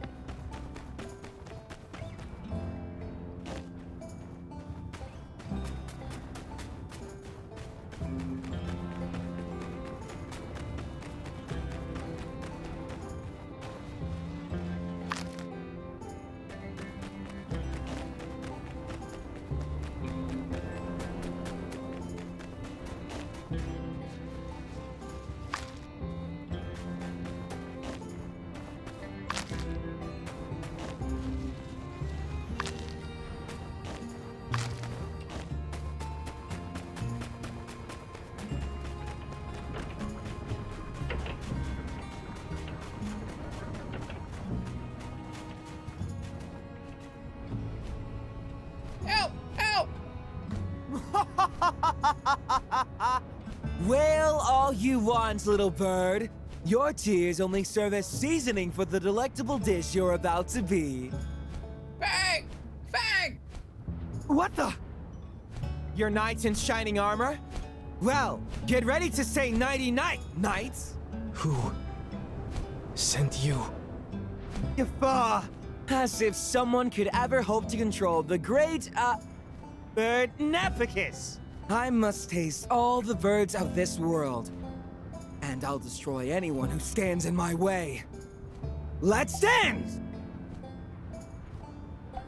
Do not try to use your dashing looks and tantalizing words to weasel out of this.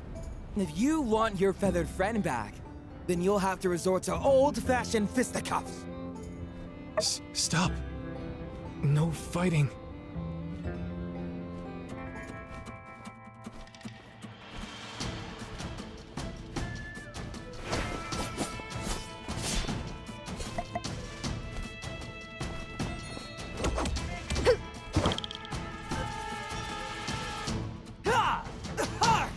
Egad! Forsooth, etc. I am beaten! I surrender! You! How? You devilish dervish! How are you so potently powerful? Ha! How admirable. Well, you'll not get away with this! I'll be back!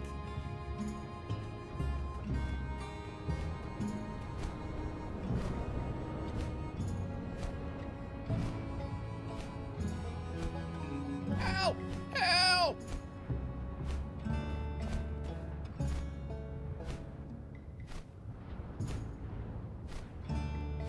Free! Free at last! Thank you. What you talking about, bird? That's all? Come on, be nice. Hmm? Sometimes a thank you just isn't enough. Then, come. Eat with us. Tonight. Bring a friend. Where's the villain? Let me at him! Curses! How could someone abduct our adorable ex?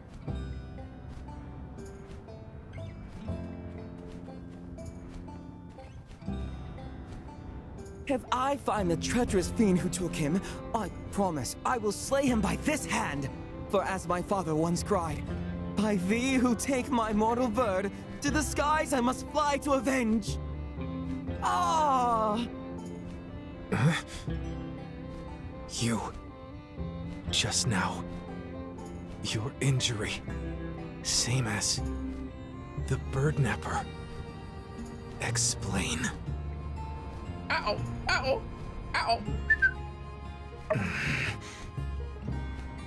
This was your idea.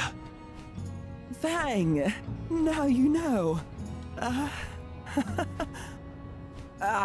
Fang, I knew you were perceptive, but how did you know it was me already? I don't suppose you've also surmised why I wanted to pull such a scheme? Friends! Kiss and make up? Kiss, kiss. It's okay. I won't forgive shysters. Fang, please, let me explain. I never wanted to cause you worry or scare you. I simply wanted to be your friend. But if you're angry, I understand. We are sorry. We are sorry. That's all, folks. X. You. Too? Ex-friend, Coco. Fang, no friend. X. Go home. Now. Bye-bye.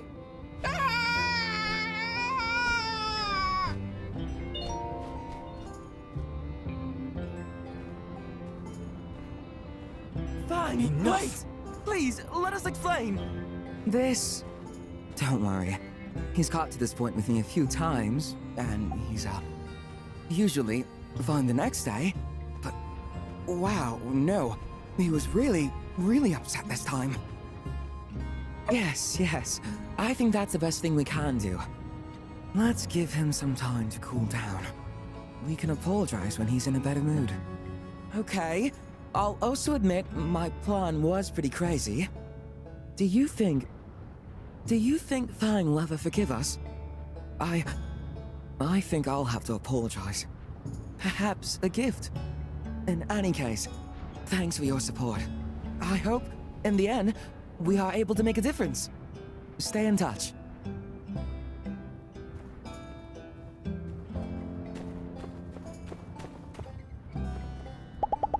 Why, I was just looking for you as well. See ya.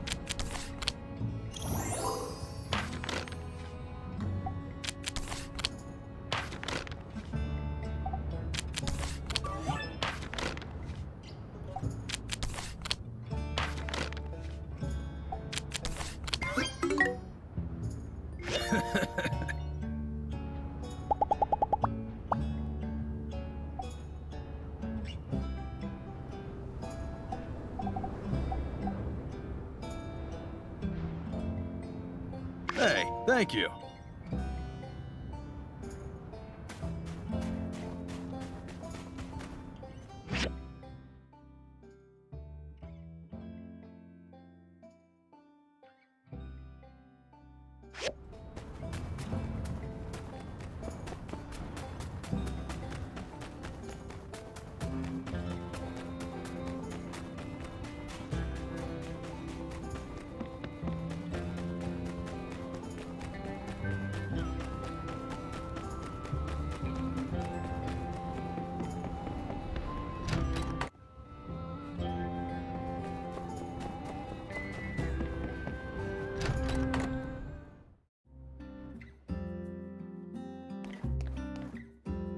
Hello.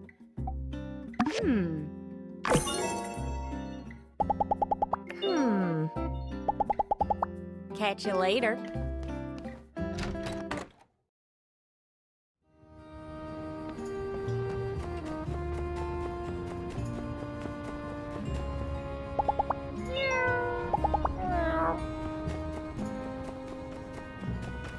I told you that trinket was a lucky charm. No matter what happens, it will always find its way home. I'm sure you played your part too.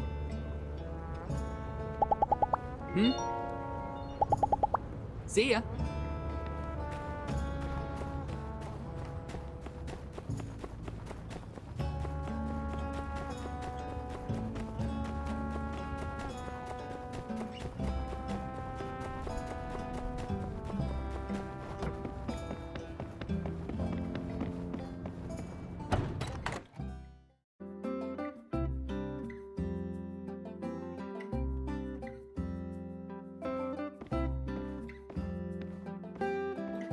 Hello. Sorry about the mess. It wasn't like this when I left this morning. So yeah, as you can see, there are rocks all over the place. Someone's been moving them around, I guess. Well, I know you only had a chance to look around for like 10 seconds, but who do you think could have done this? Captain? No, he swore an oath to protect and serve. Yeah, he does come by sometimes, but he's not like other cats who jump up on your table and knock stuff over. Only way he'd ever do that is if there was a criminal on your table. Dang, wow. Yeah, maybe a thief came in and ransacked my house, but then realized there was nothing of value to steal and just left. How embarrassing for both of us. It'll be so awkward if we put him in jail and have to see him at work. If that's the bookcase, I only have my shelf to blame. Actually, it's none of the above. I ran out of space on my rock shelf, so I've just been placing my new ones in random places, starting to look like one of those old people houses we go to investigate when no one's heard from the old people in a long time. And, sorry, got too real there for a sec. Usually with him, it's stacks and stacks of newspapers anyway, not rocks. So yeah, I need your help. I need a new rock shelf. You know, rectangular wooden object with a series of shelves that stack horizontally so as to store and display rocks. Rock shelf. Can you help me build one? Well, yeah.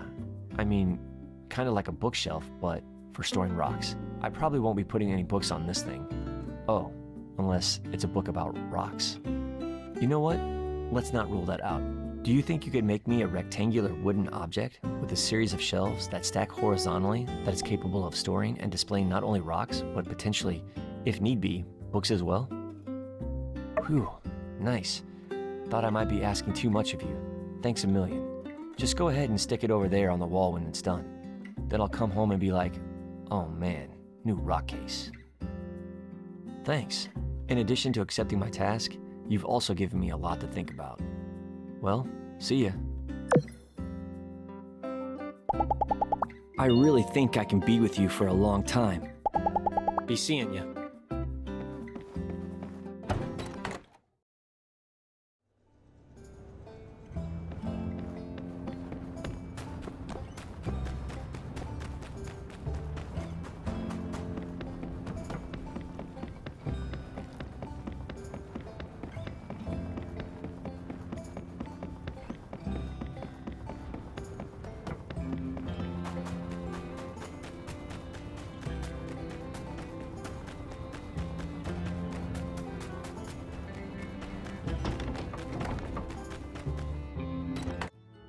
Here's a little something, sweetie.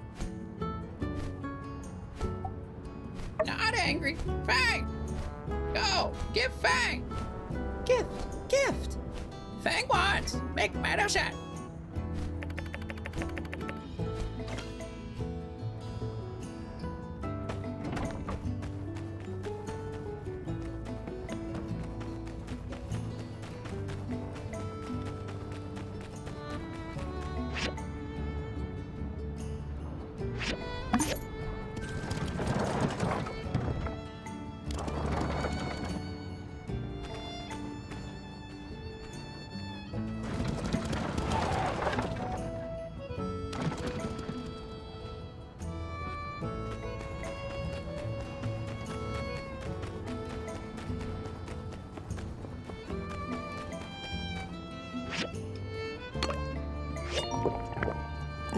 How many feathers am I holding up?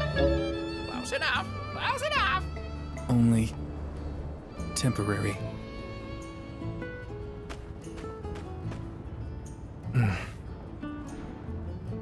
Already forgotten. Before, stupid. Quite stupid. RVO usually. But not you. Why do this?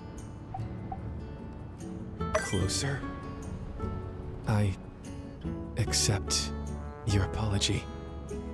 You can visit sometimes, but don't lie again. Goodbye.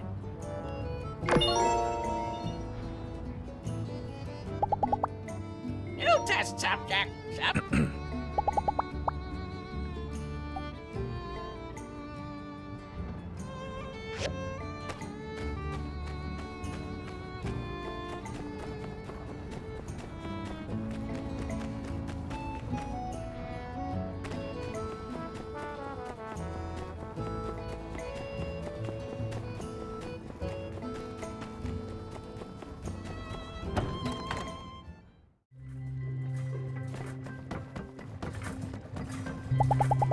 If you ever take up any...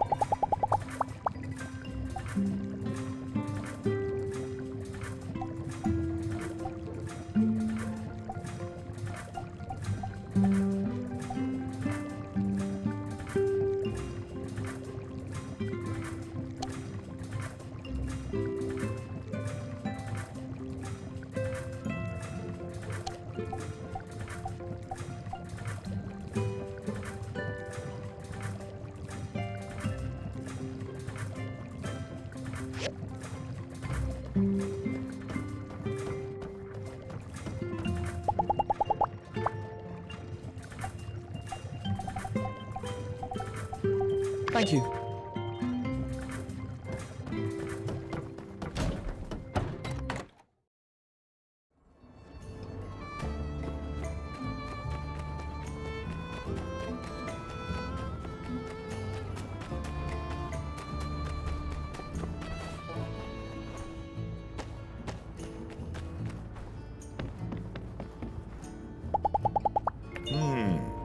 See ya.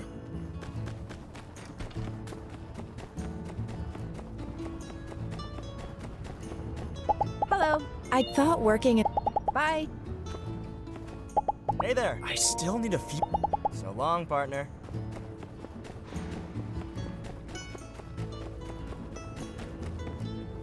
Howdy. I can't help but know. So long, partner. I never... Bye.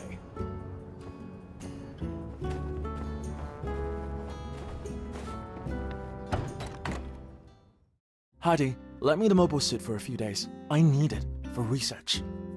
And what research is this specifically? Specifically, 1. Analyze the operative efficiency of the mobile suit over various terrains. 2.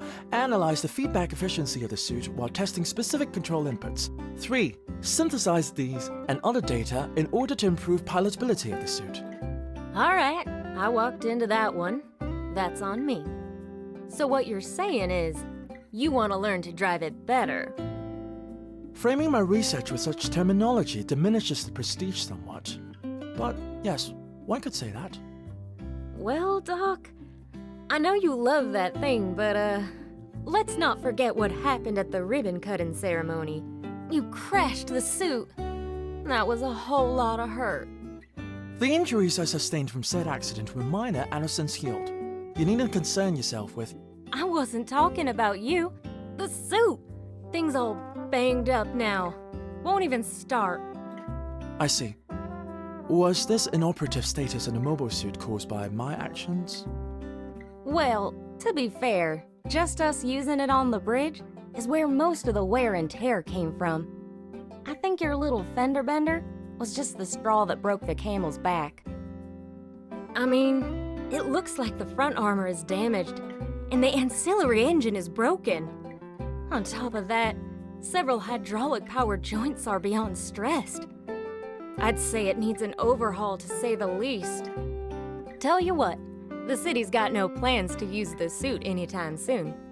Fix her up, keep her in tip-top shape, and you can go on your little joyride. Sorry, do all the research you want.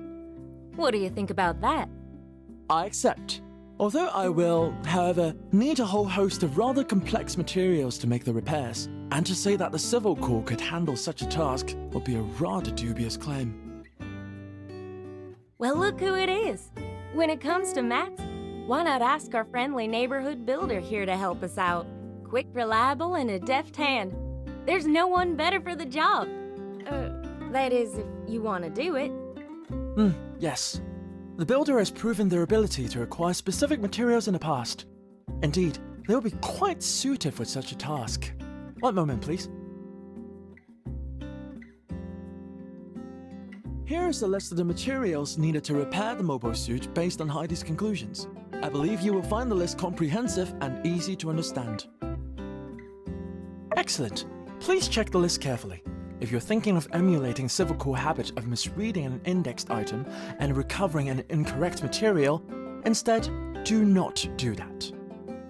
I moved the mobile suit to my research center for its own protection. Please take care of it after you've found all of the required materials. Good. It seems you followed my instructions to not make any mistakes. These materials will do.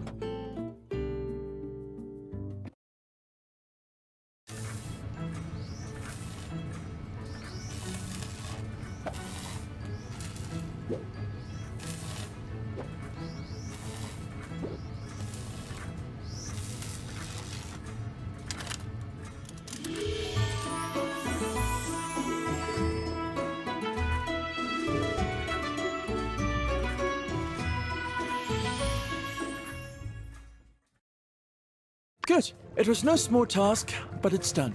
I almost hate to put the suit back into the field, as impeccable as it looks now. But alas, bound to the pursuit of knowledge, I must. Play. What? No, of course not. Don't be daft. The mobile suit is not for playing. It is for very serious adult things only. And science. Those incapable of offering the esteem which must be given to the suit and suit-related activities may not pilot the suit. But since you have been such a help, you may look at it from time to time. I must return to my work. Perhaps you should go play.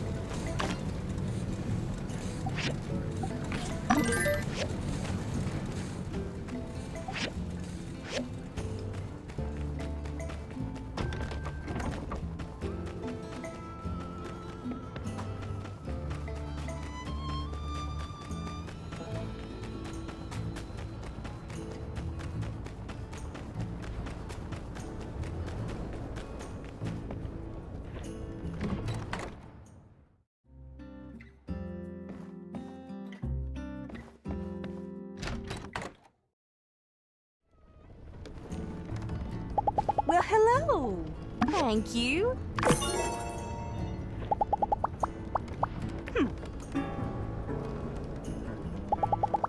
I'll catch you later.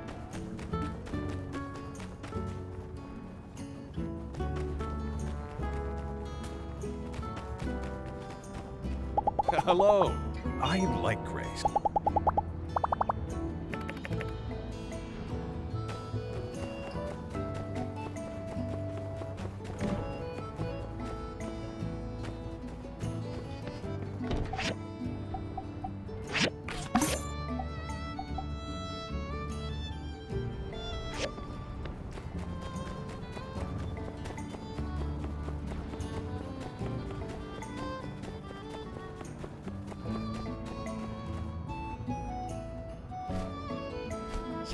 Sauce! Put the sauce in first, dear. Look, X, I tried already to make your dish. By the stairs, I offer hot deals, not hot meals. No, no. Make it like Ma used to. Hey, I followed the recipe. What more do you want? Well, except for the spicy bean paste. We don't have that in Sandrock. So I just made a substitute with what was available, as is the Sandrock way. Of course, having never tasted Sisayan's spicy bean paste, I had to guess. So I substituted pepper for spicy, beans for bean, and toothpaste for paste. Ah, yes. The sweet odor reminds me of my childhood. Ah, gross. Ew. No, spicy. Goodness, it's so hot I'm sweating over here. More spice. Ah, really? But I added extra pepper. It's still not spicy enough for Fang. How fine it is to have a good friend with such different tastes. A good friend who never talks to me even though we see each other on a regular basis. In any case, we don't have the spicy bean paste. The only person who might have it would be the mysterious man. But it seems like he only comes around when he feels like it. How am I going to find him?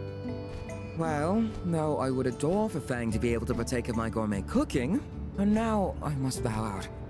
For his beloved Mapo tofu, I'm afraid he's just going to have to tough it out, or learn to enjoy it. Mario style. Well, if that doesn't suit you, X, then you go find the mysterious man yourself. Maybe he can help you. He's got channels I couldn't dream of. He isn't all-powerful, though. There's even some things he doesn't have, but I do. You're a bad birdie. What is it, honey? Well, aren't you a good little bird? Thanks. Recipe. What about the sauce? Don't worry, baby. I'll buy it now.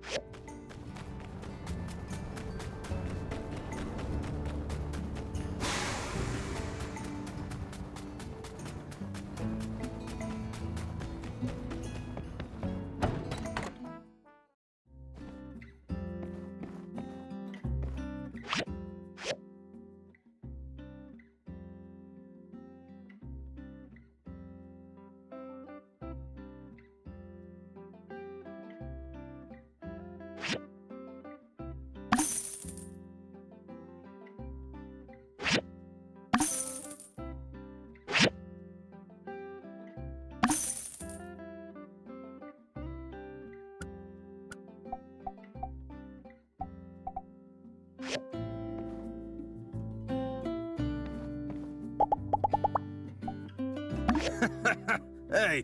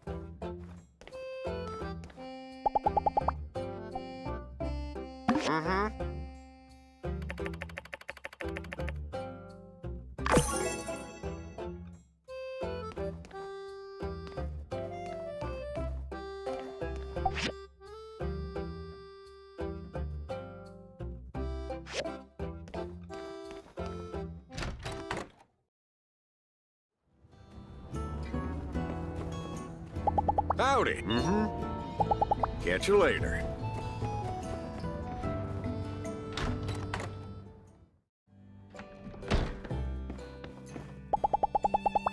Uh-huh.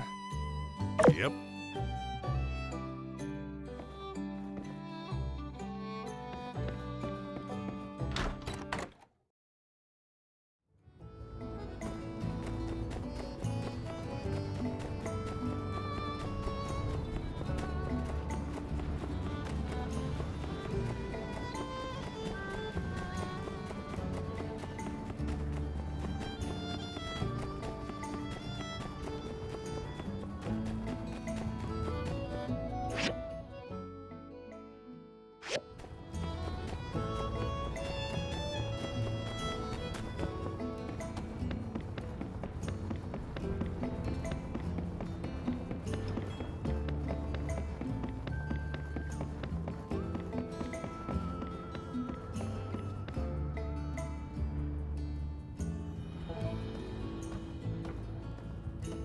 Hey there! Fancy seeing you here. Hey, come check out this view. It's only right here that you can see both valleys of the canyon. But if I'm being honest, I really just came here to admire our handiwork from a different angle. You know, when I said my master Verna would be proud, actually, I'm not so sure about that. She's more into deconstructivist architecture. Oh, sorry, that's... No. You don't literally deconstruct anything. Deconstructivism is a design thing. You deconstruct all the rules that you're supposed to follow, then actively set out not to follow those rules. The result is usually something pretty odd looking, but neat. You know, if you're good at it. Verna's probably one of the first architects since the Old World that uses this style. And I was pretty good at it too. It's just that this bridge doesn't really need the extra bells and whistles. Know what I mean? Here's one for you. Verna used to ask us this as new apprentices. Would you rather build something really beautiful or really useful?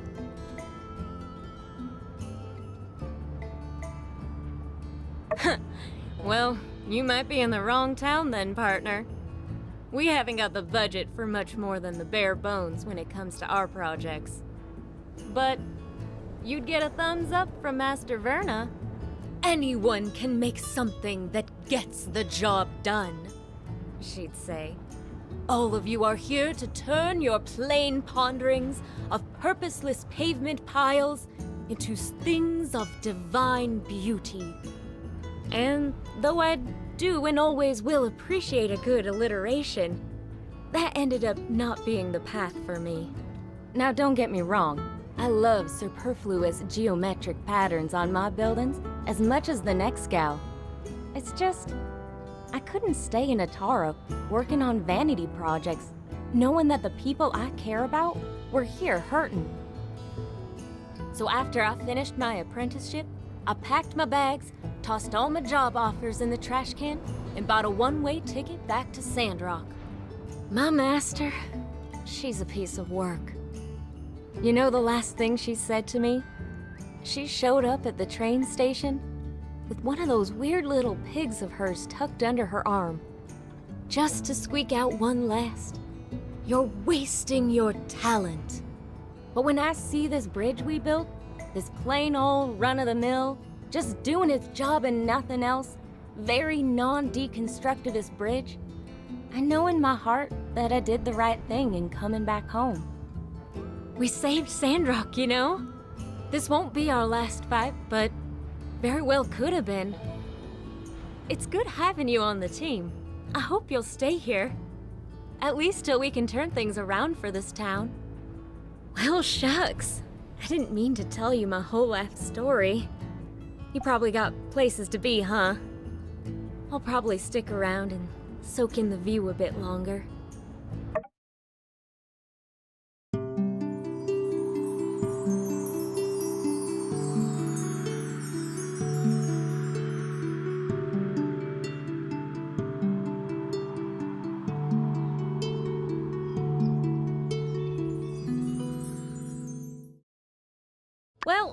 I've rested long enough.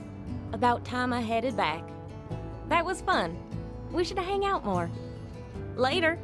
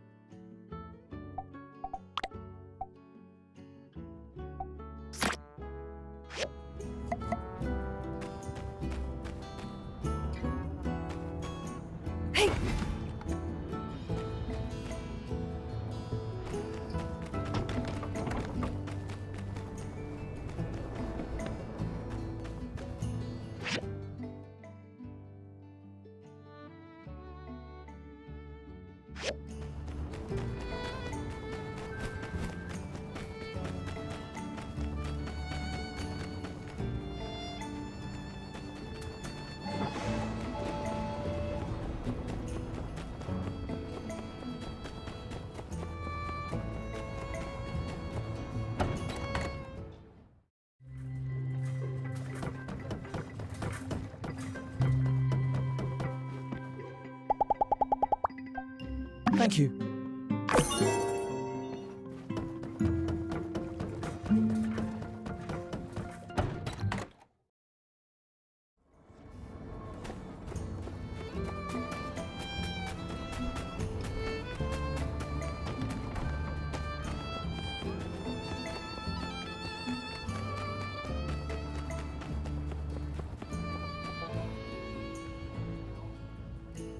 They told me. Fang, I'm so sorry. Can you forgive me? Oh, it was such a stupid idea. Stupid Avio. Forgive you. Builder explained. Fang, thank you so much for forgiving me. I truly am, with all my heart, sorry. Apology accepted. I promise you, I will never make such poor judgments again.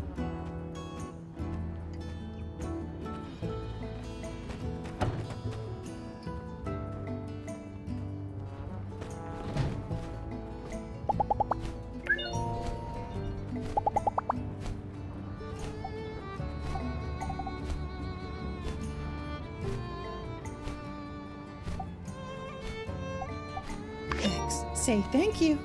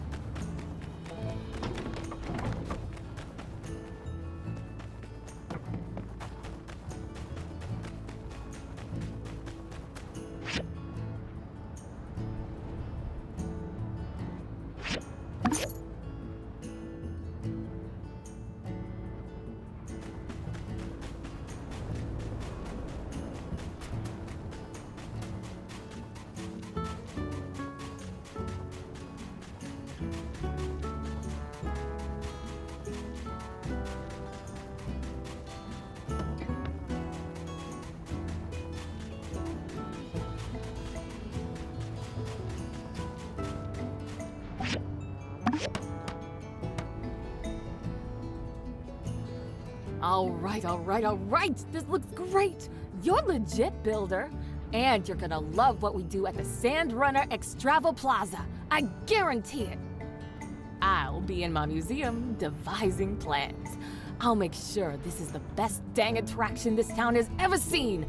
Check your mailbox. I don't want you missing the opening ceremony.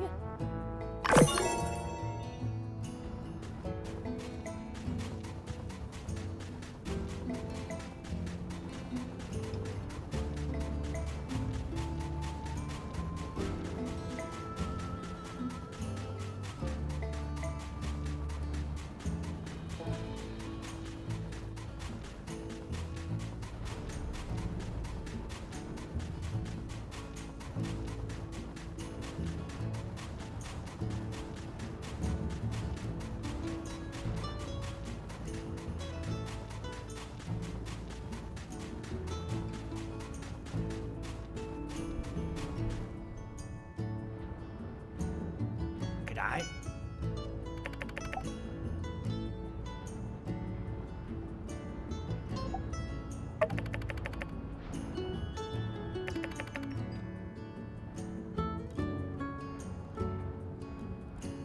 Oi.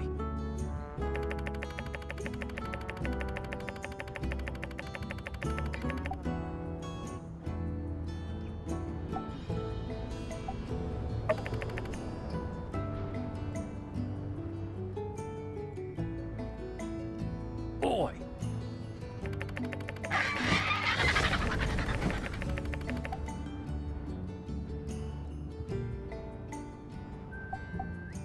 Oi.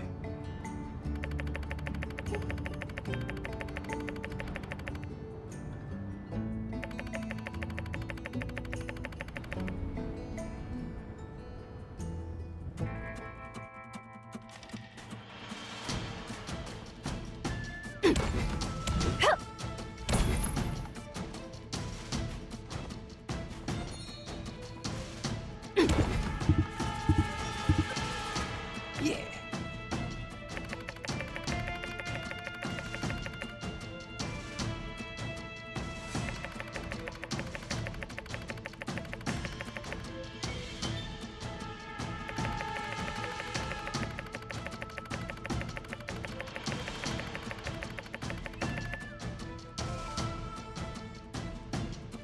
Yeah.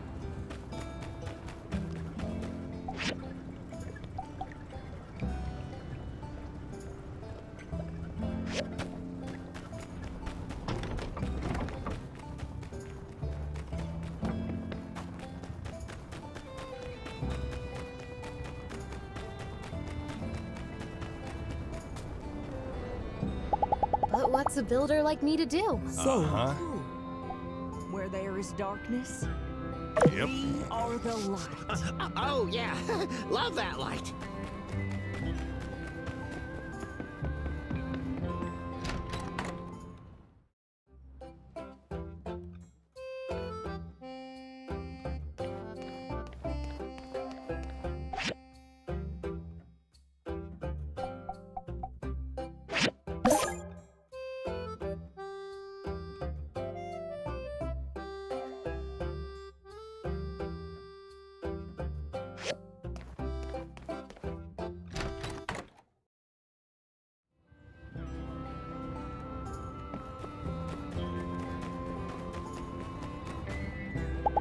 Ah, hey there. Ah, thank you.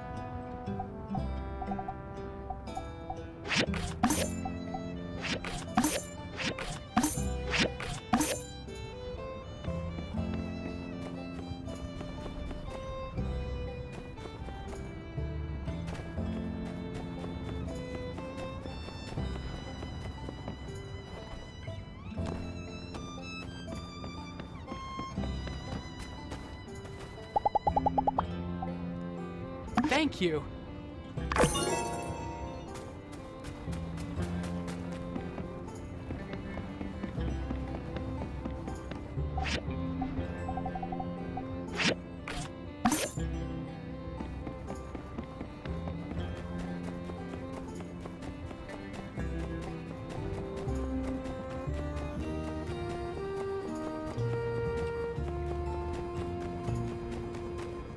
Hey there. See ya.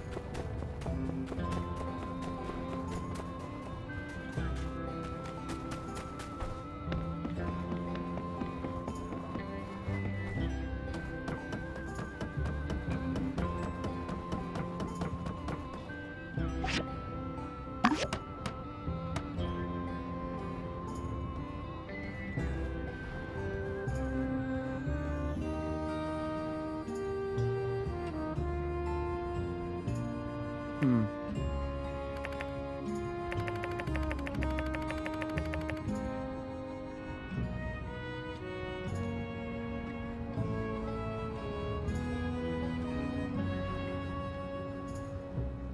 Hmm?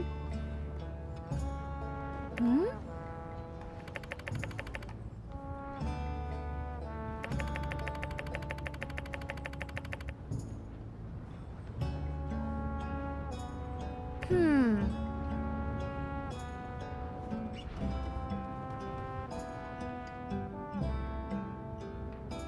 Wow.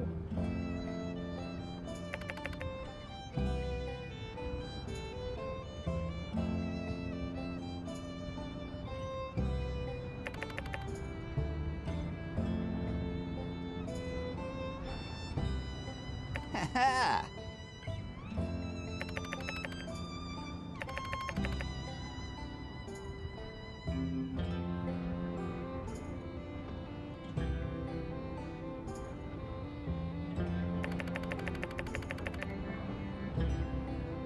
Mm-hmm.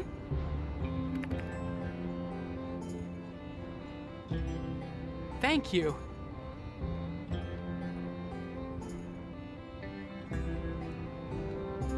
See ya.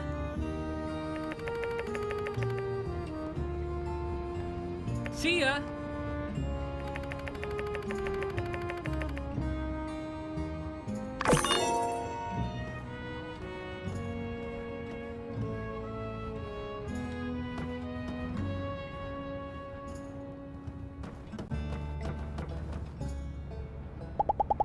Hello, friend. Catch you later.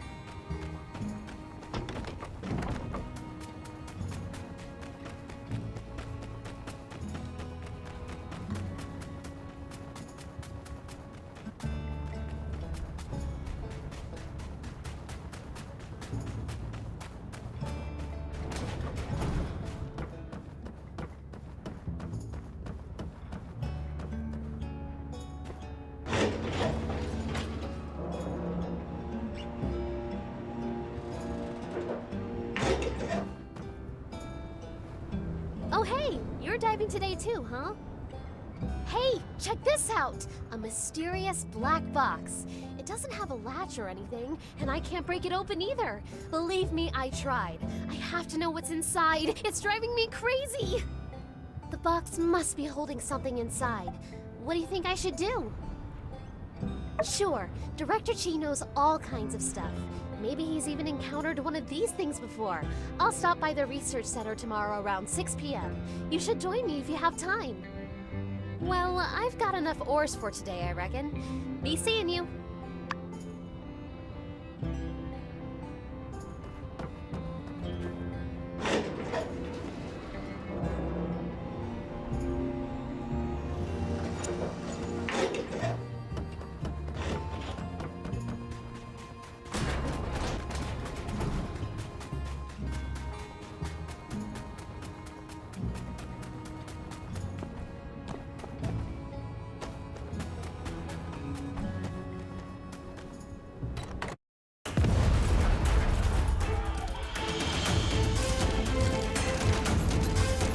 Come back here, you dirty varmint!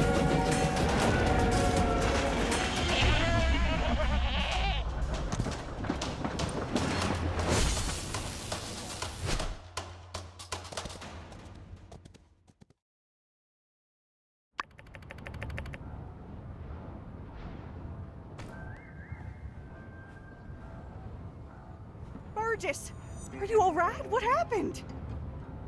Logan! He came out of nowhere. I couldn't stop him.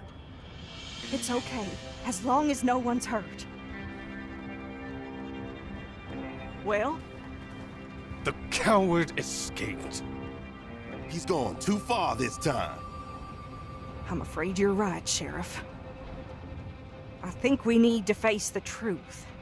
Logan is no longer the person we knew. He and his gang need to be brought in. For too long, we have allowed him to do whatever he liked because we respected his paw. But after the temple incident, the hijacked train, now with this water tower, it's just the last straw. What's wrong with that boy? Old man Howlett would have been so sad to see his boy acting such a fool. We showed those gigglers that Sandrock ain't nothing to mess with. What's a couple of podunk, two-bit crooks to brave folk like us? I say, we get a posse together and make Logan pay for what he's done.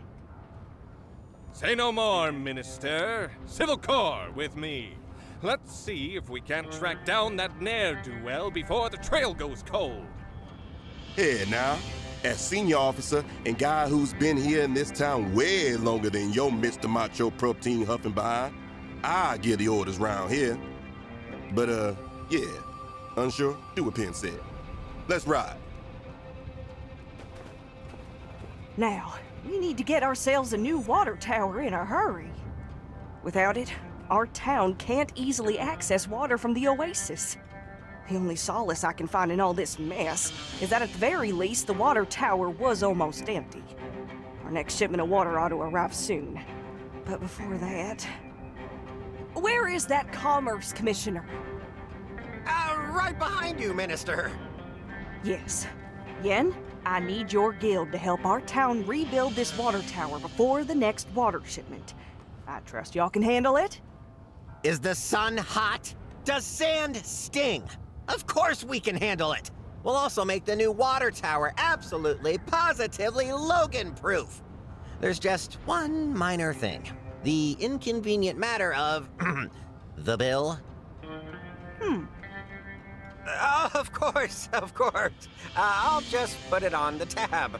I'll have my builders working on it by tomorrow. Hear that, builders? Oh, drat. Where'd the other one go? Go find that slacker coworker of yours and tell her to expect the job to begin first thing in the morning. Pronto! All right, folks, let's move along then. Nothing more to see here.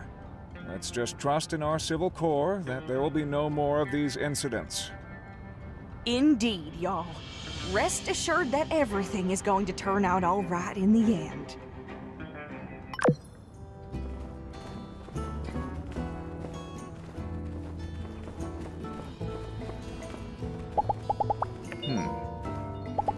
Take care. Howdy. See ya. Take her easy. Howdy. See ya. Hello. Take it easy. Hey, guess what's coming up? Hint, it's a very special day. It's not. You don't know when my birthday is. Well, I'll try not to take that too personally. In fact, it's my sister's birthday. She didn't tell you? That is so her. Yeah, it's really soon. So if you don't know, now you know. Oh, that's right. It's not a real birthday. It's a special tradition from back home.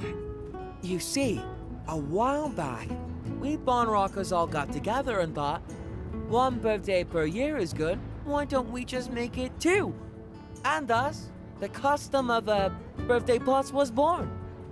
You just take the original birthday, add 3 months, divide by the letters in their name, then, carry the 2, and, well, like I said, it's right around the corner.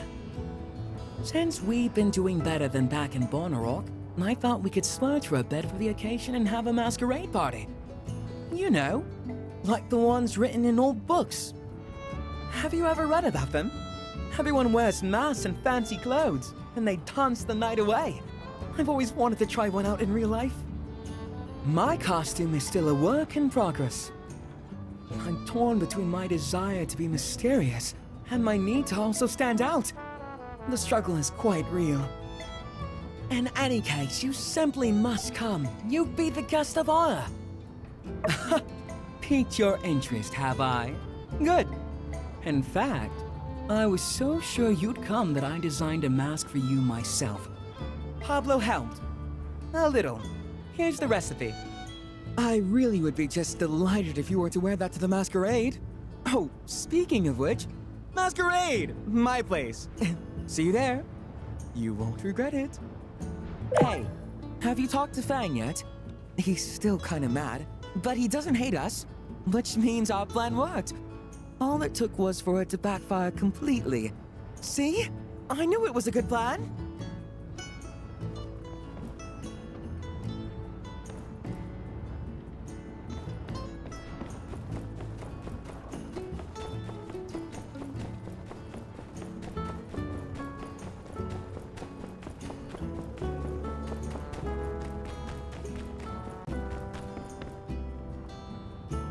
I'm telling you, Logan's innocent. What? I know Logan. We practically grew up together. He was always the goody two-shoes. I just can't accept that he would do something like this. Elsie, everyone saw him bomb the temple. And then the water tower, and then there's all the other stuff.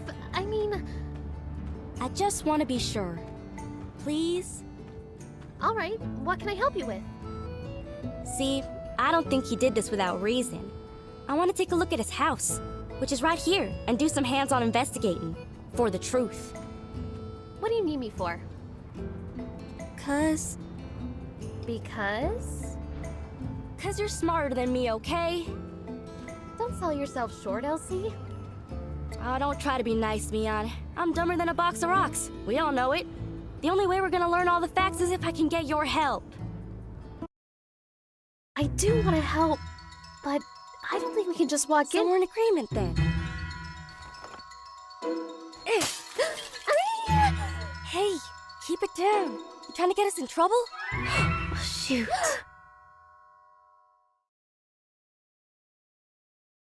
Move along. You didn't see nothing. I guess we're breaking into Logan's house to look for clues as to why he went off the deep end and blew up the temple. And we're gonna prove Logan's innocent too. Yeah, sure. Hey, why don't you join us, Elsie? I think we could use one more member of the team who's, Oh yeah, cool, calm, collected, just like me. All right, You made your point. You're in. But I better not hear about you squealing. Especially not to my pa. Well, then, shall we? The sooner we get through this, the sooner I can fix that window. Hunker in, you two. Spread out and look for clues. Aren't you gonna do anything? I already came in here a while back. I didn't find nothing. That's where y'all and them higher education brains of y'all's come in. All right. Let's look around then.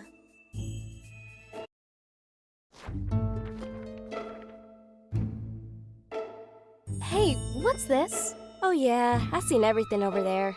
Bunch of lame junk. No, Elsie, this is a clue. Huh? No way. Yes, way. Take a look.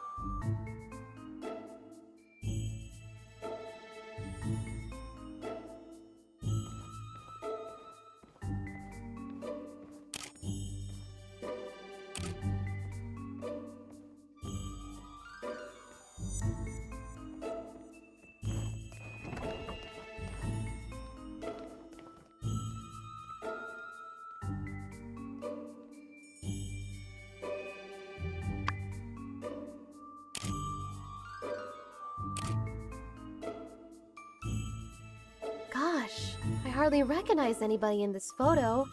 Is that Logan's pa? And that's probably his ma. How come I've never heard anything about her? Sorry to interrupt, but how does this prove Logan's innocent? Everything we find here is a piece of the puzzle. Every object tells a small part of a bigger story. Also, Logan is not innocent. I would really give that one a rest. However, learning the motives of everyone involved brings us closer to the truth. And there's one person in this photo who will be able to tell us all about what happened at this wedding. Exactly. Owen is here in the background of this photo. He was there. He must know more about Logan's past. Her first clue. This photo is so old, I ain't even born yet. Hardly recognize anyone on here. Well, I brought my camera. Why don't I start taking photos of anything we find that's interesting? I can mail copies to you guys, then later we can ask people in town about what we find. But, try to be subtle. We're not supposed to be in here. All right, let's spread out and keep looking.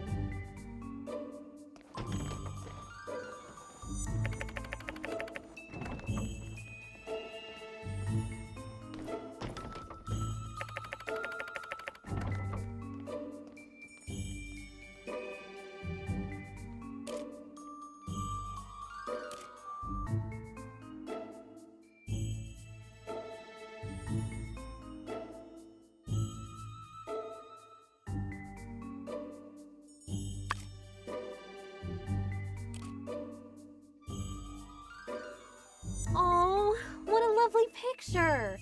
Looks like it was drawn by Jasmine. Okay, now y'all are playing around. What's a kid's drawing got to do with any of this? Well, obviously, it shows us that, I think so as well. If Jasmine was friends with Haru and Logan, I mean, they can't be that bad, right?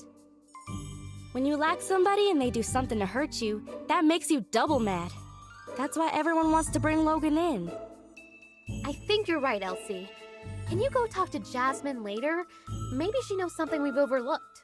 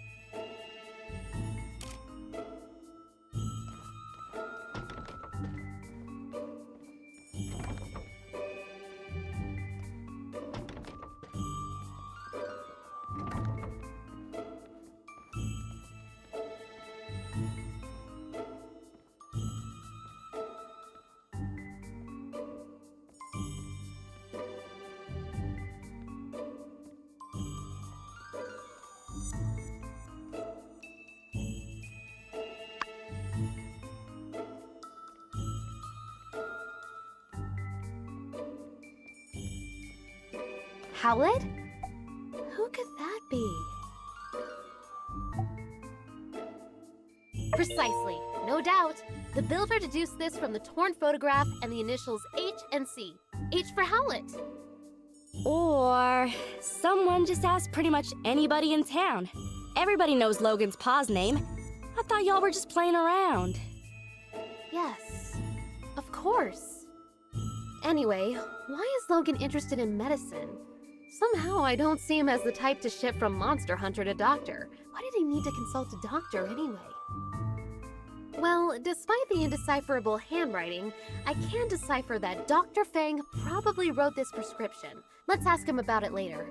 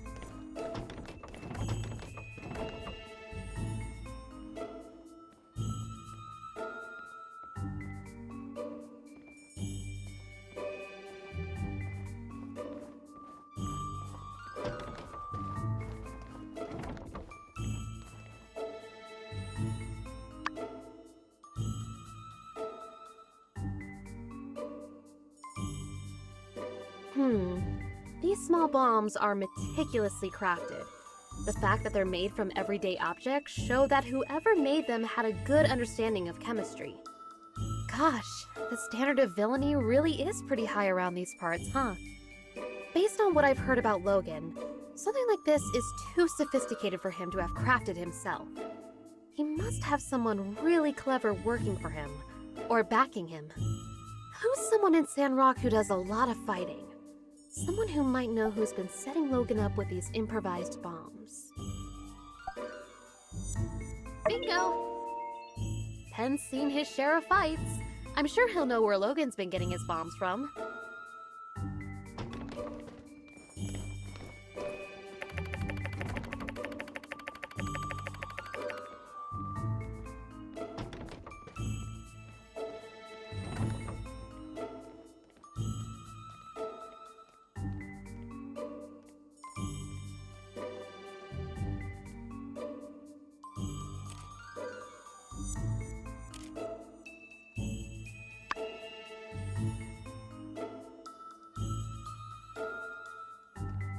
Hey, I know some of this stuff. Isn't this RVO's 100% organic Sandrock skin cream? And is this a recipe on how to make it? You use beauty products? Yeah, so? I just always thought... Never mind. Anyway, the products here are all unique to RVO's store. I kinda wanted to make some for myself, but he said they were all trade secrets. You're telling me Logan came up with the recipes? Course not. Logan wouldn't concern himself with such meaningless pursuits. The nerd you seek goes by the name of... You got it. But, wait, why is this important again? It means RVO got these recipes from Haru, which means RVO might know something. The more we learn, the more tangled things become. Logan and his friends seem to be talented people, and now they're putting those talents to use in the wrong place. Let's ask RVO what he knows. I don't think he'll be able to claim these as trade secrets anymore.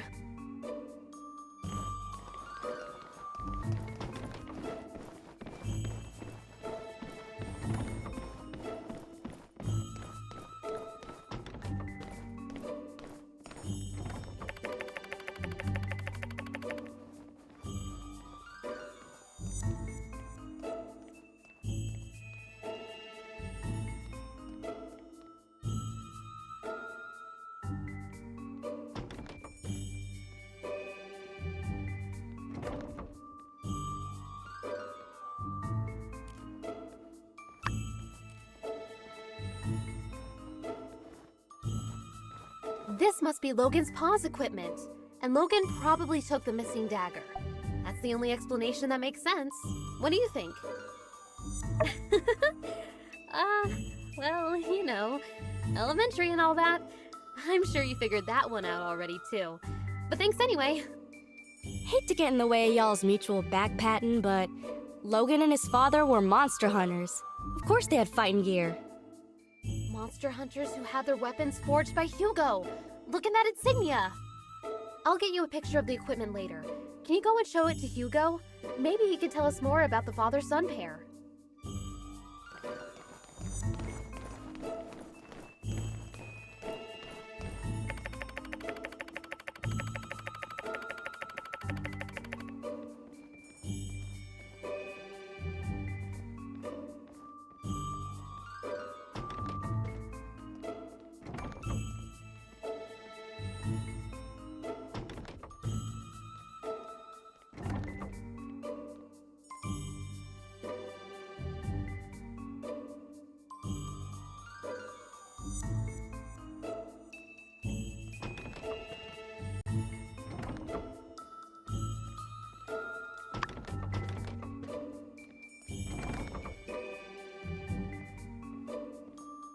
This is an action plan for the bombing of the temple!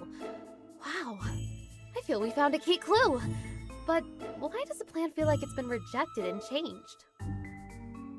This is all a bunch of malarkey. Logan would never come up with no plan. And certainly not a plan with no revisions. He just does whatever his heart tells him. Elsie, you're a genius! Huh? I am? This map gives us a clue about Logan's... well, it is just a map of town. I don't really see anything indicating where Logan might be now. This map gives us a clue about Logan's. Exactly! I can see it now. It's the wee hours of the morning. Haru, Logan's right-hand man, is scribbling madly on this map, begging Logan to see reason. No, Haru, I'm a mean bandit guy and I do whatever I want. Logan snatches Haru's plans right out of his hands, crumples them up and throws them onto the floor. We're bombing the temple and that's that. Hey, wait a sec. You just made all that stuff up. That'll prove a dadgum thing. Yes, everything I just said was pure conjecture. I suppose I could be wrong about everything. I guess they could have crumpled up that map for any number of reasons. This does give me another idea, though. Logan's attitude towards the church. I think it would be worthwhile to ask some of the pastors what their view on all this is. Well, we searched everywhere, dusted every corner, and looked in every nook and cranny. And we came up with diddly squat. It's a bunch of chicken scratch! Aw, phooey, had me going there for a second. Well, who knows? This could be exactly the break in the case we were looking for. The bombs, the medicine, Haru and Logan's past, it's all connected somehow. I just can't figure it out yet. What's your take on all this? I don't know, partner. I think I need to take a breather. I've been doing this investigating thing forever. Let's give Mion some time to ponder on these here photographs, and perhaps we might reconvene at a later date. Okay. Thanks again for believing in me. Sorry I made you guys do all this. I still think Logan's a good guy, though. I hope you're right, Elsie. I know your heart is in the right place. And hey, don't talk like it's over. Maybe there really is something more we can do. All right, gang. Check your mailboxes for updates. Let's all head home.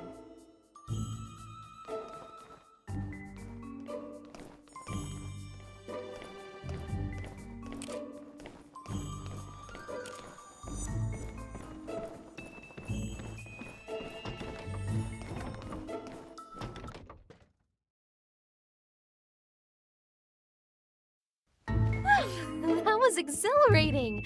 I never thought I'd...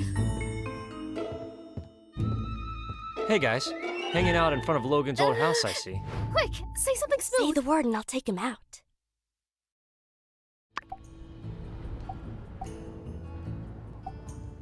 Oh yeah, you gotta do that. That's just one of the many things I admire about you guys. Always a keen eye for what needs to be done around here.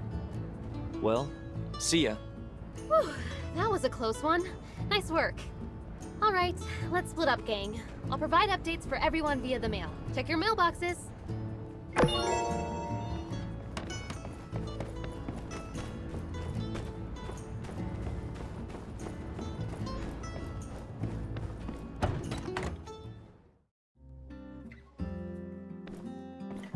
Thank you.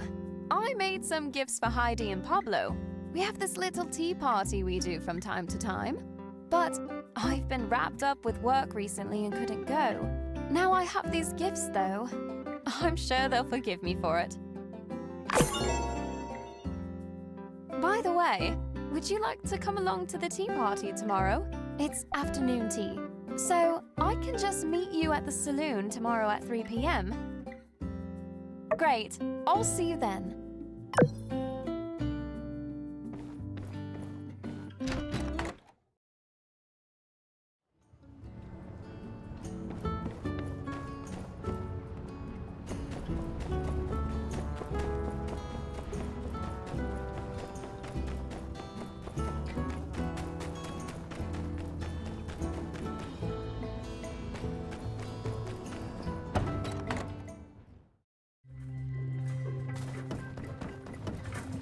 Thank goodness it's here. Let's see the result.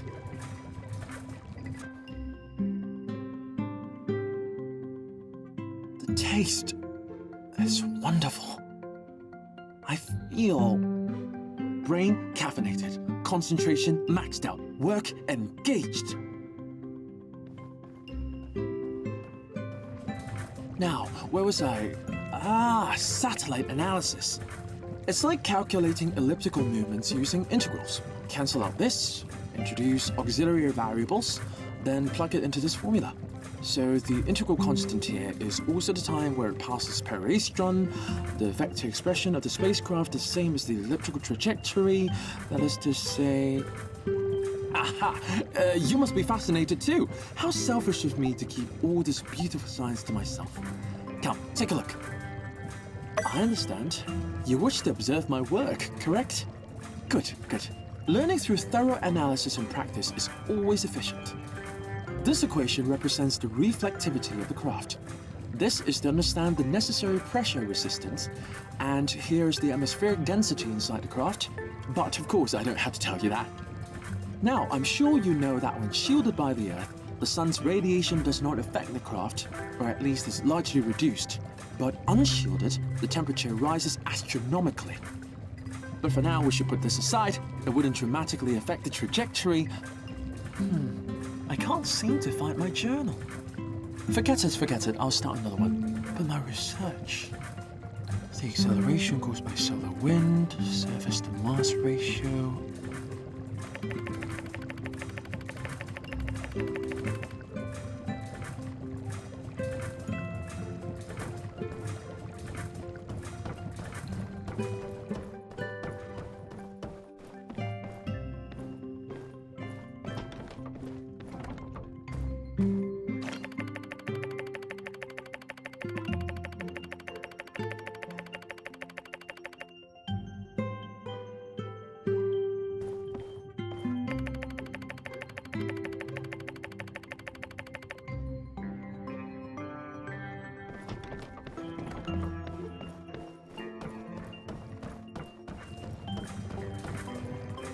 My journal!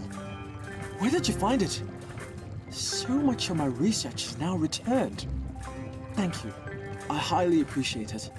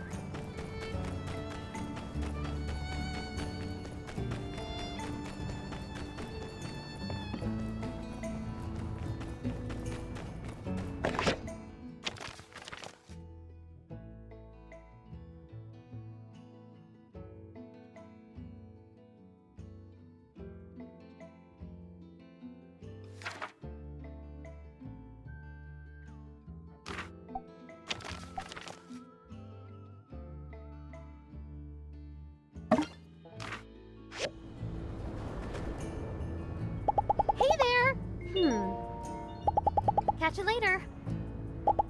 See ya.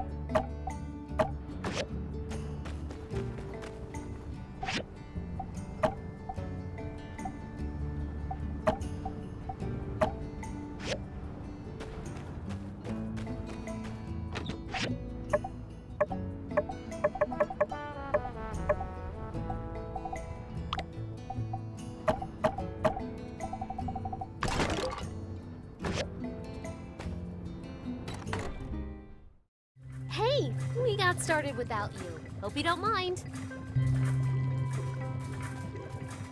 So, yeah, like I was saying, I've tried everything. Drilling, heat, dropping it off the crane lift. Yes. I don't suppose you have a steel ball on you, do you? Oh, sure, but...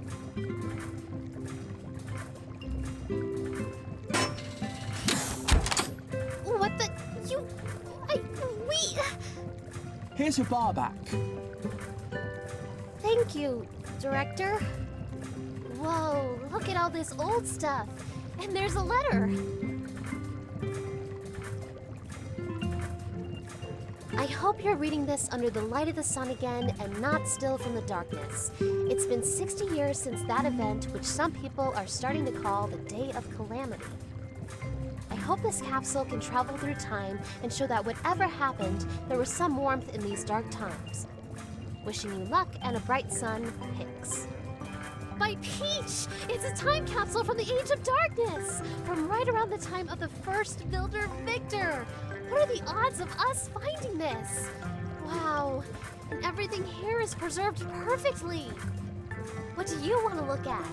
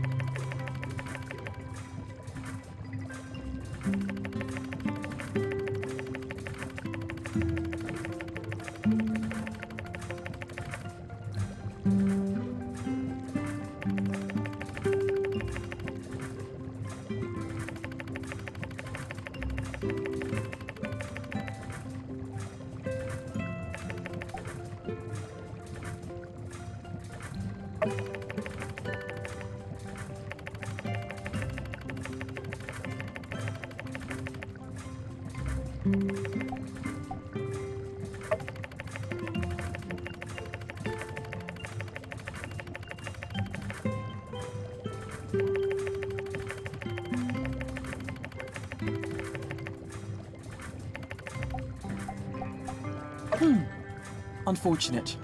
Based on the approximate age of the box, I was hoping we'd find something undiscovered. These are all objects of interest, but I'm afraid none are particularly unique. This letter has a bunch of stuff about gangs and hurting people. Director, was the Age of Darkness really that bad? Ah, I hadn't realized you had failed your history classes. How surprising. Allow me to enlighten you. Yes. In fact, this letter is rather tame in its descriptions. In the first 50 years after the Day of Calamity, the surviving population were lucky to locate even one proper meal per day, resulting in desperate panic and constant tribe-like warfare over resources. In combination with the poor nutrition, poor hygiene, and lack of sunlight, which led to various physical ailments and illnesses, the result was the lowest average life expectancy in human history. All in all, the era is quite suboptimal for research, and I, for one, am rather glad to exist currently. Gosh, that sounds so horrible! But at the same time, it really is amazing there were people back then like Hicks here who never lost hope. Can you imagine If it wasn't for heroes like Hicks and Peach, we might still be underground and worrying about where our next meal might come from. Director... Social history is not exactly an interest of mine. I suggest if you have more questions, you do your own research or someone who cares. Sure, Director. Thanks for all your help. Wow, what a find! I knew a bit about the Age of Darkness, but this is my first time getting such a hands-on experience with history. We need to try hard to carry on the legacy of these people from the past. That gives me an idea. Say, why don't we make our own time capsule? It could be our chance to contribute our knowledge and experiences to the people of the future. Director, could you draw us out a... No. Fine. I mean, it's just a box. How hard could it be to come up with a design? Why don't you let me figure out what it's made of, and I'll send you a diagram as soon as possible. I knew you'd be into it. While you're working on it, I'll gather up some historical stuff we can put in there. Maybe we can provide the people of the future with something more substantial than our old pal Hicks. Anyway, once you're done, bring the box to me. Then we'll go bury it. Oh, and let's each also bring one personal item that we want to send to the future. Make sure it's something that doesn't expire. Okay, it's a plan. Catch up with you soon.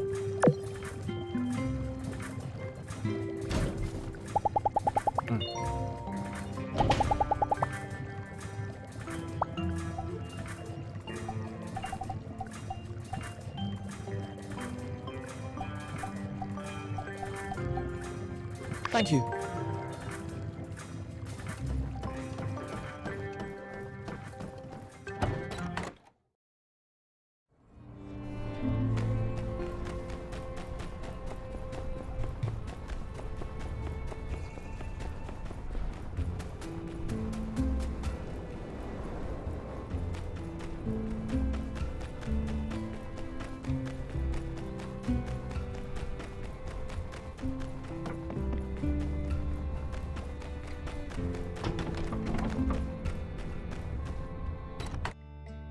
Howdy!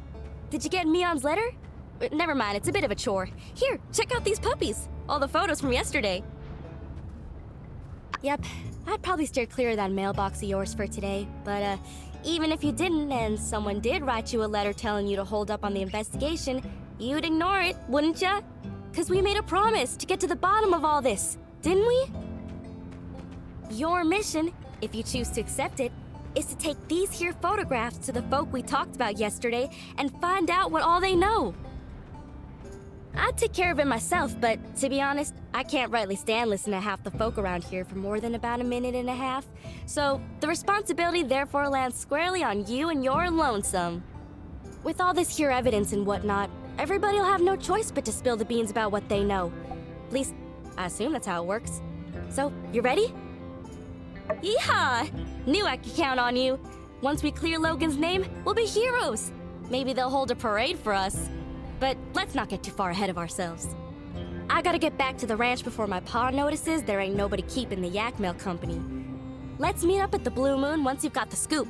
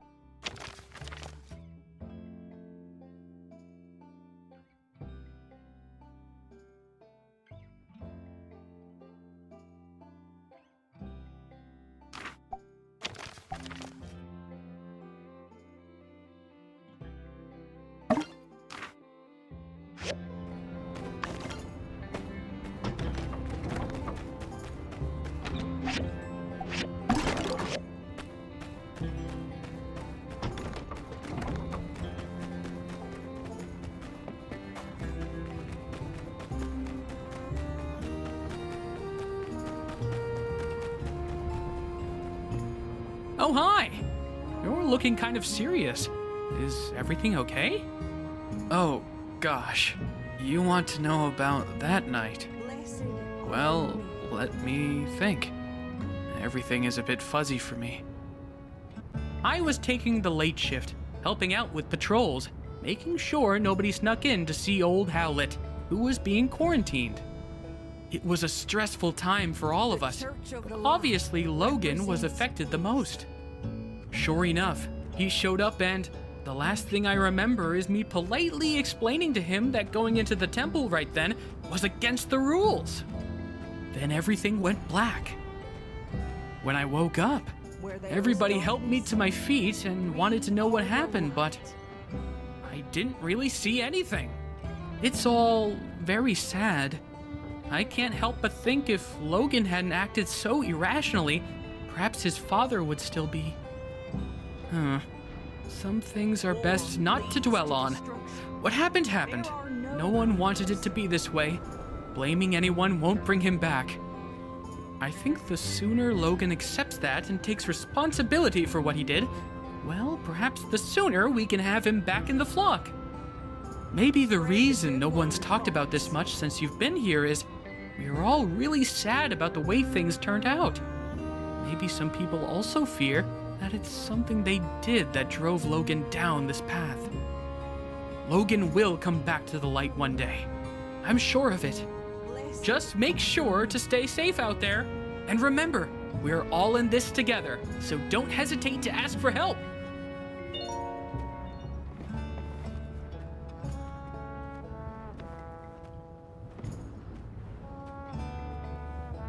Technology leads to war. See ya.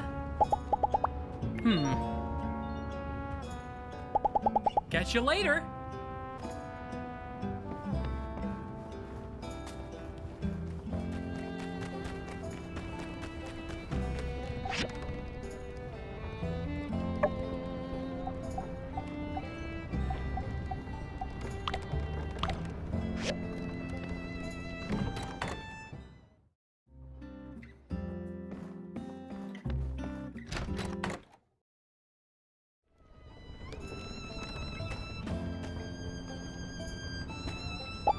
Hello.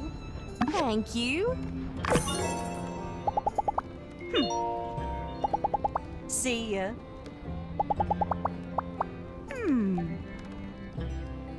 Ooh. Nice seeing ya. Take her easy.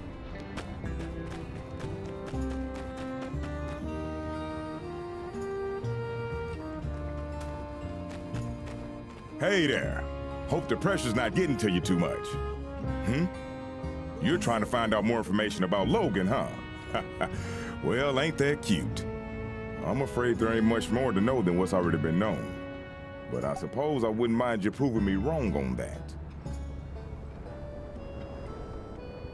What? Yeah, I made this equipment. So what? I can't hardly be held responsible for everything that moves in and out of my shop now, can I? What are you implying, huh? You got a lot of nerve. I'm afraid there ain't much more to know than what's already been known. But I suppose I wouldn't mind you proving me wrong on that. Huh? So what if I did? What was I supposed to do? His mind was made up. If he had half a mind left at all. Look, I was close with Howlett and Logan as well. What happened to that man was a gosh dang travesty. But that's just the way things are out here sometimes. All it takes is one slip up, and you're gone. I always considered myself to be like an uncle to Logan. I would have taken him in, but I guess he didn't see it that way. I worry about what Logan might do, and I worry about how the more things escalate, the less likely I'm ever gonna see that pup I used to know ever again. There ain't gonna be an amicable settlement at the end of all this. So don't over-involve yourself. Be seeing ya.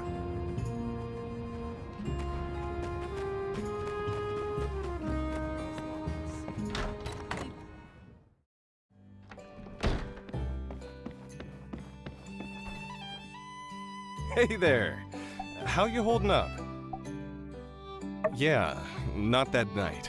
But he came into the saloon that day with Haru, and they were acting real strange, buying up a lot of supplies. It was later that I heard that they blew up the temple in an attempt to get Howlett out, and the old man died in the blast. Frankly, even if Logan did manage to get Howlett out of quarantine, it would have endangered us all with the disease. Real sad story. Other than that, though, I'm afraid I don't know much of anything. Hey there! How you holding up? Wow, where'd you dig up an old relic like that? Yep, that's me in the background. But I can't say I remember too much about this day. Oh, people were always getting married in the blue moon back then. Logan's ma. What was she like? I can barely remember her face if not for this photo. She skipped town not too long after Logan was born. Shocked everyone with that move. Hardly worth mentioning Logan's old man. Howlett took it the hardest. But you'd never have guessed it from this photo. Looks like a match made in heaven. Except for the tear down the center, I guess. When Howlett came back with the disease and was put in quarantine by the church, Logan really lost it. He started shouting for them to release his paw outside the temple door. Understandable. Howlett was all he had his whole life. Well, that's not completely true. I considered Logan a friend once. I really just hope he sees through all this madness and turns himself in. Then maybe the healing can begin. So you're trying to find out more about Logan, huh? Yeah, I don't blame you. It's all pretty weird. Never heard of a decent fella going bad so quick like that. My hope through all of this is that nobody else gets hurt. Well, good luck with whatever it is you're doing. And let me know if there's anything else I can do to help. Uh-huh. Yep. Uh-huh. Uh-huh.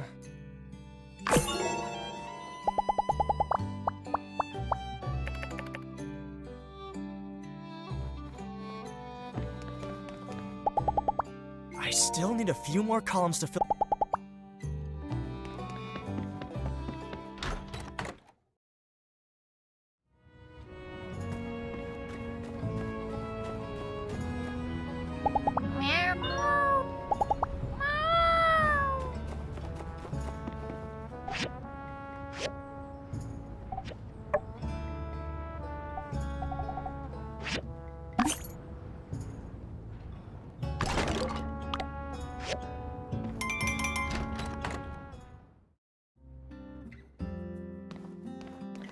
Hey, are you okay?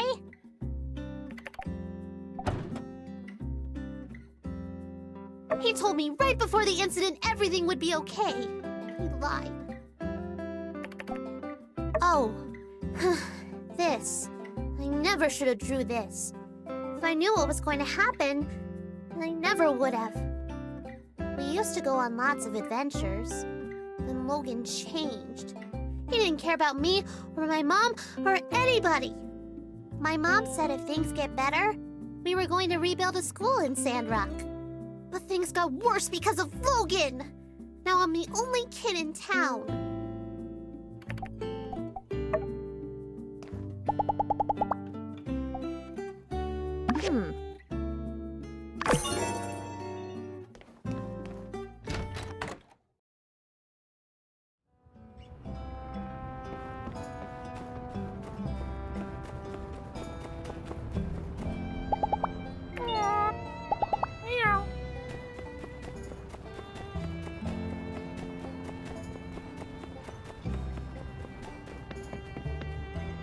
Hello there!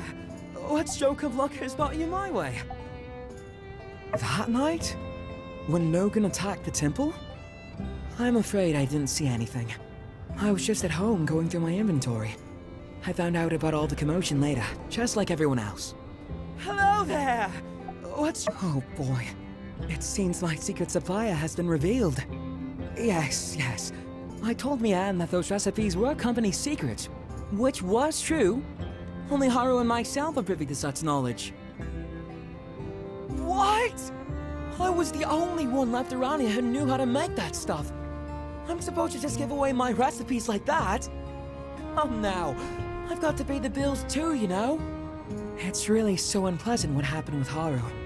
Not only because I consider him a friend of mine, but also because of that great mind of his. He was always coming up with inventions and such.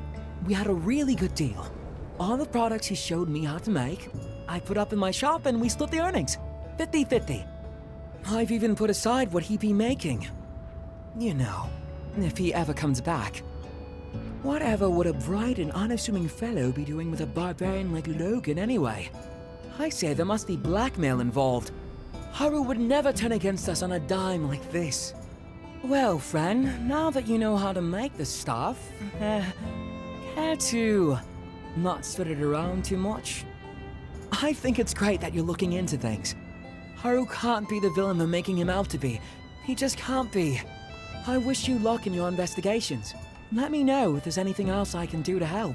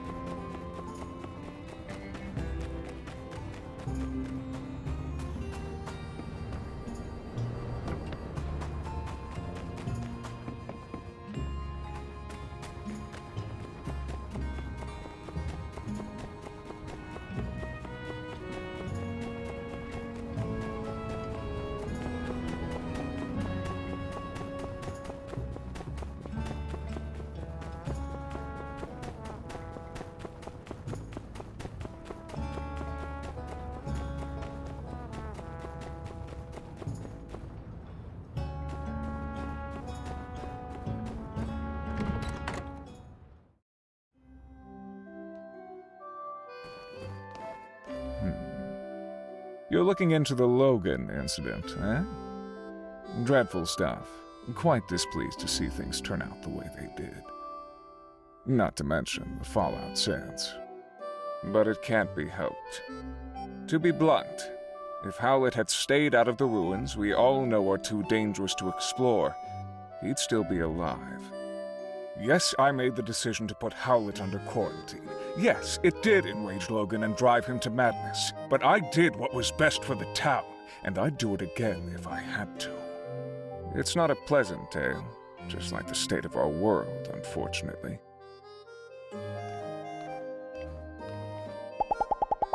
In times of wealth, goodbye.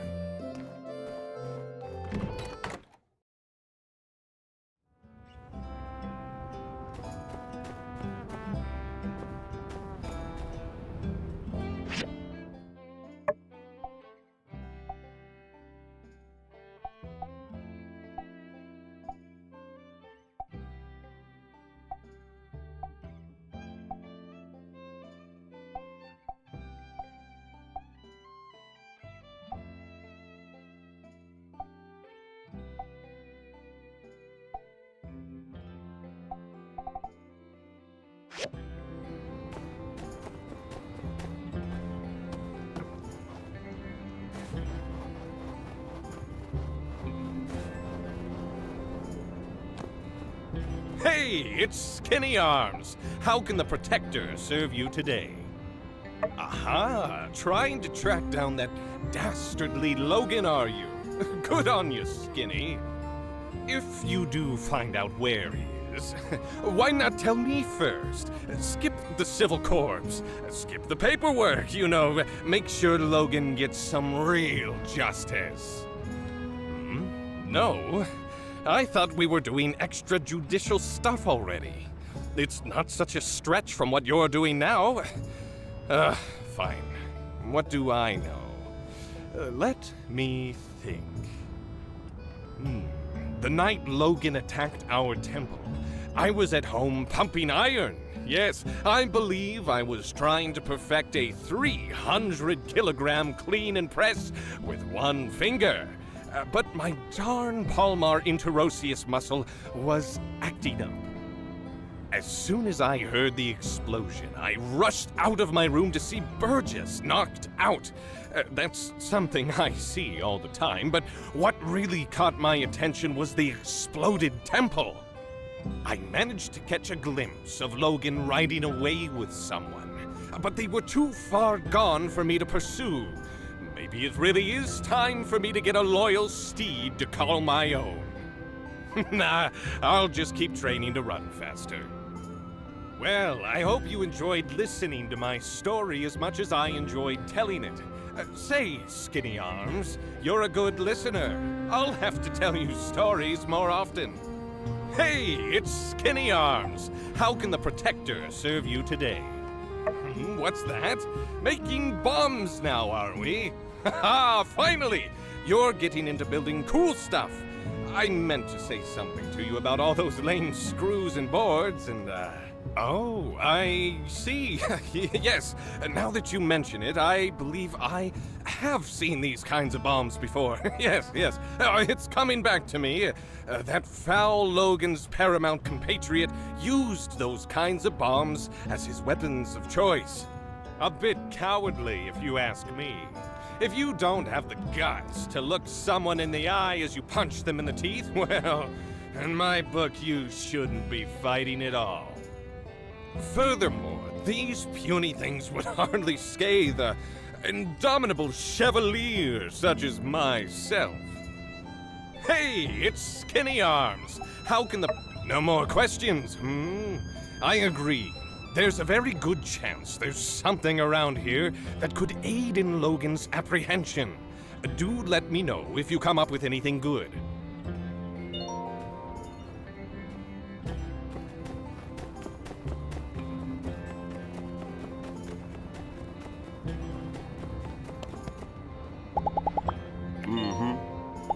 Catch you later.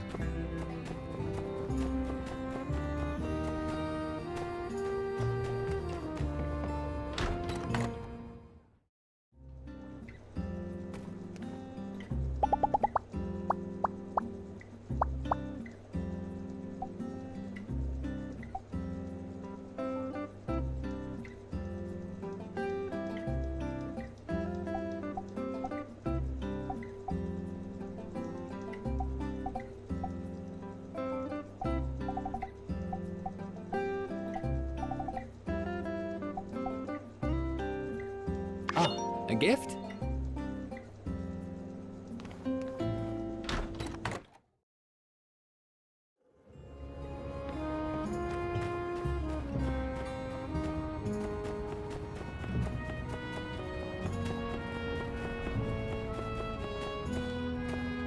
Howdy there.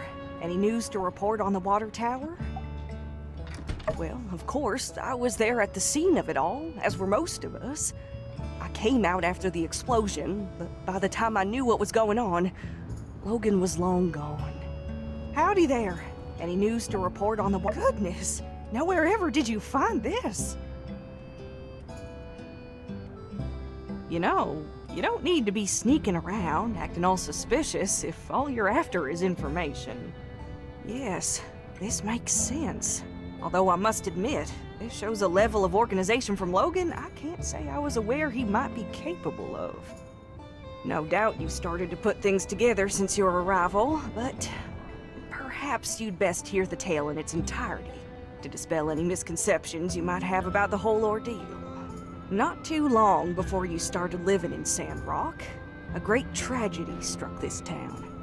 Howlett, the monster hunter, and his son Logan, with whom you are already quite familiar with, ran into some trouble.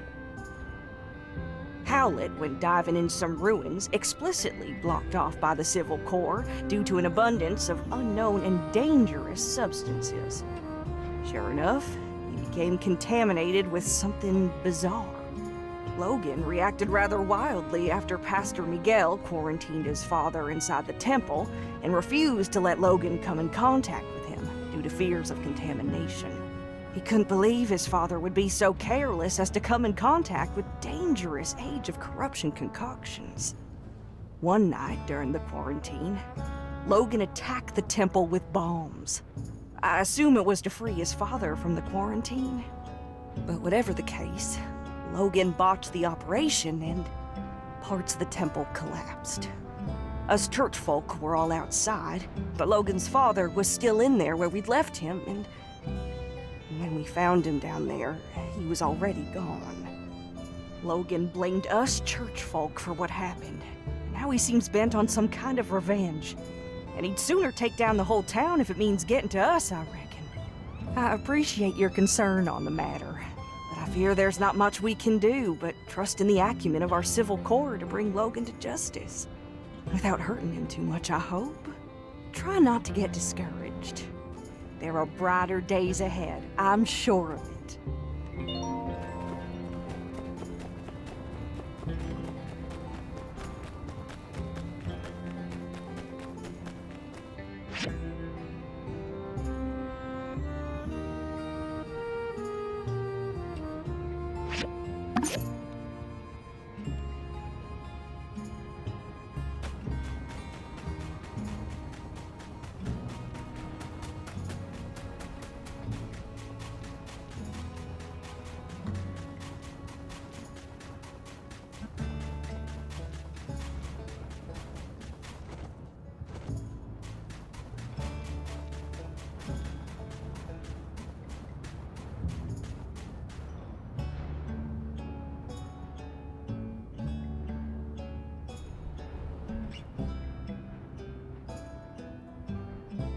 Oh, hey there. Here for the ceremony, huh? Well, this is it. I paid an arm and a leg getting advertising all the way out to Atara. And this is the turnout. Logan. Why couldn't he have blown up the water tower next week? Or better yet, not at all? Well, on the bright side, since there's no one here, there's no one to see how miserable of a failure this is. Thanks for coming out to show your support. I'm sure you've still got plenty to do after the attack. It means a lot. This ain't the end of the world, though. Maybe once the Civil Corps finally catch that no-good-Nick, I'll paint the sleds a different color and rebrand the whole thing or something. I even had this gift specially picked out for my first customer, and I guess my first customer is you now, huh? I guess technically Burgess was here first, but his beliefs wouldn't allow him to accept a relic. Here you go. Oh, speaking of Burgess, he wanted to talk to you. He feels responsible for getting the ball rolling on this thing, I guess. I mean, this is nobody's fault but Logan's, but I couldn't convince him otherwise. Catch you later. We'll get him next time.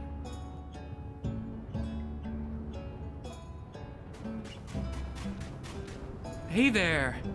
Gosh, real shame about all this.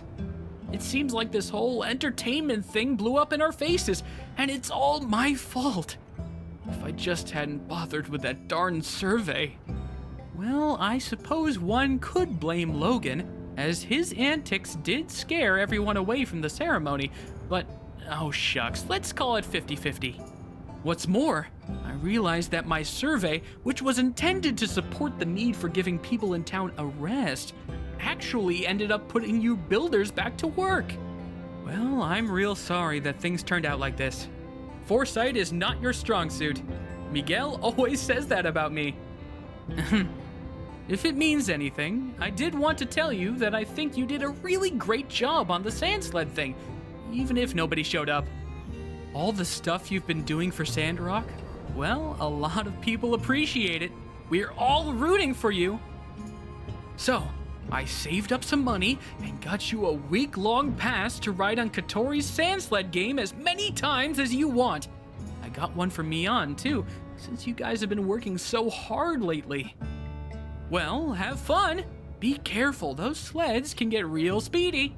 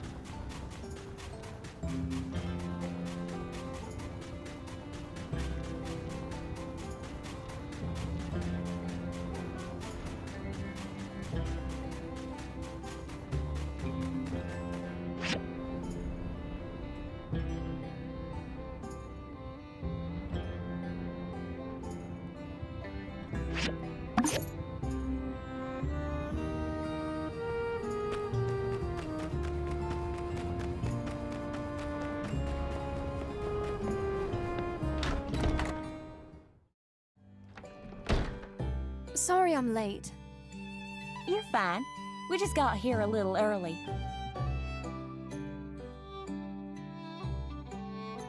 Ooh, what have we here? You brought our fine associate to the tea party, have you?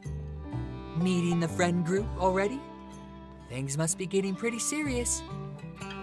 If I only had half of your wit, Pablo. As do I. Were it so, you'd still have the second sharpest tongue in Sandrock. And why the third degree, Pablo? Sounds like someone's jealous. Couldn't tell you. I've never had to be jealous. I'm sorry.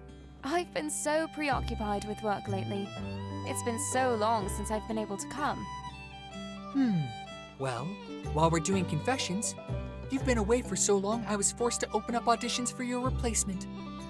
But you know, when certain entrepreneurial gentlewomen hear they have to spend a little on the premium tea and dessert, they backed out.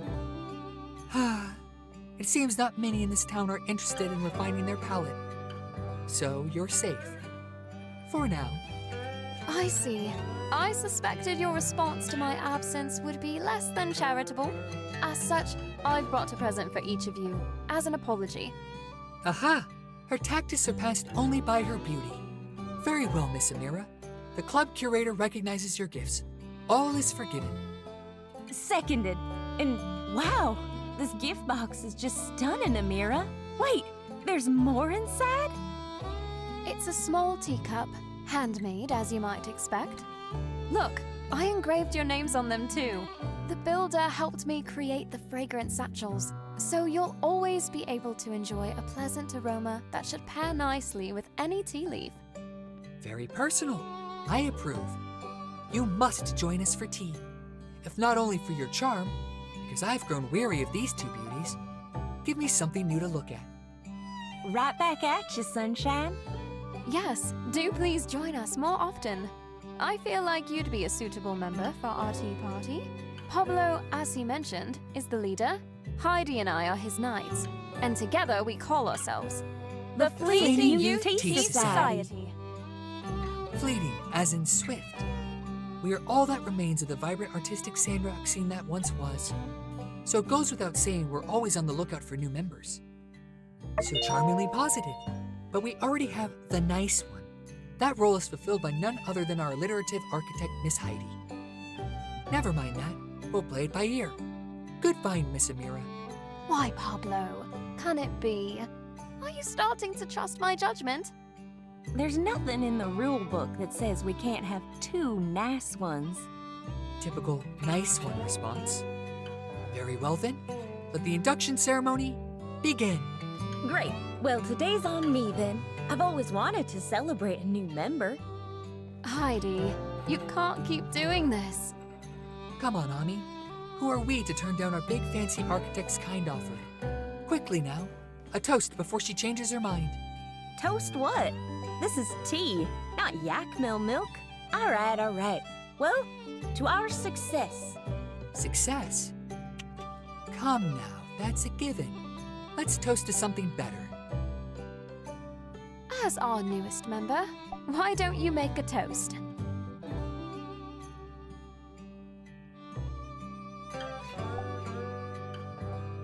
Ooh, to love. And who, dare say, is on your mind? I like this toast. 10 out of 10 toast. Would toast again. You're just going to leave it there? Surely your story isn't over. When it comes to my own tea, I prefer sipping to spilling. Oh, come on now. Just a hint. What happens in Walnut Grove stays in Walnut Grove, my darlings. What? She didn't. She did. She wouldn't. She would. Goodness. I thought she was a nun. She was. They're actually doing really well. They have their own company and everything. It's called A&G. Boring. Not juicy enough. Next, Amira. Whatever happened to that one guy who liked you? Waited outside your shop for a while? Which one? You know, the ugly one. Which one? It's lovely to have new members. Till next time. Bye, everyone. I really have to get back to work, though. That was lovely. And I think our gifts were a hit. I certainly wouldn't be opposed. In any case, I do hope you'll stop by again. Take this with you, and welcome once again to the Fleeting Youth Tea Society.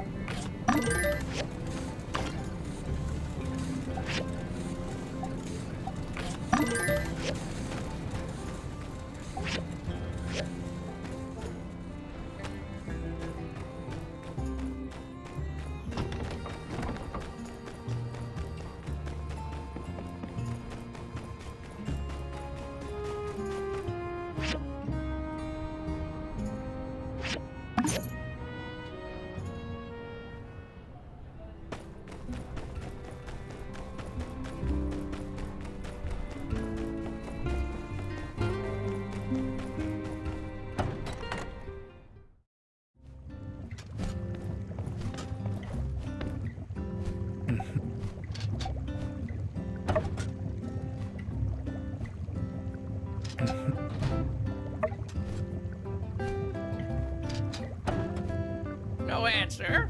No?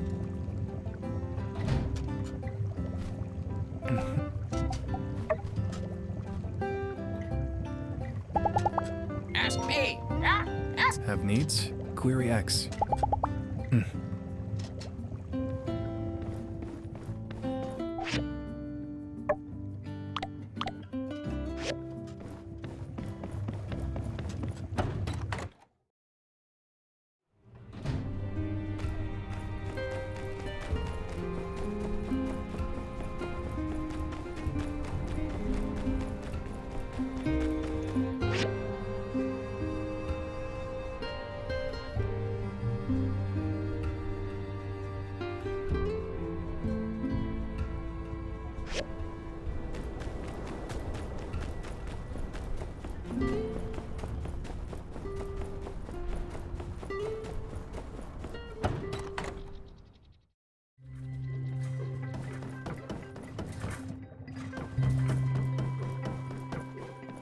Ah, you're here. You are practiced in physical activities, correct? Running, climbing, digging, builder things. I wish to improve my operational efficacy with the mobile suit. However, physical coordination has always been my weak spot. PE was an elective in the Vega 5 school system, so I opted for physics instead. Anyway, do you have any suggestions for me? How does one work out? I understand the repetitive repetition of action, but I'm at a loss regarding optimal efficiency activities. It sounds interesting. A common sport for all ages, and a non-competitive nature allows for easily controlled experiments and study. It seems dancing has a strong positive influence on physical coordination, and physical coordination is one of the preconditions for operating the mobile suit. Now that I think about it, Vivi dances regularly. Does that mean Vivi can pilot the mobile suit? Please don't misunderstand me. I'm just trying to understand the causal relationship between dancing and piloting. Perhaps you can show me how to dance. If you can prove its efficacy, I would much appreciate it. I trust your director delivered. I believe you will find this water tower once constructed.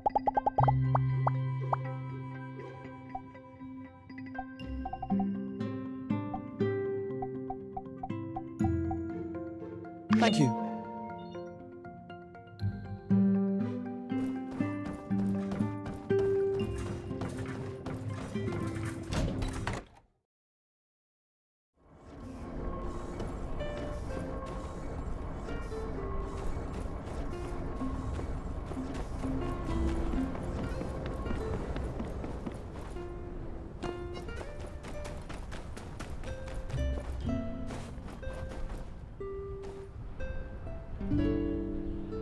I would recommend we begin with the observational stage. If you're able to adequately demonstrate, then we may begin lessons.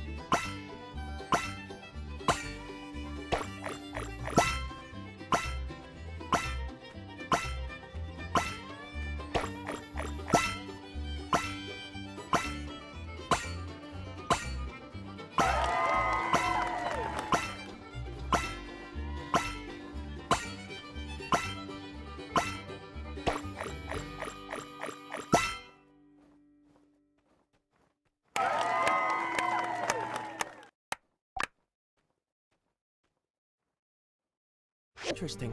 You are probably classified as a good dancer. Preliminary analysis is complete. I believe I'm ready to try. But this is not an ideal location for dancing. Shy? No. I just wouldn't want our research to be disrupted.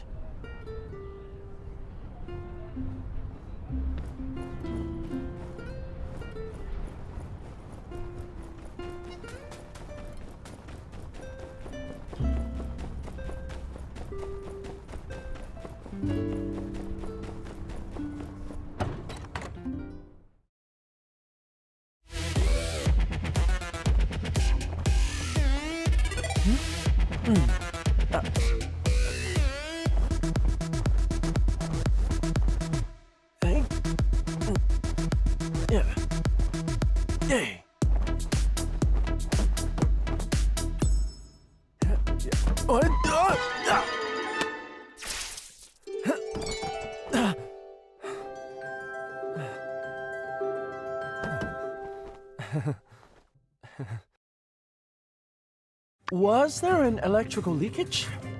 Don't you feel it? Or maybe it's exercise fatigue? My neck, chest, calves all feel pretty sore. why don't we just call it a day? Thanks for teaching me how to dance. This is truly an unexpected workout method.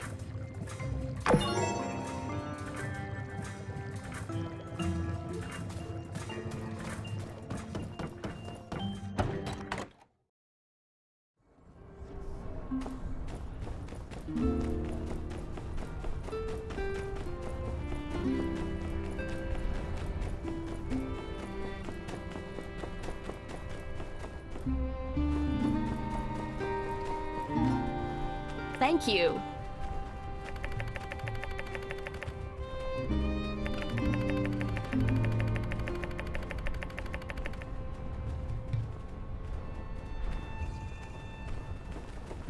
Howdy!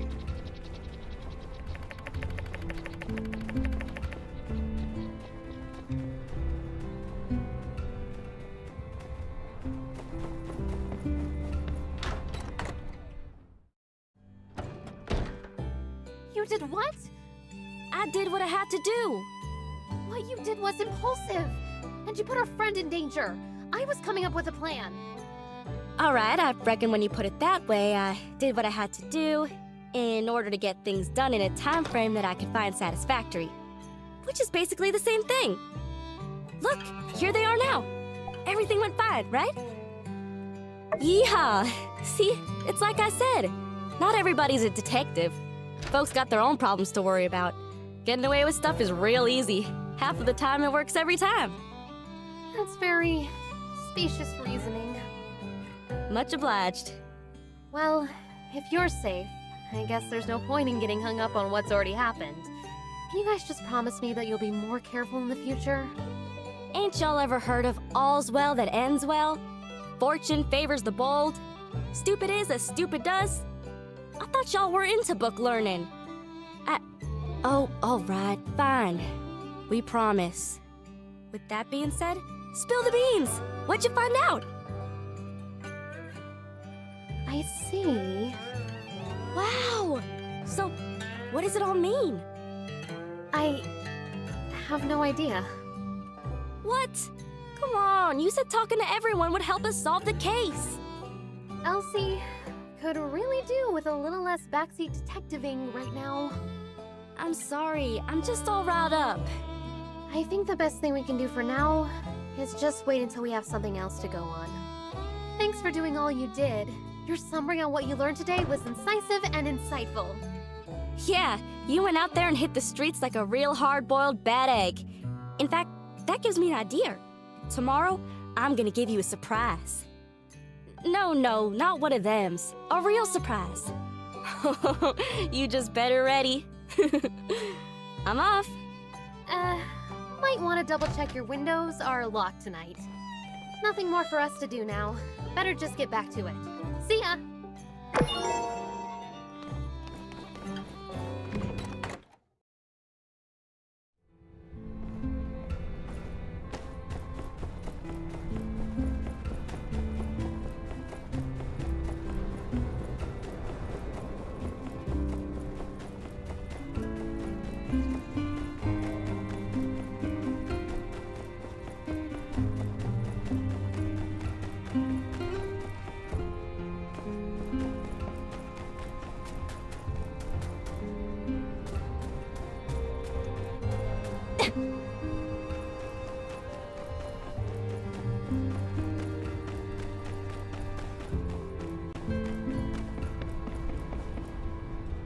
Hi.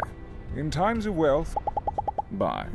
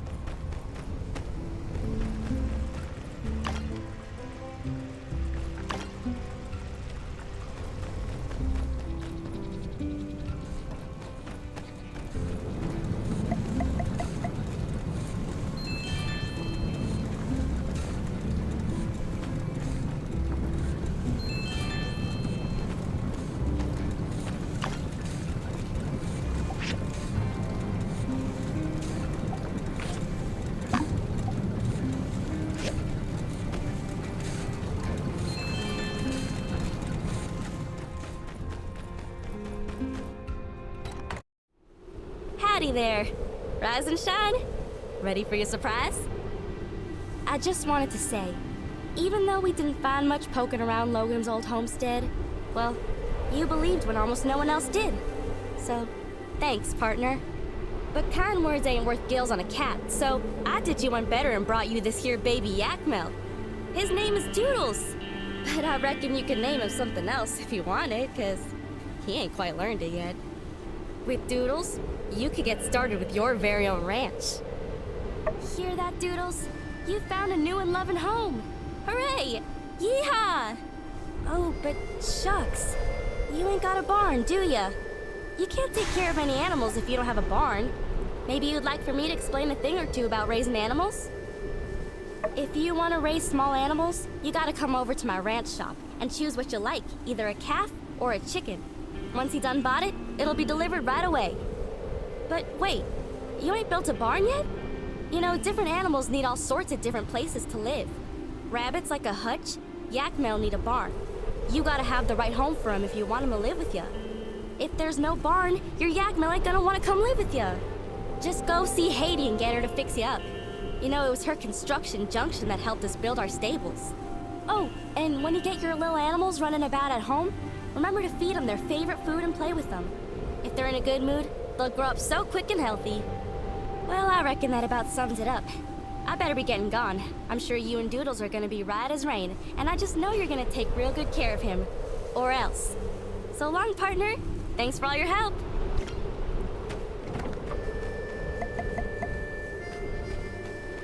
Ah, there you are. Give me your hand. It's just a test. Do not be afraid. It moved. Yes, I felt it. This feeling deep inside me every time we touch. Perhaps I should explain. When we danced the other day, I felt something deep inside me. A type of shock? Sudden and strong. Hence, I built this thermoelectronotron. It can measure a body's electronic impulse fluctuations. I've been checking for any irregularities over the last few days. My love of science has not increased lately, and I have not had any complications before. I would expect that I would have increased impulses in a research center were that the case. I need to do more tests. I will report back with conclusive results tomorrow. You wish to come with me? Perhaps that would be helpful. It would provide sufficient natural conditions for study. First, we go to the clinic. We need to check for bodily abnormalities. Healthy. Impossible. But the electrical charges... Have you checked the thermoelectronotron? This happened when I was with... a friend. Ooh, lovebirds. No, a human friend, actually. Ill? I'm getting arrhythmia.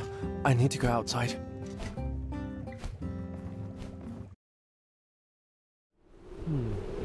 Seems we're finished at the clinic. I have another hypothesis. No, it's statistically unlikely. I believe there to be a 0.2% probability of getting a cause, an outlier. I'm a researcher. I deal with truth, not wishes. I shouldn't jump to conclusions like this. I'll do some further analysis and get back to you tomorrow. I trust your director delivered my diagrams as promised. I believe you will find this water tower, once constructed, to be quite unexplodable. Goodbye.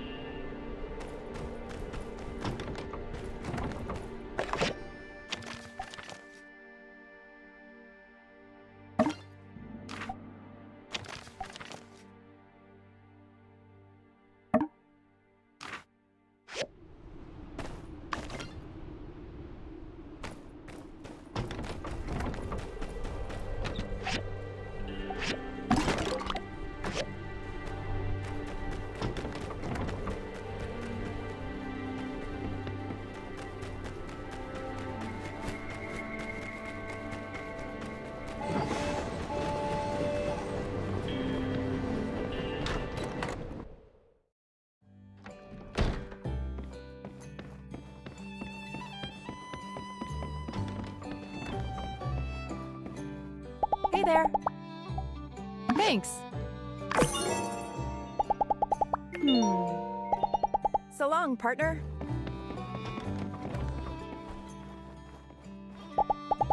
You know, in the...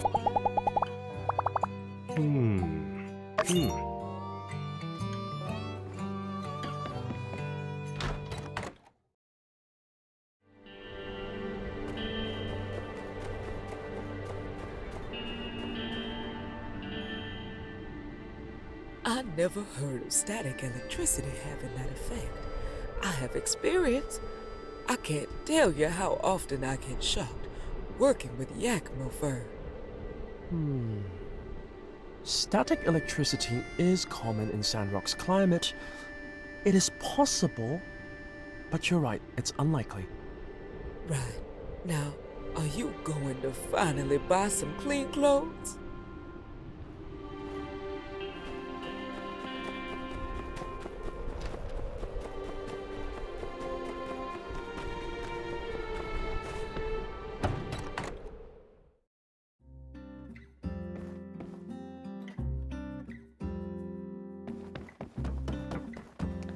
Hey, doing all right? So, how did our sand wall perform? Did it keep your house spick and span, sand-free, speckless even?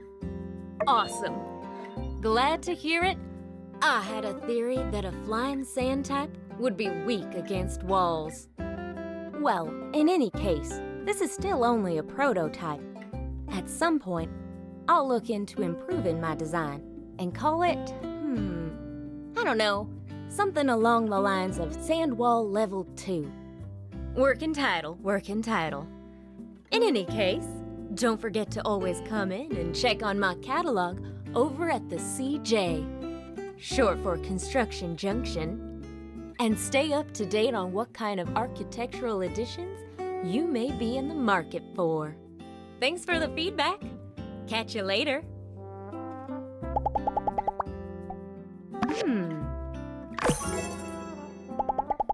Wow, check outside. So long, partner.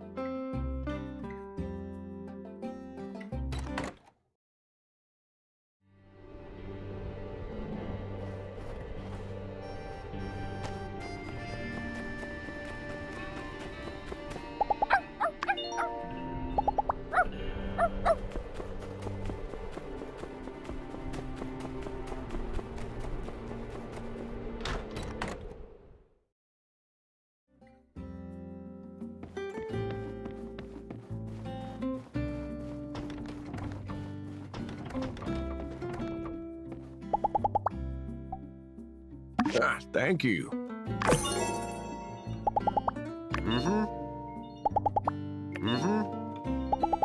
So long, partner.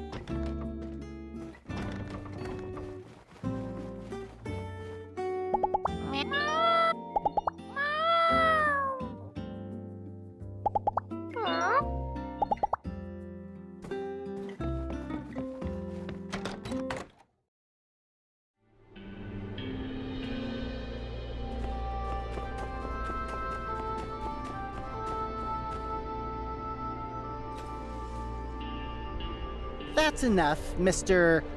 RVO, was it? Remind me, whose shop is this again? Sorry, am I overstepping here? I just feel there really must be a way for the two of you to work together. Mr. Mysterious, perhaps you just hadn't noticed this particular part yet. It's got a lot of potential. Surely this one is mysterious enough to add to your stock. Please, call me the Mysterious Man. Mr. Mysterious was my father's moniker.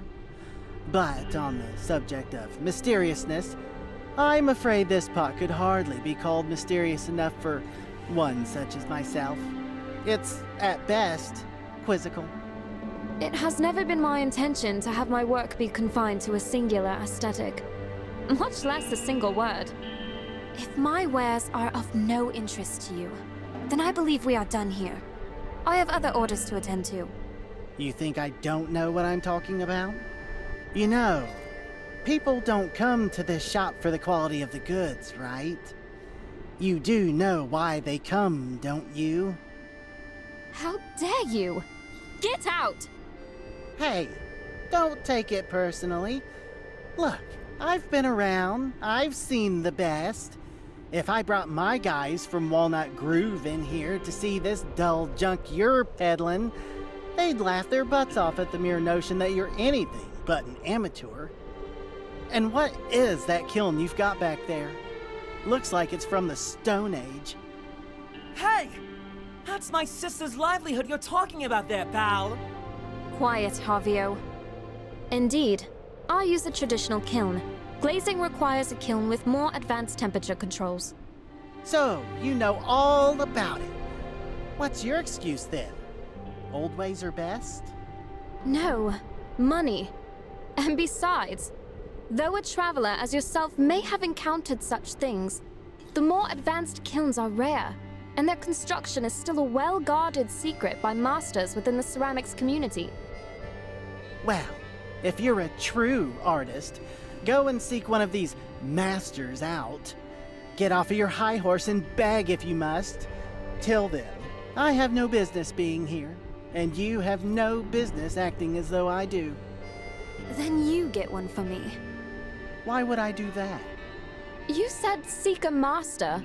You're the so-called master of trade, who claims he can get any rare item from any rare place.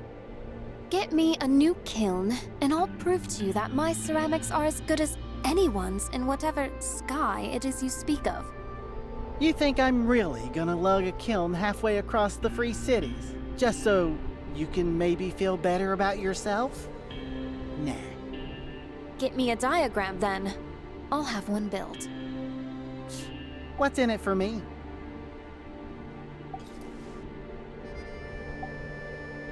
You. Ah! You scared me! Why? Were you just standing back there quietly? Waiting for a dramatic moment to enter the conversation? Sheesh! We were just thinking about you. I'm going to need your help. Hey, I didn't agree to do anything yet. Hold your horses. Yes, it would be good to gain a high-quality pottery connection in Sandrock. But if I'm gonna spend my time on something that isn't a sure thing, it ain't gonna be for free. It is as you say, Miss Amira. I am a master of trade. There is no item too rare for me to find. But such a service comes at a cost. 5,000 golds. What? You're really not afraid of taking advantage, are you? You think so? Nah, really. I'm taking it easy on you guys. You know what? I actually happen to think grey, non-glazed parts are pretty neat all of a sudden. Perhaps we ought to forget about all of this price gauging and... No, Arvio. His price. It is fair. I shouldn't have gotten my hopes up. Uh-huh. Well, offers on the table. If you decide you want my help, I'll be staying at the Blue Moon for about 3 days. Come find me if you get the money. Or don't. Makes no difference to me. Hammy! Amira, what should we do? Be quiet. Can't hear myself think. All our savings add up to around 3,000 golds. Maybe we could sell a few things, but... Are you really thinking of bankrupting us for our new kiln? Is it really going to be worth it? How do we know that mysterious man, if that even is his real name, isn't just blowing smoke up both our backsides? What? You have that much money to spend on kilns? How long have you been hiding your wealth? Can builders make that much money? I can't accept that. If you want to help, perhaps it would be alright for you to lend us what we lack. 2,000 golds. 5,000. It's just too much. Wow. So you really want to do this, huh, Am? Yes. Trust me, Arvio. One of these temperature-controlling kilns will open doors for my shop, and probably be a lot of fun, too. Thank you. You will be repaid in full, very soon. Now, come, brother. Let us depart to the Blue Moon. Fetch the savings, if you would. Ah, yes, the savings. Easy come, easy go.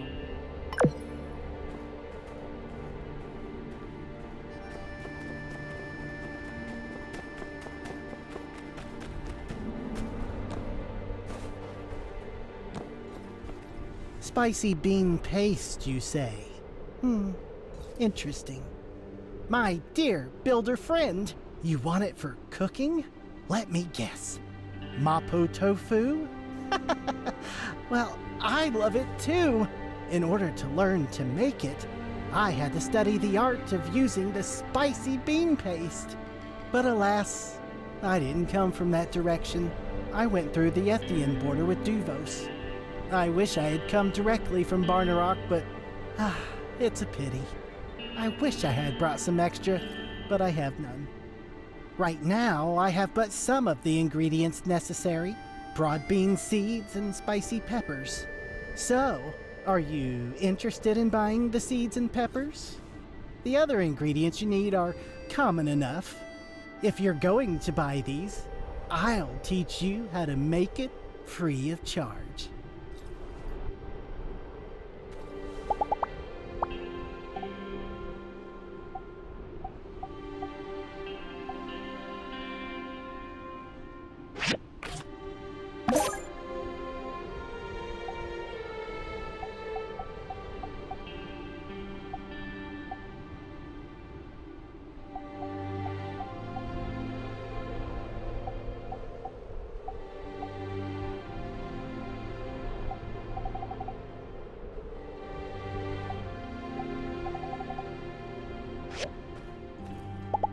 Can't say I care for this weather.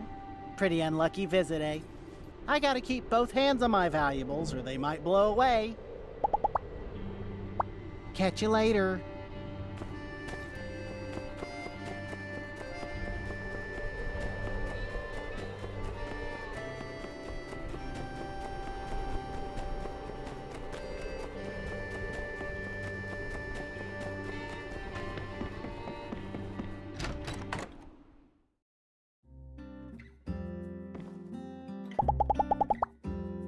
Howdy!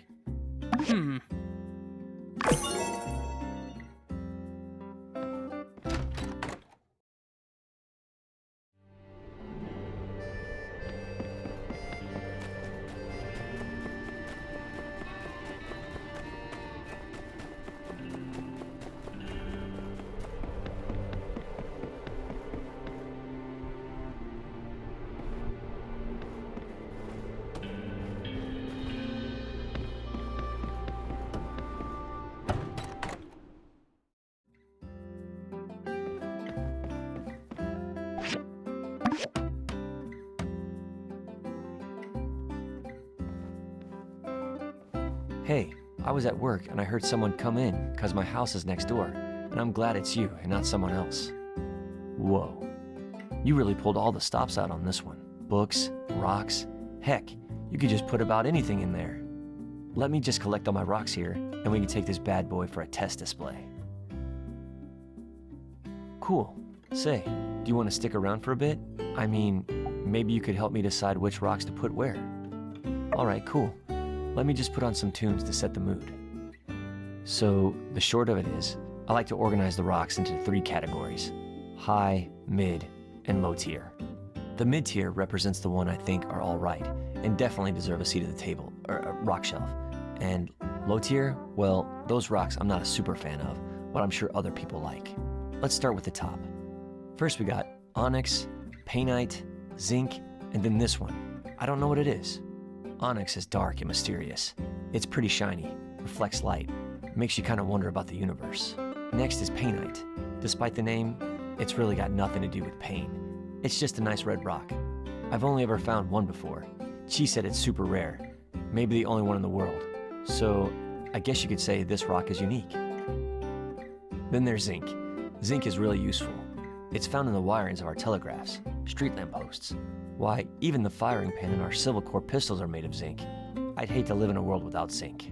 Last but not least is this one. I had some stuff to say about the other ones, but not this one. Oh well. Ready to choose your favorite? And hey, in case you didn't think the stakes were high enough, despite it already being in high tier, why don't we also choose the rock that makes us think of each other? I'll go first. I choose painite, because it's the best rock, and you're the best rock. There can only be one best rock by definition, and I already said it was you. Okay, now you go. Ah, interesting choice. The other one. I guess this one's like, no one ever saw it making it to high tier. It's the rock that subverts your expectations and then flips them upside down again. The underdog rock. I love a good underdog tale. An undertale, if you will. So that's what you think of me? The underdog? I'm honored. Nice. They look good up here. High and mighty. Wondering what the peasant rocks are up to. Sorry, that was out of line. All rocks are great. Next is mid-tier. We have sulfur, selenite, and coal. Sulfur is toxic. I just like the way it looks. It's slightly toxic to touch, but definitely don't lick this one. It would make you pretty sick. Well, Captain licked it once and got sick. Guess it hasn't been tested on humans yet. I just wouldn't. next to selenite. Some people call it selenite rose. Couldn't really recommend licking it either. I mean, maybe once or twice is fine. It's pretty much just salt. It'll dissolve if you lick it too much. Then you've got nothing, except maybe a tummy ache. Ah, now you've gone and done it. Okay.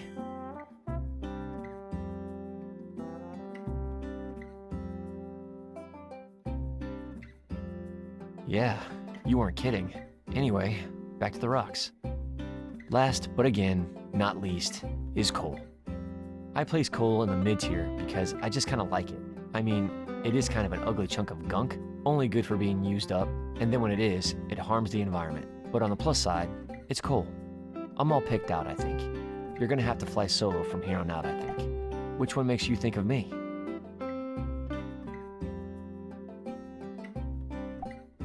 Ah, yes, salt. Nature's candy. I'm honored that you would even think to associate me with one of the world's most diligent and memorable condiments. Maybe one day I can work my way up to ketchup, the deputy of condiments. All right, whew. Finally, we're about ready to wrap things up with low tier. Last and least. Need a minute, or are you ready? Thanks. It's nice that you're listening. It's one of the things I like best about you.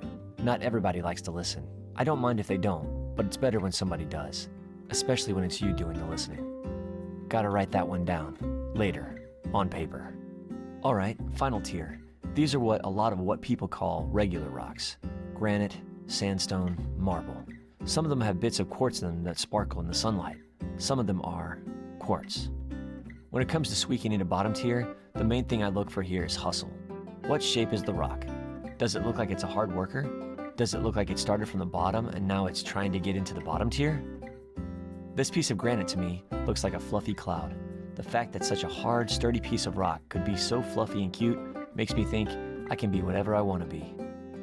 This sandstone, the fact that it's called a sandstone and not a sandrock, despite its location, I can't help but admire its rebellious spirit. This quartz, there are many others like it, but this one's mine. It's the most common crystal in the world.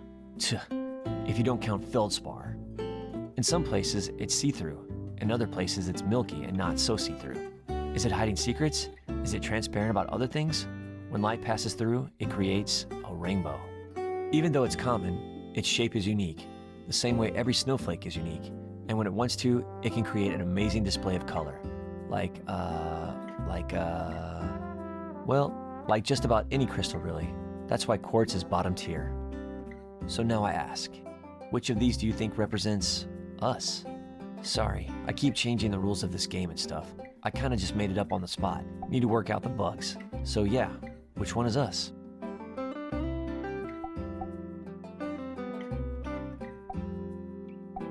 Yeah, in a weird way, I think it is.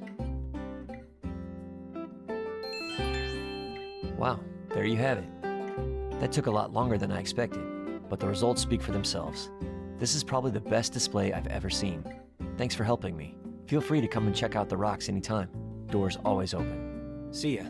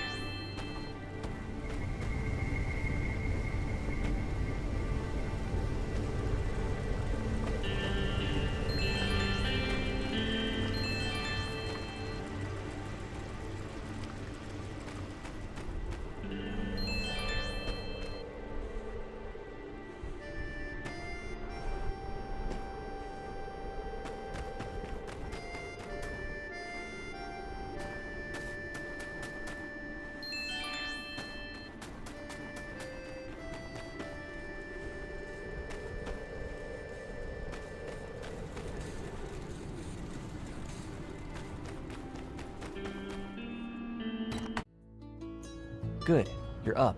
I'm also up. I like daytime because that's when the sun is out. It makes it much easier to see everything.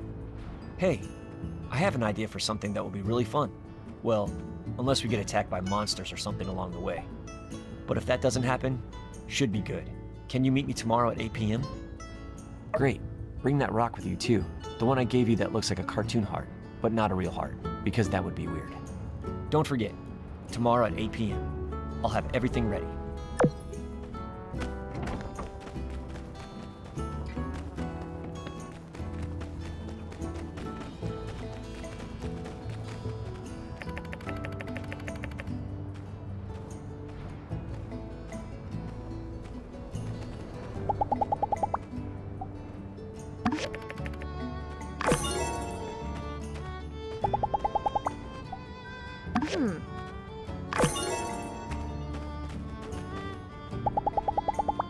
Uh-huh. Yep. Uh-huh. Uh-huh.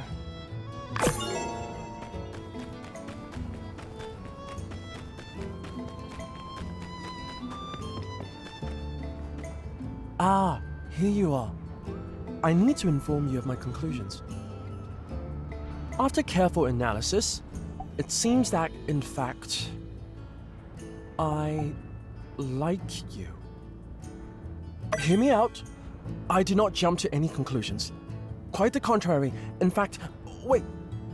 Did you say that you feel the same? That's fantastic. Seems that my calculations are correct after all. Let me tell you how I was able to prove that statement. I made 4 hypotheses after I got shocked. First hypothesis was electrical leakage at the research center. This was proven to be false through my detector. What I did first was to turn my thermoelectronitron to 100 volts and test all possible nodes at the center. Then I changed it to 1000 volts and tried again. Anyways, the result was that there was no leakage at the research center. The second hypothesis was that the shock was caused by a condition in my heart. However, I should have been getting stronger lately due to my training for the mobile suit. My heart rate did not deviate from my regular 120 beats per minute, average for someone with a caffeine consumption as high as mine. Besides, the doctor's diagnosis also said that I was healthy. Thus, the second hypothesis was false. The third hypothesis was that the shock came from static electricity due to physical contact. My investigation of static shock at Vivi's showed me that the shock I experienced was completely different, which means the truth should be my fourth hypothesis. That is, it's a reaction caused by my proximity with the one I like. Another piece of information I received was the statement from you that you like me too. Yes, of course.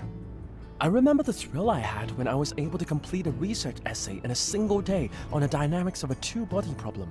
But that amount of excitement is only a fraction of how I feel right now.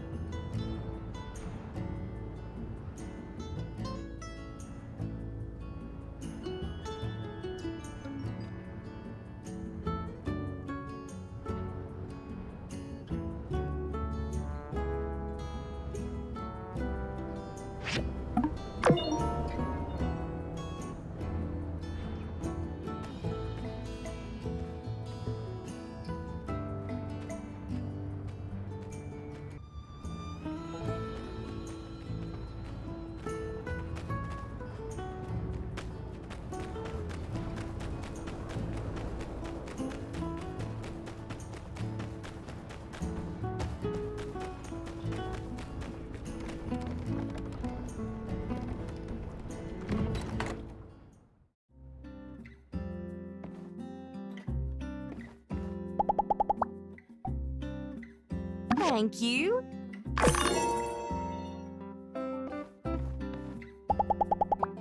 Last night I had a dream about riding on a yak mount.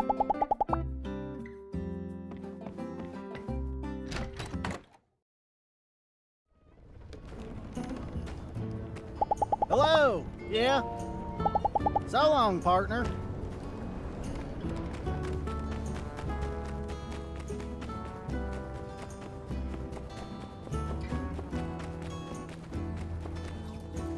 Howdy.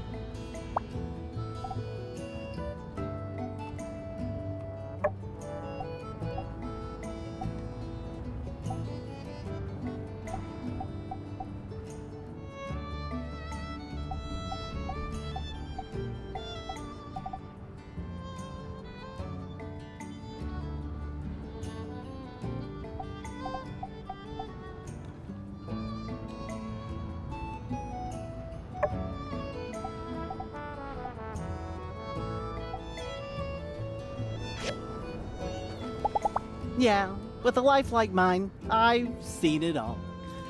Gives one a lot of ideas, it does. But I'm not much of a DIY guy. If I were, well, who knows what the world would be like. I might be the second Musa. See ya.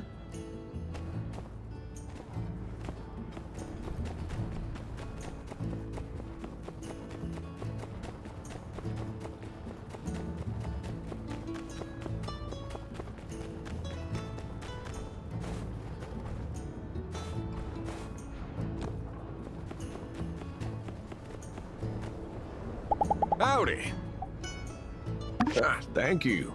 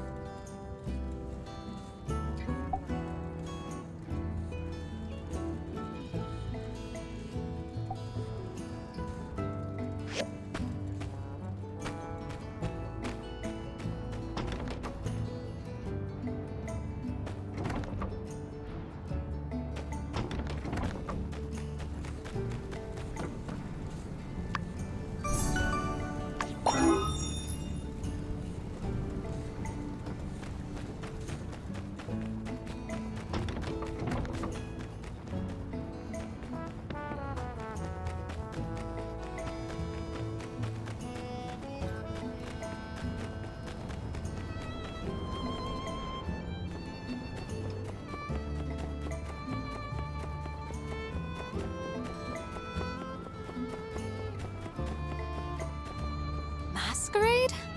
Yes. I'm quite curious to what the result will be as well. Arvio certainly has been busy. Yes. He's always like this when he's doing something for someone he cares about. You should go.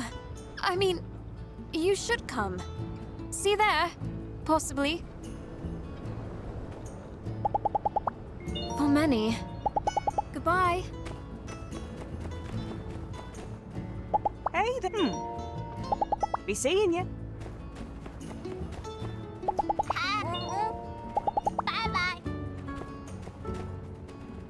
Howdy. Be seeing ya.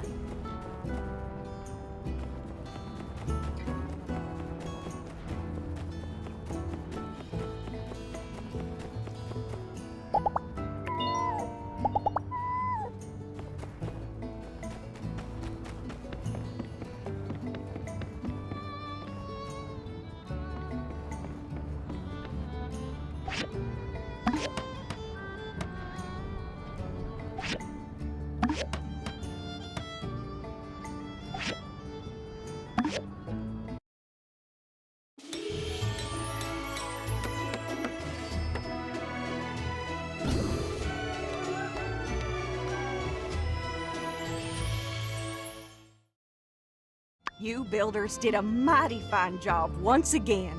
Just in time, too. I believe our next shipment of water is scheduled to arrive tomorrow. Our town owes you two our gratitude. Commissioner, you really ought to handsomely reward these builders for their efforts. Right. I'll add that to the tab as well.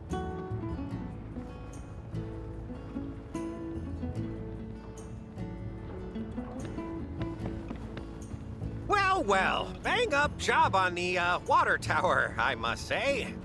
You know, it's funny. When you and Mian got here, I bet old Mason the two of you wouldn't last a week. Luckily, he's so far off by now, I doubt I'll ever have to make good on that bet. Now, where was I? Ah, that's right. You did such a good job of following orders that I've decided on behalf of the Commerce Guild that you deserved a bonus for all your hard work. Here's the amount promised by the city and 50 goals on top. Haha, that's right. All for you. Don't spend it all in one place. Bye-bye now.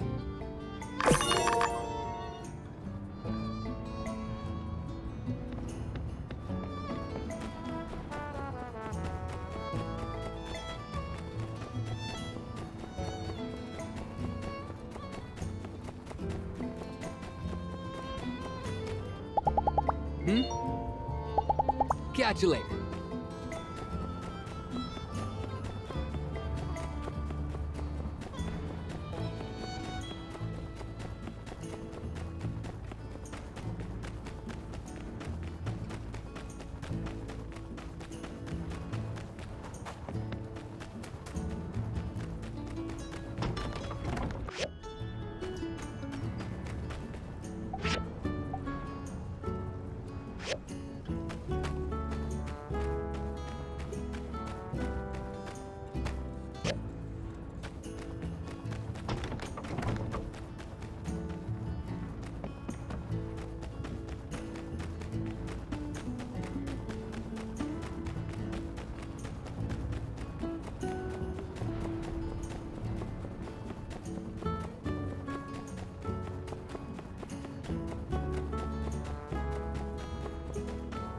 Howdy.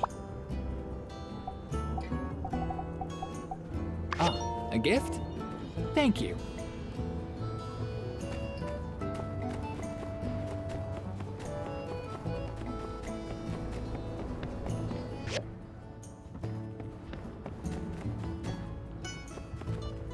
Hello! Uh-huh. See ya.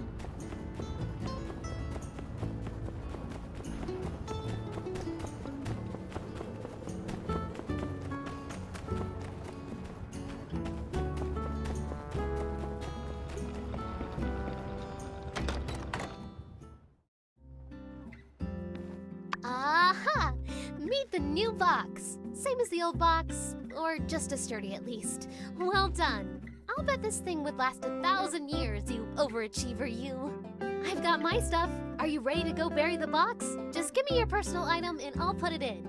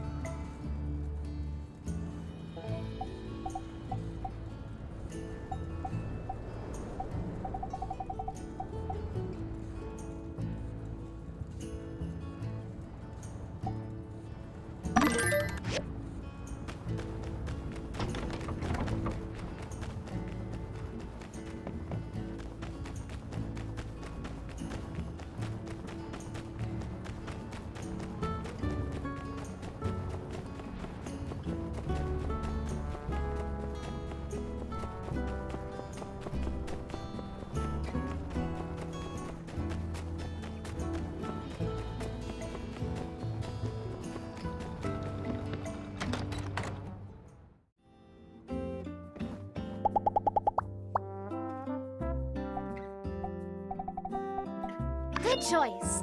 Maybe people in the future will write about this stuff in their history books. You ready to go? Let me know and we'll head out.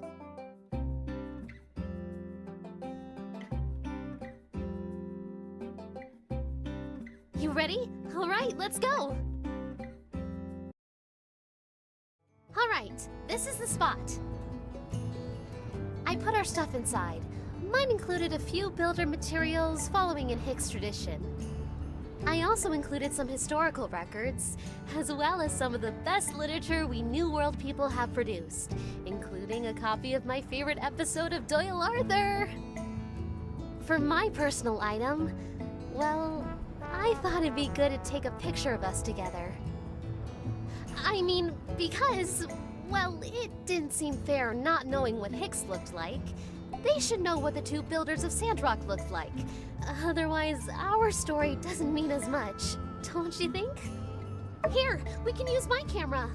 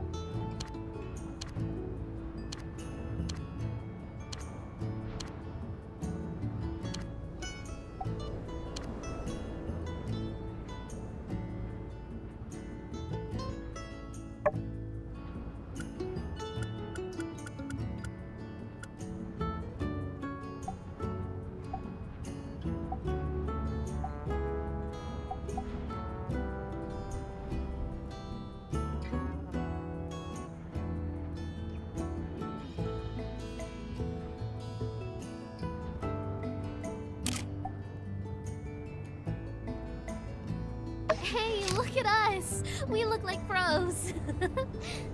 Oh, I guess we should write a letter too, huh? That was the most interesting part of Hicks's box. What should we write about? What's more moving than a good romance story? In the last one I read, the couple couldn't be together in the end. It was so sad, I almost cried. Let's wish for the people of the future to have learned from our mistakes. Spread the love. Okay, everything's ready. Let's give our time capsule a proper send-off.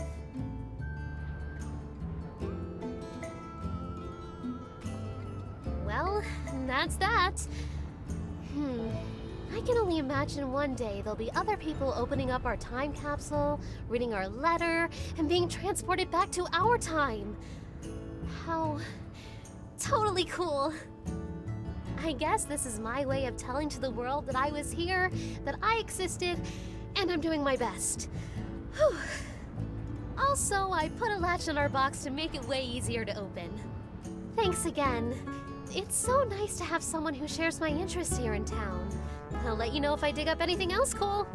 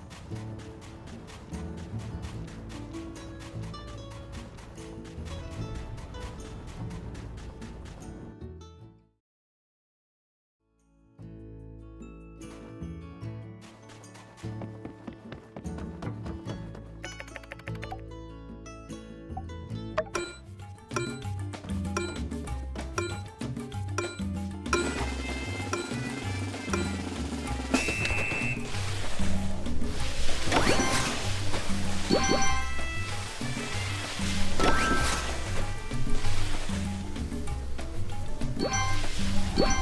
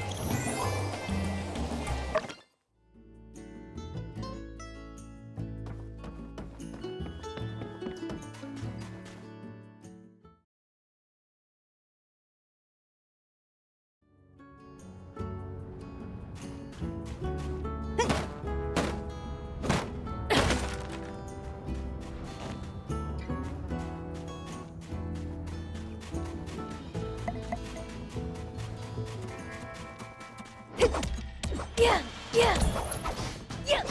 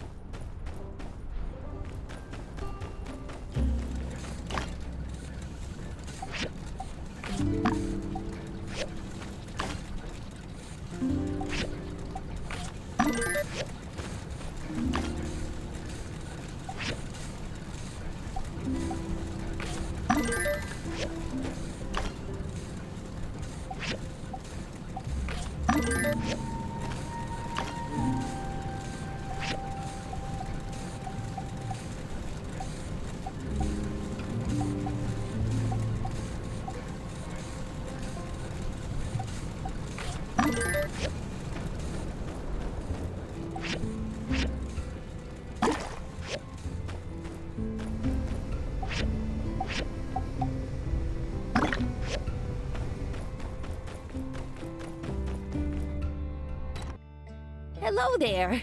I've heard all about you. So glad to finally meet you face to face. I'm Trudy, the mayor of Sandrock. I'm sorry. I've been off on official mayoral business. Someone needs to try to control the growth of the Eufaula Desert to preserve our town, and that someone may as well be me.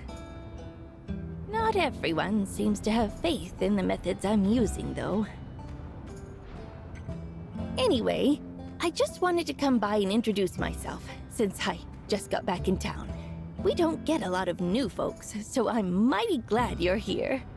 I'd also like to extend an invitation to the next fireside on Sunday. We've got a lot to talk about. No doubt you've heard about what Logan's done. You seem to be adjusting quite well to Sandrock, and we're happy to have you. See you around. Oh, commissions? I hadn't checked on any of that yet. I'll have Matilda in the church fill me in right away and get back to you. Actually, there is one small thing I guess I could use help with, although I'm sure you're very busy. You don't need to trouble yourself too much with this, but I do need a new desk at City Hall. It seems Matilda took a liking to my old one and made off with it. I'm sure she'd give it back if I asked, but perhaps it would just be easier if we both had nice desks, don't you think? So if you do get time, it would be quite nice of you to help me with this minor thing. Thank you.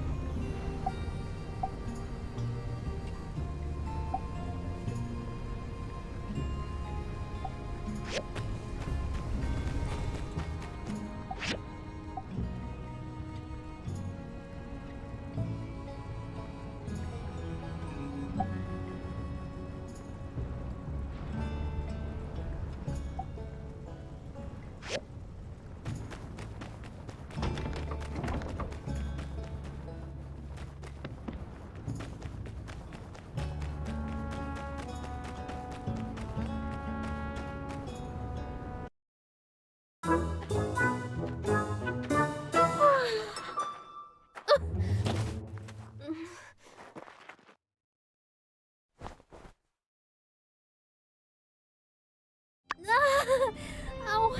My back, my waist, my tibia. My whole body aches. Might be time to cut back on the late night commissions. I passed out on the side of the road last night and now... Oh, no. I bet everyone saw me sleeping on the job. This is so embarrassing. Thanks for catching me. If not for you, I might have broken a bone or something. Maybe I should go to the doctor. Don't worry, This lake still works. Kinda. I can make it. To the clinic. Wait, no. No time for health concerns. I've got this commission here from Haiti that needs to be done ASAP. Well, off I go then. See you. Really? You'd do that for me? Wow. Well, okay. It's just a normal bookcase. When you're finished, just take it over to Haiti for me. Now I have no excuse not to go see Dr. Ow! I bit my tongue. Okay. See ya.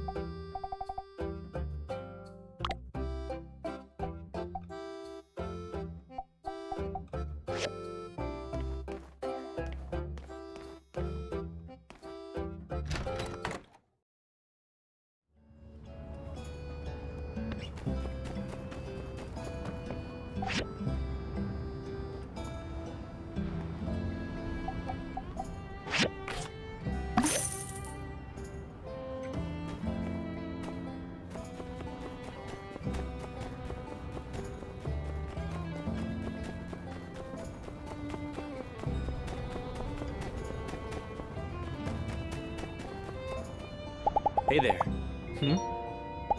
Be seeing ya.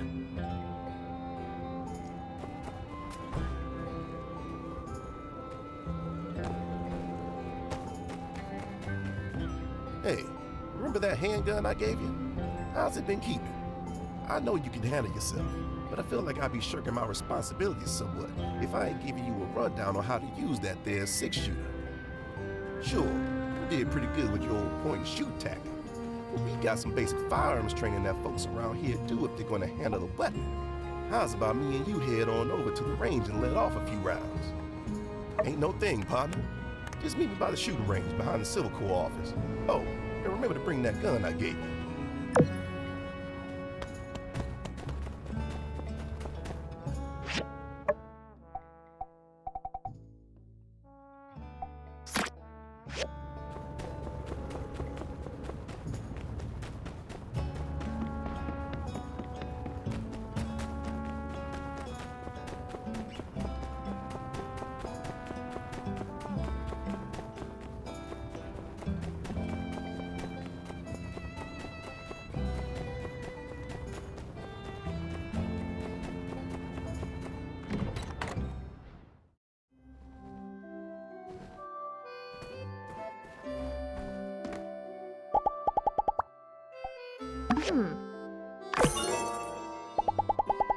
We get dealt one hand. Get to the part where Ain't trains changing are the invented. cars. Did you hear that, Elsie? I'm all hopped up on the word of the light. We can't change the past, but with Telesis,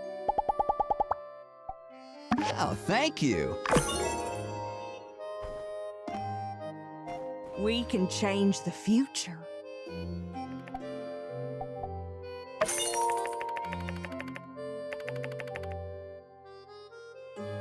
Good morning, everyone.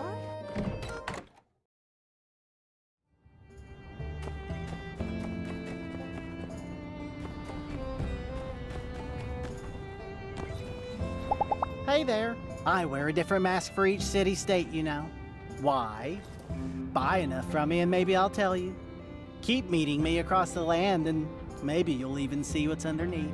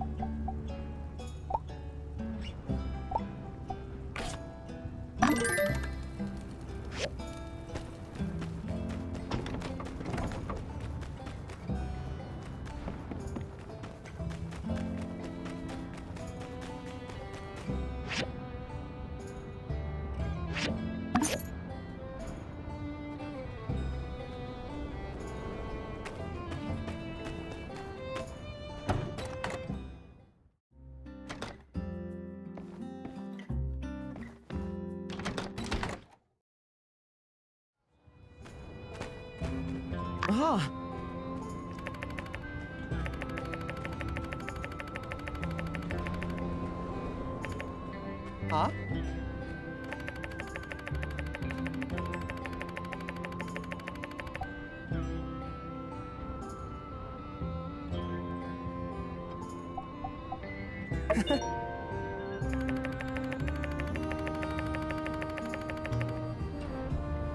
Be seeing ya.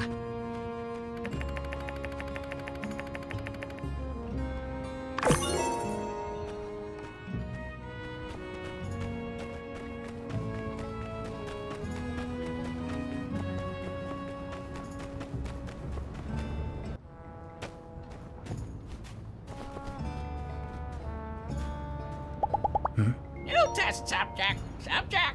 Thank.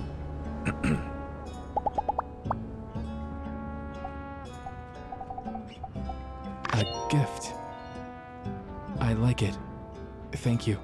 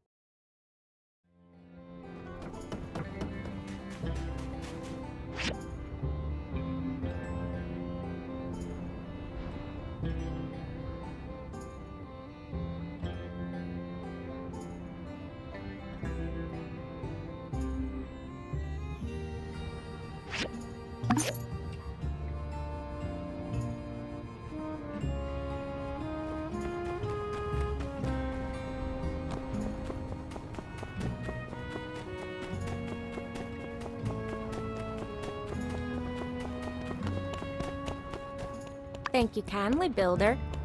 I've been quite looking forward to... Say, wasn't it Mian who took my commission? So that's what happened. That's a real shame. Mian is always doing stuff like this. She should have just asked me. I have plenty of meds for this kind of situation. Here, take a few to her for me, will ya? Can't believe she was so bent on finishing this for me.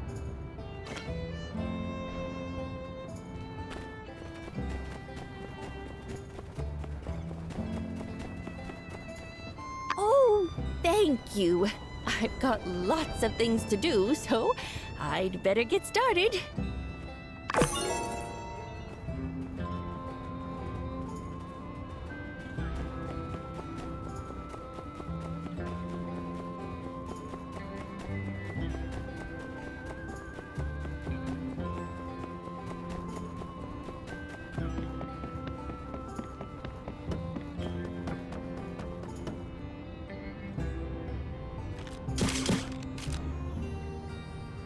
Good to see you, partner.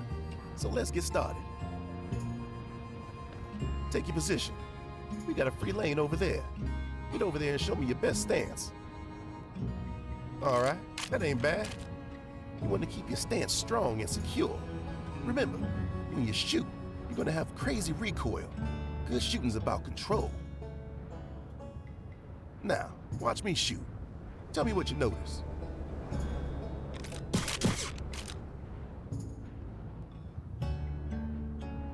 So what do you think? That's right. My stance gives me complete control. I'm stable enough to reduce the recoil, and my aim is solid. A strong stance is really the first important step. If you aren't in control, your aim is going to be all over the place. If you aren't holding strong, then that recoil is going to be kicking you onto your backside real quick. You know, you should have seen my old boss shoot. Guy can shoot the goggles off a giggle and not even draw blood. Heck, I've seen folks just throw down their weapons after a look from the guy. Anyway, next up is grip. Grip is just as important as your stance, all right? With the weak grip, that gun of yours will kick right out of your hands when you shoot. During Unsure's training, gun shot out of his hand and knocked out a couple of teeth. Had to get them replaced. Don't remember which ones, though. You want to cover all the gaps on the grip with your hands. Get your main hand holding the gun, thumb pointing forward. Get it right up there. Don't hold too low now. Next up, wrap your other hand around, making sure you're supporting it.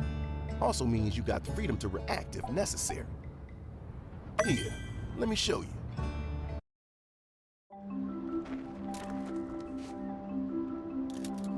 Just like that. That's it. You got it.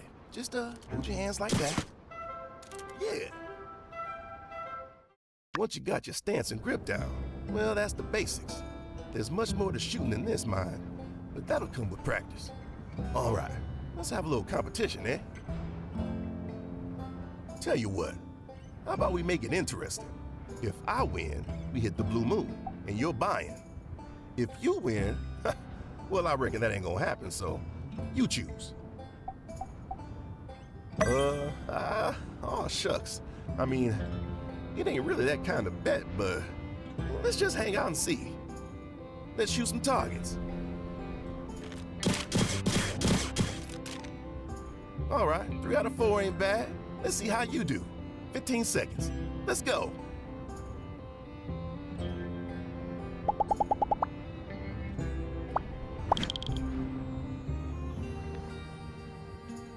Get tired, partner.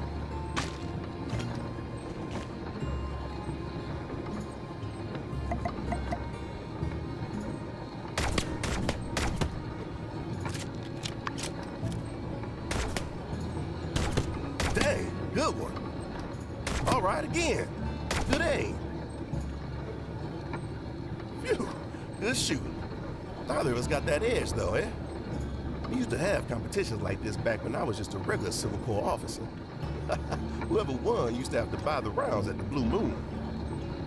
Then when B3 left, I was really the only one left to become sheriff. I never thought I was ready. Big boots and all. But you do what you got, right? Thanks. But you ain't got to flatter me, partner. I do what I can for this town. It means everything to me. Every day I'm trying to be half the man he was. Well, I mean, with his missing eye, leg, and arm, I guess all I have to be is just a quarter of a man? Dang, and I can't even get that. Unsure came shortly after that. Never met the old man, but he fit into the Civil Corps well enough. And we were lacking for members at the time. Main thing B3 taught me about guns, though, safety. Last lesson, and by far most important. Number 1, trigger discipline. Keep that finger off the trigger unless you're aiming to shoot. Don't want you taking a trip to Fanes because you shot your own foot off by being careless, let alone what you can do to others.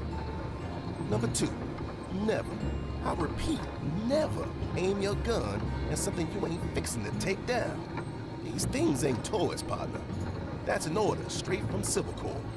I ain't messing around. You hear me? That about wraps it up for today. You did real good. So, how about my offer? Wanna hit the town for a while? After you, partner. Mm-hmm.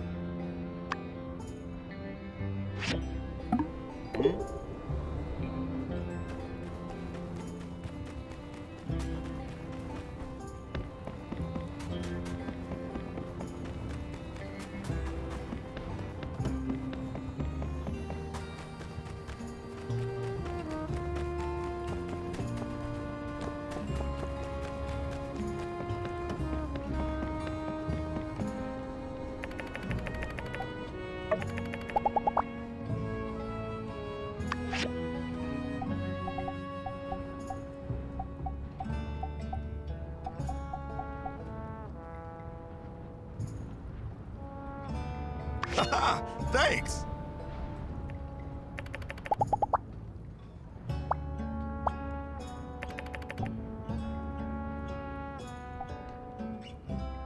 Mm-hmm.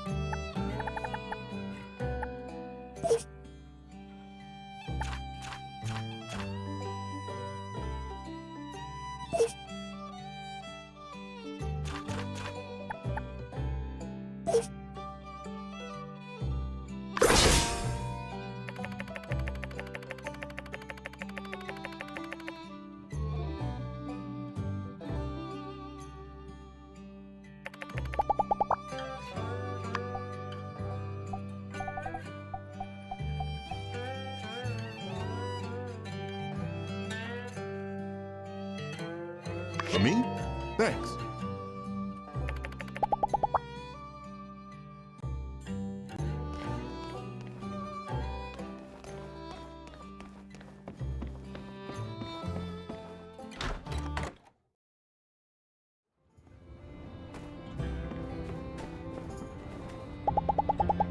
Mm-hmm.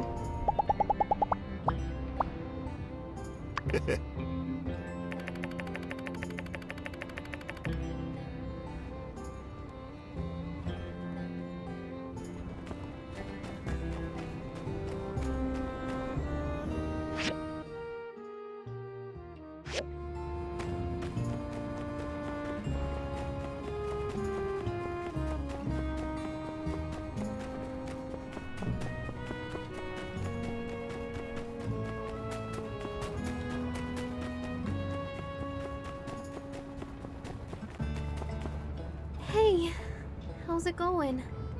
Medicine? Oh, thanks. How'd the commission go? Did Haiti like it? Great! How nice of her. But even with the medicine, Dr. Fain implied I need to work half days for the better part of the month. I'm already starting to stress. I don't know. That's just how I am. Almost everyone in my family is a successful builder, and it's just assumed that if we're not doing something productive, we're wasting time. Back when Elsie took my license, it was my fault for losing it, and I was letting everyone down by not taking commissions. My parents would be so disappointed if they saw me loafing around, letting my workshop ratings stagnate. Now, because I overworked myself, I'm going to get behind again. And it's even worse than last time. If I really spend half my time cooped up in my workshop for 2 weeks, I think I'm gonna go crazy. Date? Yeah, right. Good one. I don't think anyone here likes me like that anyway. I'm just here to focus on being a builder. Oh, I got it. Zeke gave us those seeds after the moisture farm ordeal. I wonder if learning to grow them could be useful. Yeah, that could work. Thanks for all your help. Because of you, now I have medicine, no pending commissions, and a plan for my downtime. I feel better already. Okay, you've spent enough time on me. You need to go back to doing stuff for yourself. Let's catch up again when I'm back to 100%.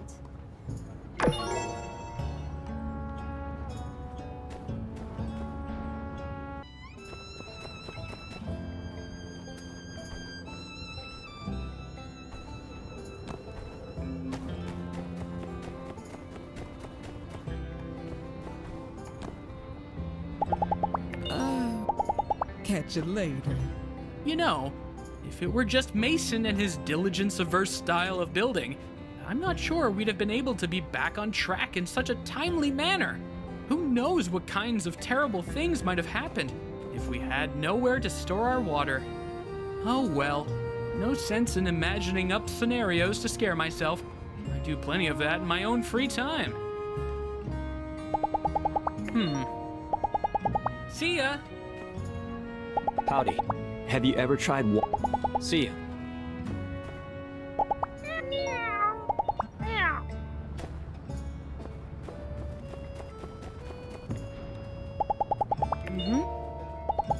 Be seeing ya.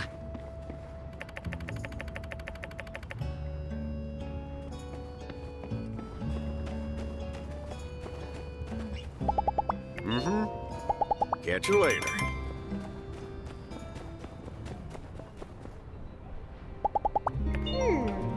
So long, partner. Hey there. So long, partner. Howdy. Be seeing ya. How you doing? Take it easy. Howdy. Goodbye. Hey there.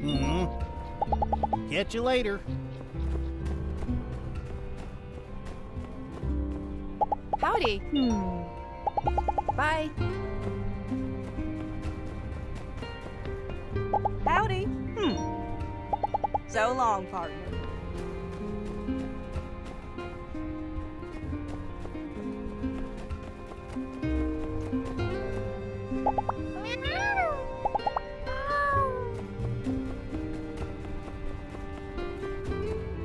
Hello.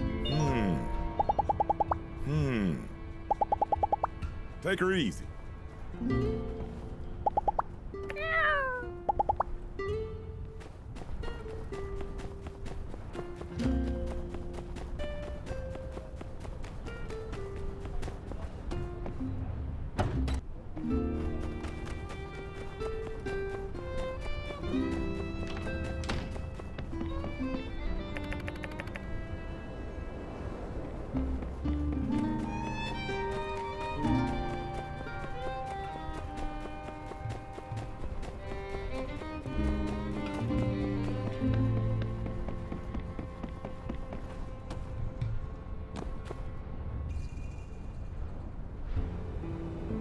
Did you remember the special rock I gave you?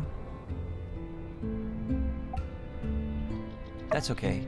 I made another one we can use. Like Justice always says, always have a backup plan, which in this case is a rock. I'm really glad you're here. Sometimes it feels like we never get to do stuff together. You're always building things. I'm always walking around looking for bad guys. I wish we had more time to do stuff like this instead. You may have noticed this extraordinary pile of rocks next to all the regular rocks that are usually here. I chose them especially for our date tonight. You know I love to stack rocks in different ways. It's been a relaxing and creative outlet for me. Lately, I've also been thinking about everything I do better when it's with you. Then it hit me. If stacking rocks by myself is my favorite thing to do, doing it with you will be the most favoritist thing ever. So here's my plan. I'll make part of this thing thinking about you and how happy I am when I'm with you.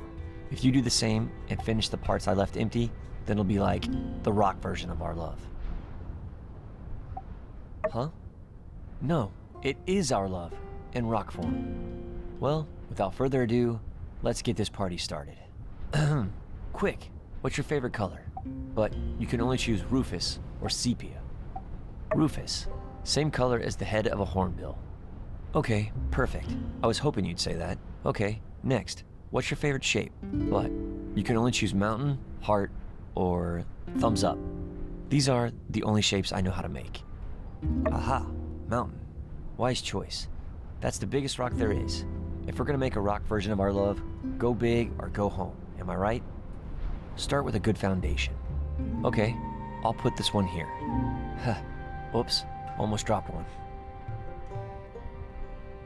Now for the final piece. You can add the stone that symbolizes our love yourself. It goes right on top.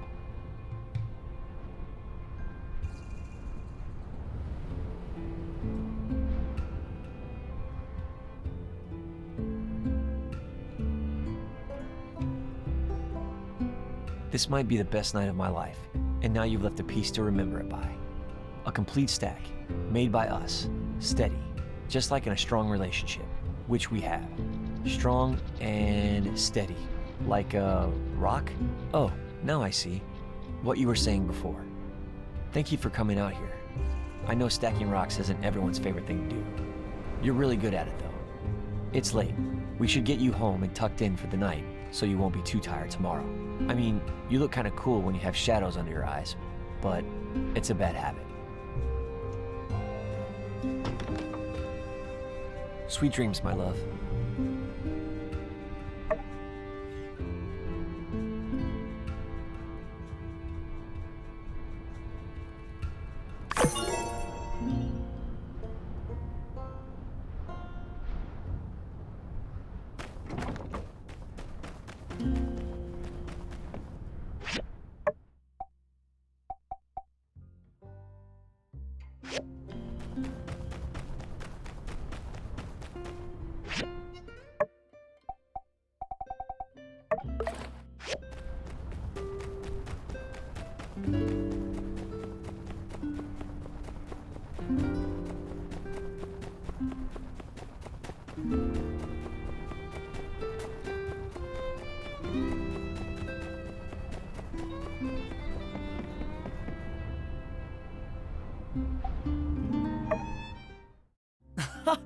You wore my mask! Welcome, welcome, welcome to the first ever Sandrock masquerade. Where are the other guests, you ask? Well, I have a confession to make. When I told you today was my sister's birthday plus, it was all a ruse. I prepared this just for you. There will be no other guests tonight. The leading roles will be played only by you and I, undisturbed by the outside world. And now, to commence the festivities, it is my honor to ask, may I have this dance?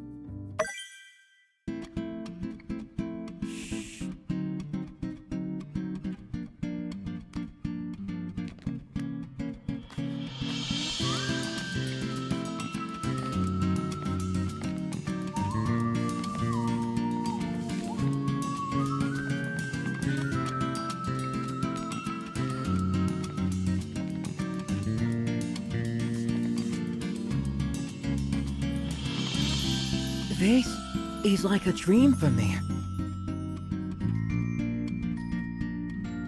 I wonder, if you were always by my side, might this dream never end? For a long time now, ever since I first saw you, there has been a question burning a hole in my heart, deeper and deeper for every day that goes past. And now, I can't hold it back any longer. You're kind, dedicated, eager to help.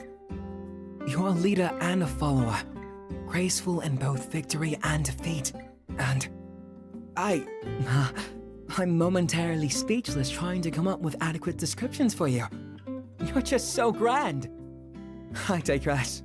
These past 2 days have been the most difficult of all. That burning question. Finally, I can let it out. Will you be in a relationship with me?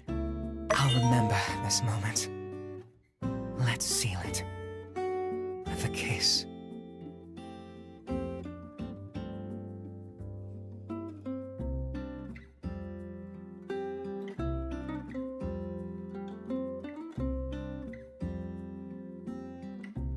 I'm a businessman at heart, and as such, I know how to just sweeten a deal and make it irresistible. Being with me offers certain benefits. A boyfriend's Call of Duty, so to speak. Now make your choice. Will you take the daily romantic greetings package? Or perhaps I can interest you in the breakfast delivery package. Wise choice. Then I'll be at your door every morning when you wake up with supportive pep talks, romantic gestures, and, if ever required, heaven forbid, a shoulder to cry on. You always wake up at the same time, right? It's getting late, and the moon has long since chased the sun from the sky. I don't want this dream to ever end. But alas, I'm afraid the cursed rotation of this darned Earth is destined to force us apart. Our separation will be brief, my love. But to me, it will feel like a lifetime. I pray only that I can survive the night to greet your shining face on the morrow. You must rest. Go now, or I lose my nerve to let you leave me. Good night. Pleasant dreams.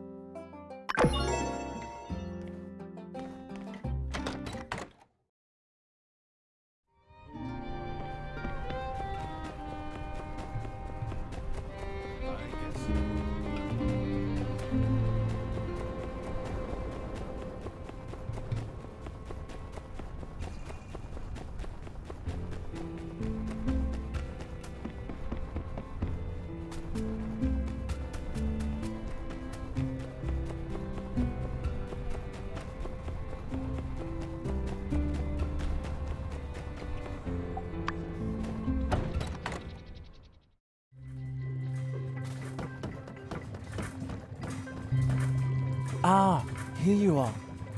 I need to inform you of my conclusions. After careful analysis, it seems that, in fact, I like you.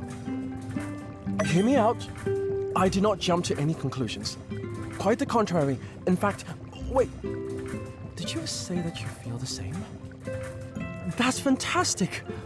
Seems that my calculations are correct after all. Let me tell you how I was able to prove that statement. I made 4 hypotheses after I got shocked. First hypothesis was electrical leakage at the research center. This was proven to be false through my detector. What I did first was to turn my thermal electronitron to 100 volts and test all possible nodes at the center. Then I changed it to 1000 volts and tried again. Anyways, the result was that there was no leakage at the research center. The second hypothesis was that the shock was caused by a condition in my heart. However, I should have been getting stronger lately due to my training for the mobile suit. My heart rate did not deviate from my regular 120 beats per minute, average for someone with a caffeine consumption as high as mine. Besides, the doctor's diagnosis also said that I was healthy, thus the second hypothesis was false. The third hypothesis was that the shock came from static electricity due to physical contact. My investigation of static shock and VVs showed me that the shock I experienced was completely different. Which means the truth should be my fourth hypothesis. That is, it's a reaction caused by my proximity with the one I like. Another piece of information I received was the statement from you that you like me too. Yes, of course. I remember the thrill I had when I was able to complete a research essay in a single day on the dynamics of a two-body problem. But that amount of excitement is only a fraction of how I feel right now.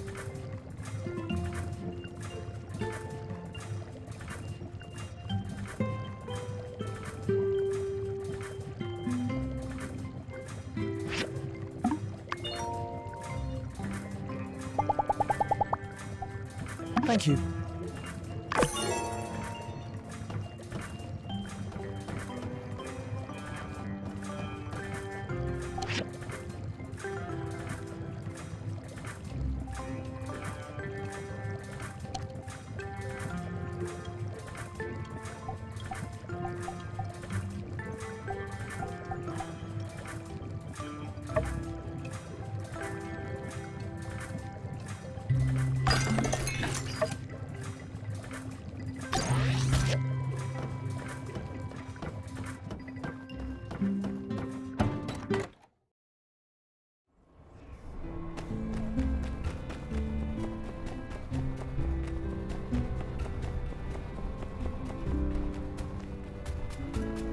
And hear a tall tale.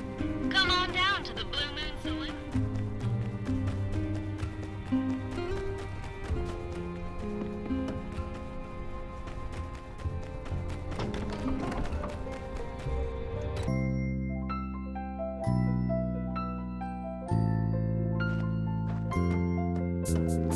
Well, look who it is.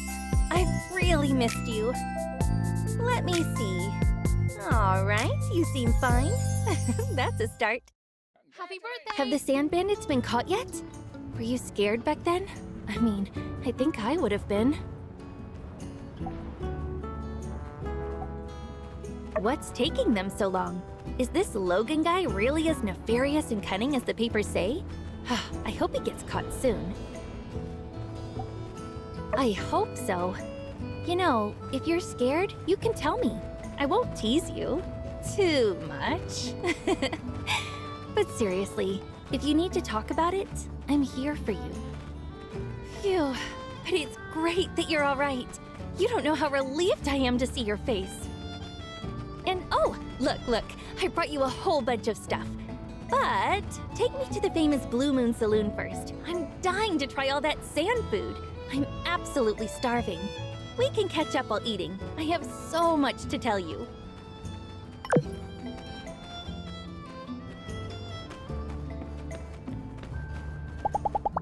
Yeah. Be seeing you. Talk to me! You're finally up, baby. You look just incredible. Stunning. The vision. Baby, now that we have some time, let's go on a date. So, what would you like to do? My love, wherever you go, I'll be right behind you. Let's go. Anywhere you want.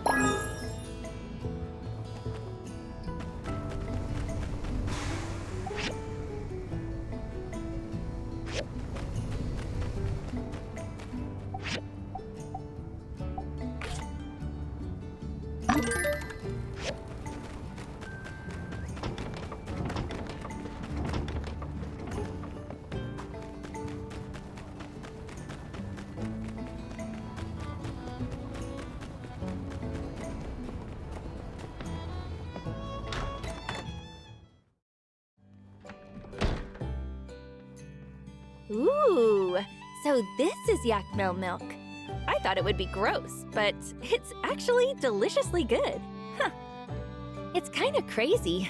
The first time I travel outside of Highwind, and it's to Sandrock of all places. After you left, I often find myself wondering about you. How your work is going, how you're dealing with the sandstorms, if you're happy, and so on. In my mind, I kind of built you up as this hero, coming to save Sandrock. Silly, isn't it? Hey, don't laugh! I'm serious. I subscribe to the Tumbleweed Standard, and I keep seeing your name pop up. You fixed the moisture farm, beat the googlies, or whatever they're called, and even rebuilt a bridge. It's amazing. Your ma couldn't believe it. She kept saying, "Really? Our child?"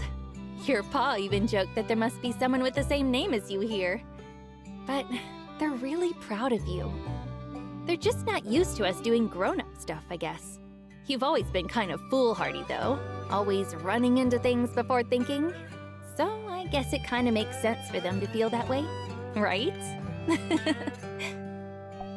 When you talk like that, it makes you sound so mature. You've really changed, you know. I mean, you're still you, but there's this air of reliability now. I guess I can't call you the idol master anymore.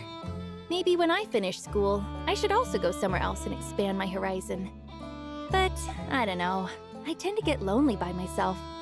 I'll probably be homesick by the second week. Us? You're already becoming a Sandrocker. Now you're all pistols and howdies, right?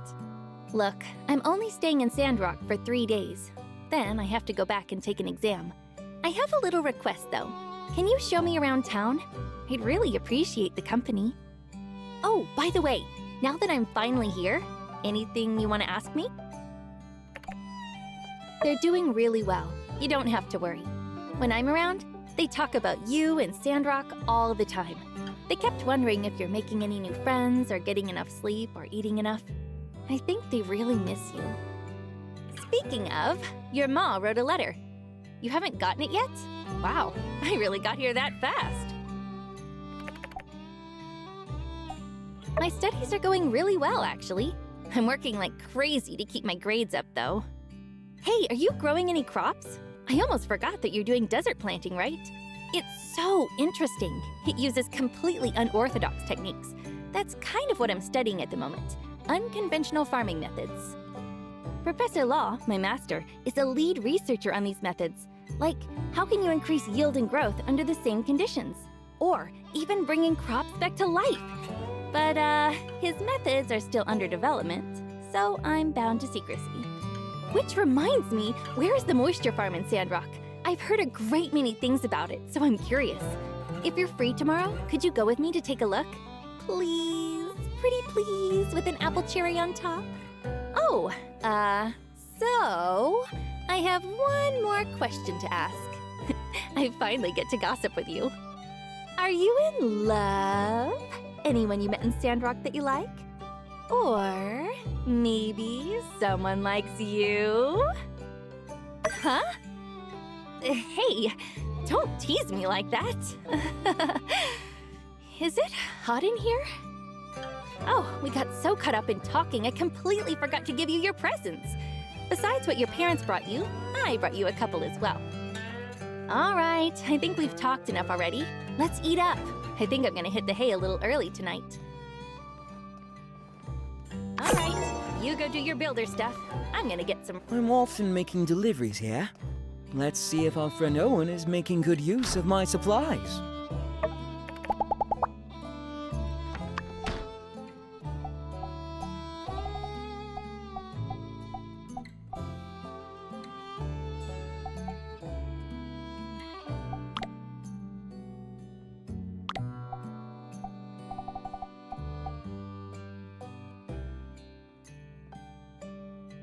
Oh, thank you.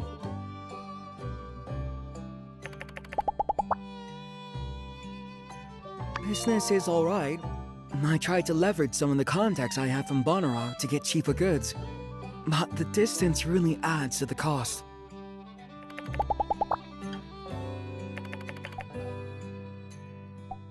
I'm a bit of a fool for oddities that pass, though. If I see something unusual, I just have to put it in my shop. Of course, this practice has led me to end up with an extraordinary amount of junk.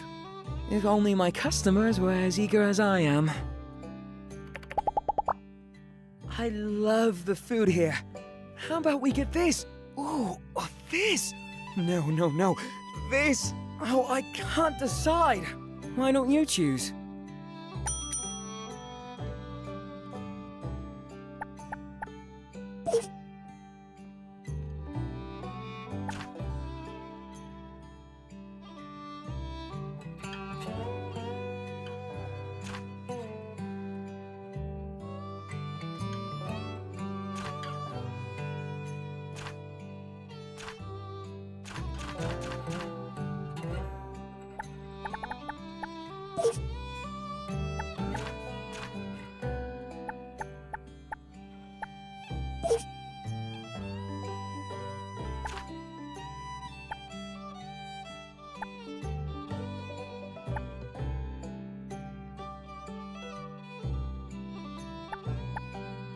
I'm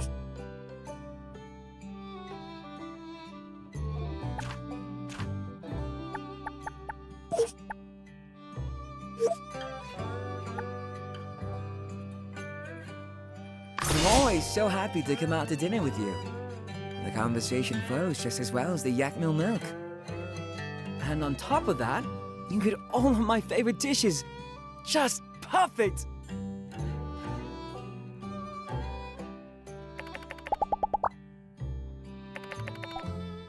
I'm not someone who doesn't know how to have fun. Of course, my store comes first, but come closing time, you might just catch me on the road, dashing over to the game center.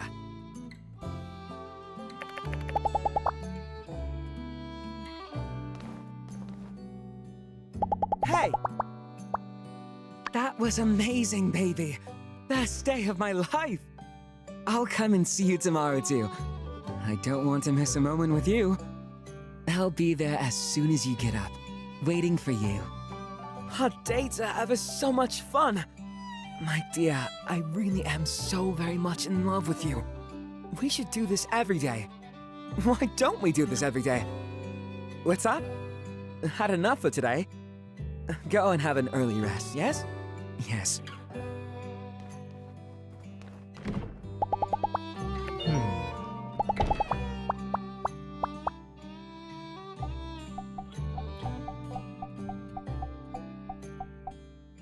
Oh, thank you.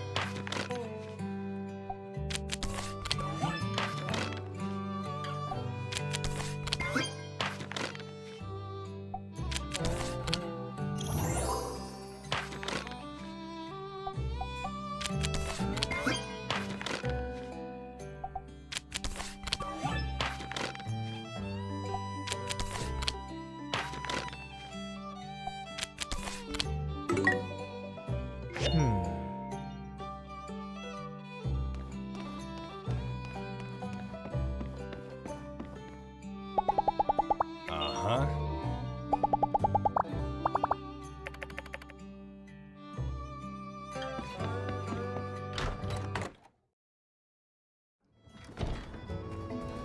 Hello. I just read that. See ya.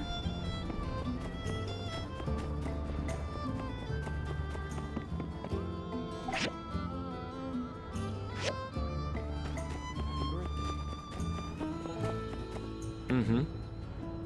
Happy birthday. I had a dream about you. Happy birthday. Hey there. See ya.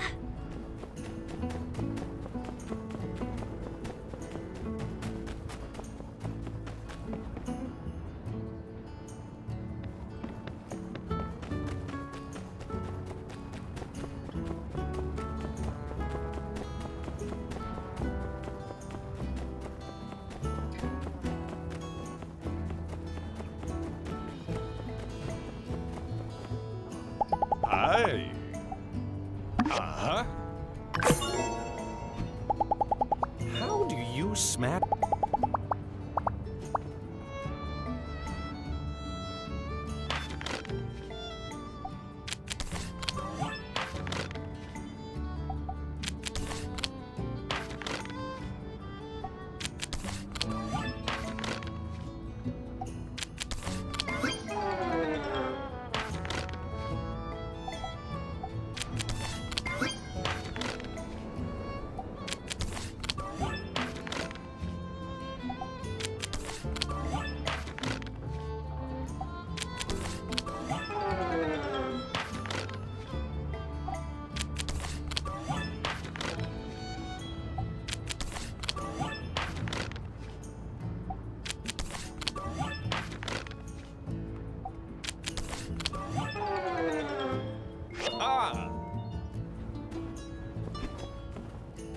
What's up?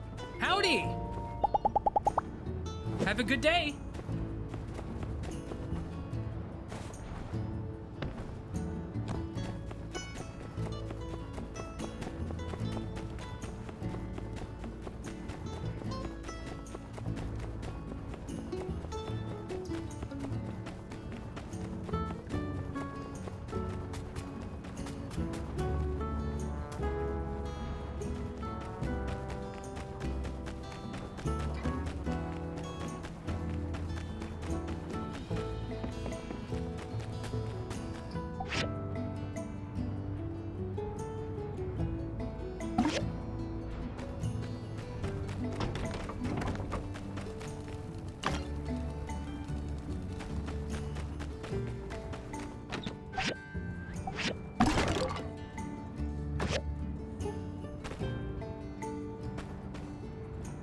Morning! Ooh, I slept so well at the Blue Moon. I had a really great dream, too. Decided to come pick you up myself this morning. Feels like when we were kids, and I'd come get you for school. Hey, let me see your workshop. What's it like? I miss you. Not bad, not bad. Did you build these machines yourself? And wow, that assembly station is way bigger than the one you had back home. Hey, I've an idea. You've been away so long, everyone's forgotten what you look like already. Let's take a photo together to show the folks in Highwind. Yeah! All right, don't pull any stupid faces though, okay? I want to keep it with me. Let's do a cool pose. Say cheese!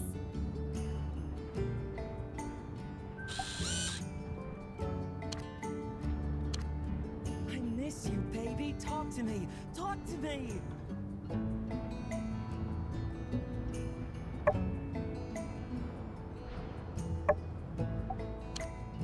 Baby, why are you ignoring me?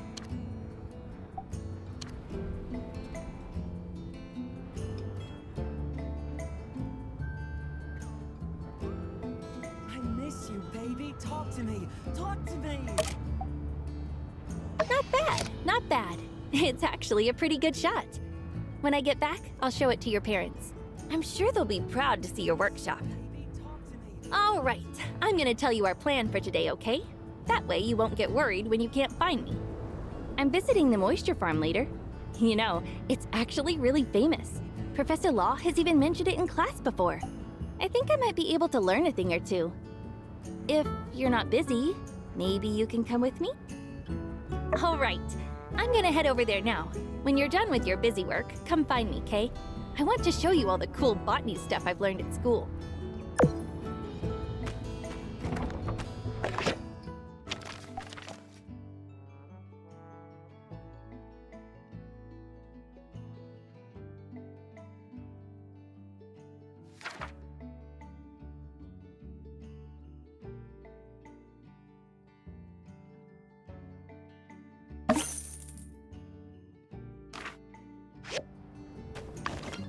Baby, why are you ignoring me? Babe, wow, you look amazing. I can see from your face. You dreamed about me, didn't you? Me too. I dreamed we were on a date. Oh, it was so wonderful. I impressed you with all sorts of tricks and illusions. What about you? Was it like mine? Well, anyway, here's your lover's snack. Huh? Ah, that's just a name I came up with for it. Because, with a little bit of love, we can make it through the day.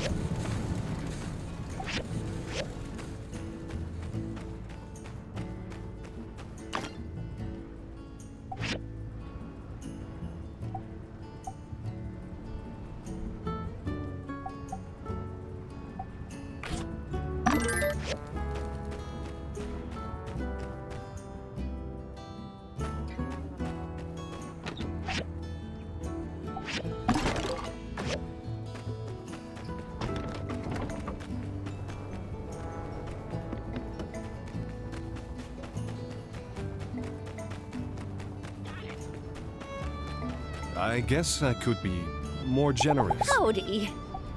Thank you. Where there is darkness, we are the light.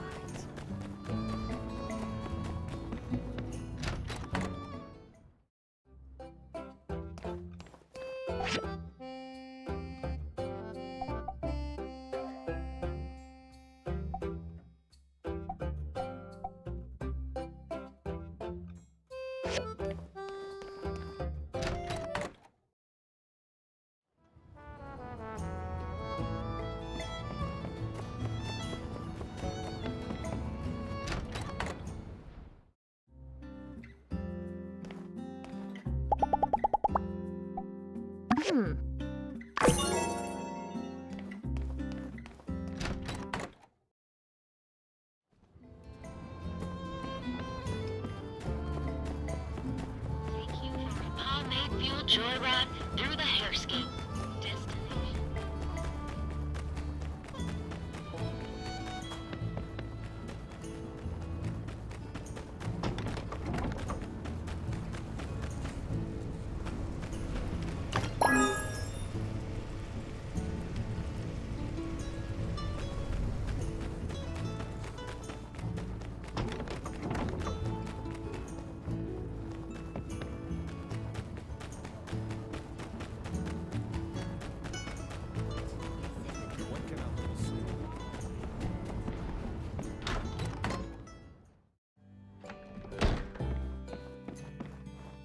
Howdy. Thanks.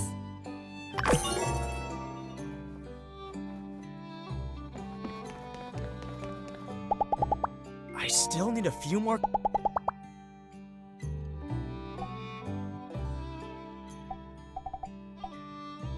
Oh, thank you.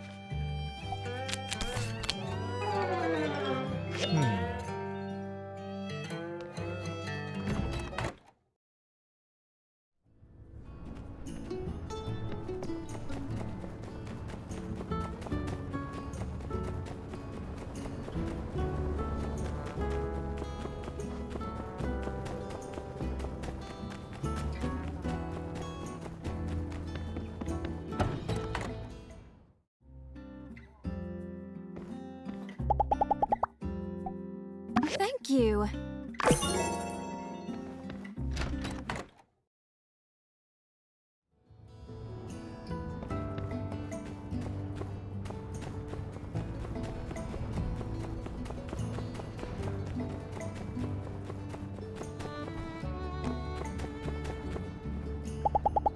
You might be surprised.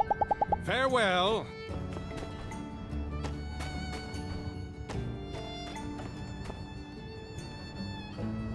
The Open Architectural Competition has something, blah, blah, blah, chosen its winners. Hey, down in front. If you must stand in the way, at least read out all the details. Is Heidi on there? Slow down there, friendo. Reading is a process meant to be enjoyed, savored even. Anyway, as I was saying, something. The following architects stood out among the competition. For the love of all that is texturized, will you just get on with it, man? Fine, dude. I'll just look for... Oh, hey, here she is. Number 1, Heidi. Oh my gosh. Heidi? At the very top of the list? And there she is. Look out, hot stuff coming through. Look, Heidi, you've won the first round of this competition, which means you've basically won the whole thing already. Congratulations. Let's celebrate. And prepare. Oh, howdy, folks. You do have an outfit for the award ceremony, don't you? Of course you don't. Don't worry. I already have multiple options prepared for just such an occasion. And when you go up on stage to accept your award, first, thank the light, then your parents, then moi, your inspiration, and then really stick it to the haters. Everyone who told you you'd never be anybody. Look at me now. Look at you now. You know what I mean. Then quickly segue back into something positive, smile, thank the light again, and scene. Yo, Heidi, check it out. Here it says, if you win, you get a bunch of money. Like a bunch. What are you gonna do, huh? What are you gonna do with the money, Heidi? Oh, I don't know. It's not cash. It's money for a project. Well, if you don't want it, can I have it? Cheer up, girl. I've never seen someone so upset to win a competition they themselves signed up for. You're right. I should be excited. Just... maybe the pressure is getting to me. I better go for a walk. That right there, ladies and gentlemen, is the curse of the perfectionist. Even winning isn't enough for our dearest Heidi. How tragic. Every ounce of beauty she pours into this tedious world of ours is a gasp of pain sighing out through her fingertips. Oh, the humanity. Oh, the vast reverence of it all. So true. Yeah, I should probably go too. See ya.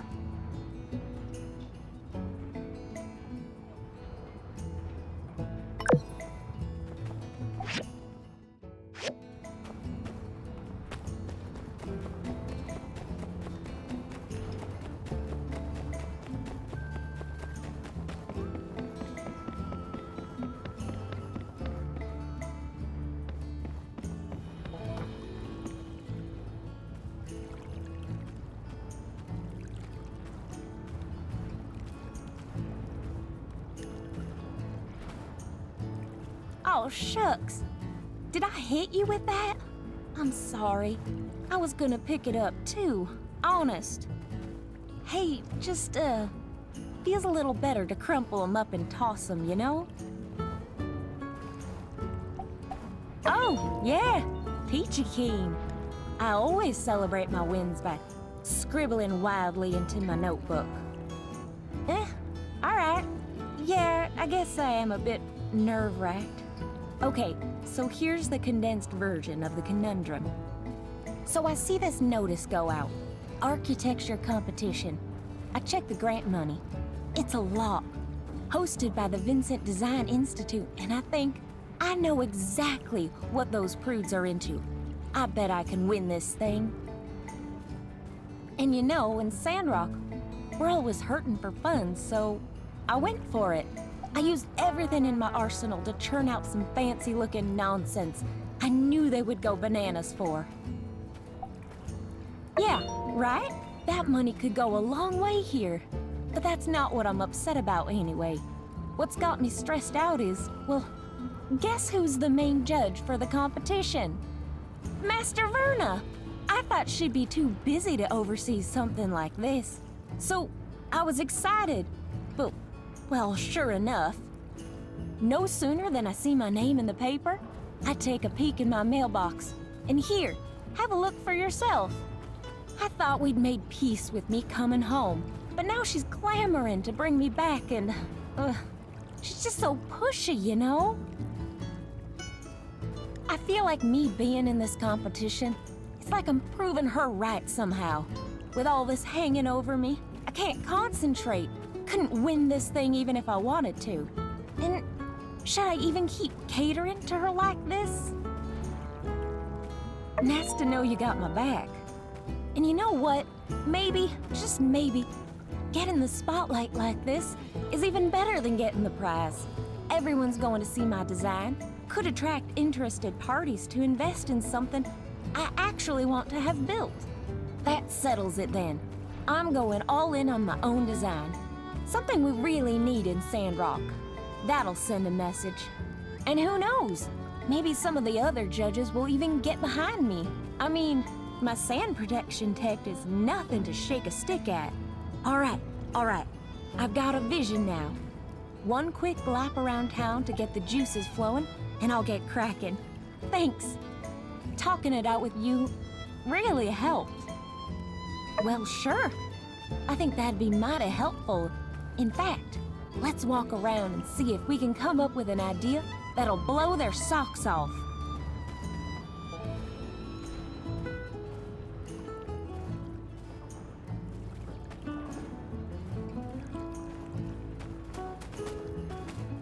Hey there. Thanks. Catch you later.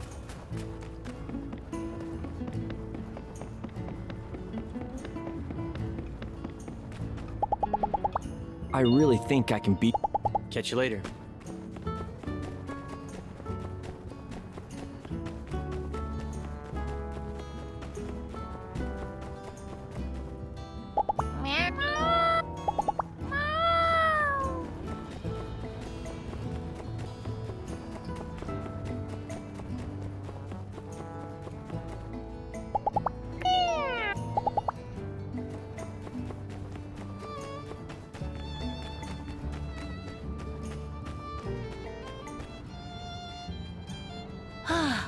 Well, this is where it all started.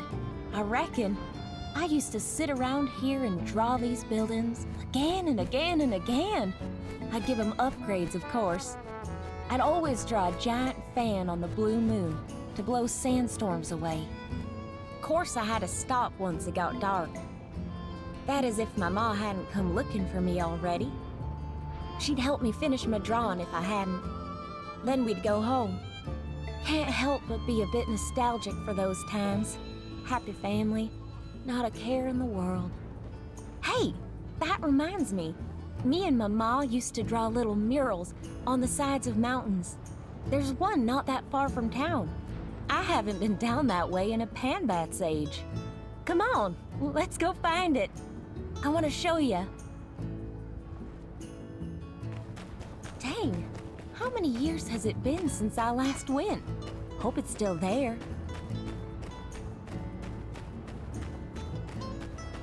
Oh, I guess last time I went was before Atara.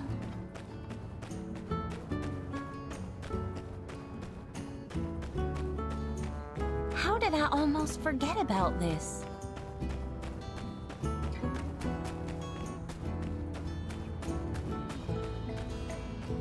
How did I almost forget about this?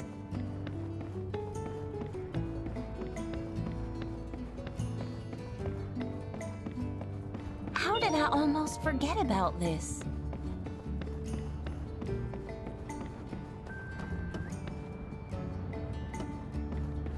Dang, how many years has it been since I last went? Hope it's still there.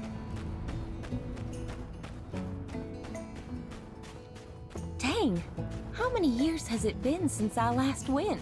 Hope it's still there.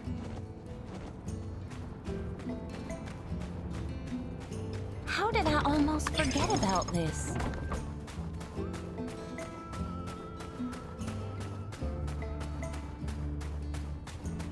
How did I almost forget about this?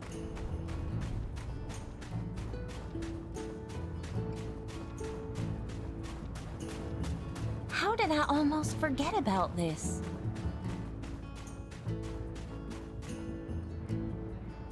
Wasn't it right here? Ah, shoot. I know it's close. Let's spread out.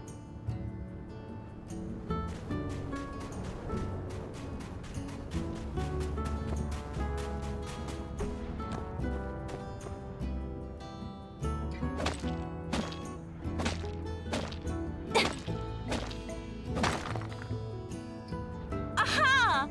There it is. Thanks. First thought, I'm lucky to have had a supportive family to stop me from giving up on my drawings. Well, I did a passable job of drawing my ma. That's her, all right. Her and my pa were sweethearts, even when they were in school. Did I ever tell you about them? Ah, yeah. They were like straight out of an old romance novel. It was actually my ma that made the first move. But my pa didn't want to mess up what they had, so he said no. And then almost immediately regretted it and went chasing after her. So they started on equal footing. Kinda nice. Well, of course, you want to be sure you can rely on someone. Be sure you really like someone before, you know. I mean, well, it's happened before is all I'm saying. Say, what were we talking about just now? Was it the competition? I think it was the competition. Hey, you know what? It's because my parents encouraged me that I'm even in this competition in the first place. Why was I ever even deliberating over this? Here, let me show you some of what I've been kicking around. In fact, I think I've got a little something extra now that'll really top it off.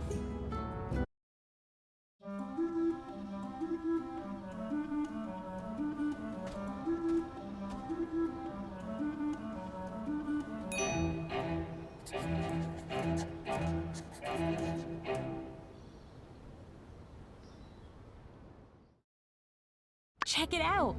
It's a school. This external part here is kind of like the mural, hugging the interior. The sand will roll right off the roof. A place like this will be nice and sturdy for generations to come. She would. You know, for a second there, it felt like she was here again. She always knew what to say when I was getting discouraged. And hey, I think you deserve some credit too. If you hadn't stepped in, I'd still be back littering at the oasis. They're joking. I never litter, and no one should. Anyway, thanks. You're the best. I better get back to my office to finish this off while I'm still in the zone.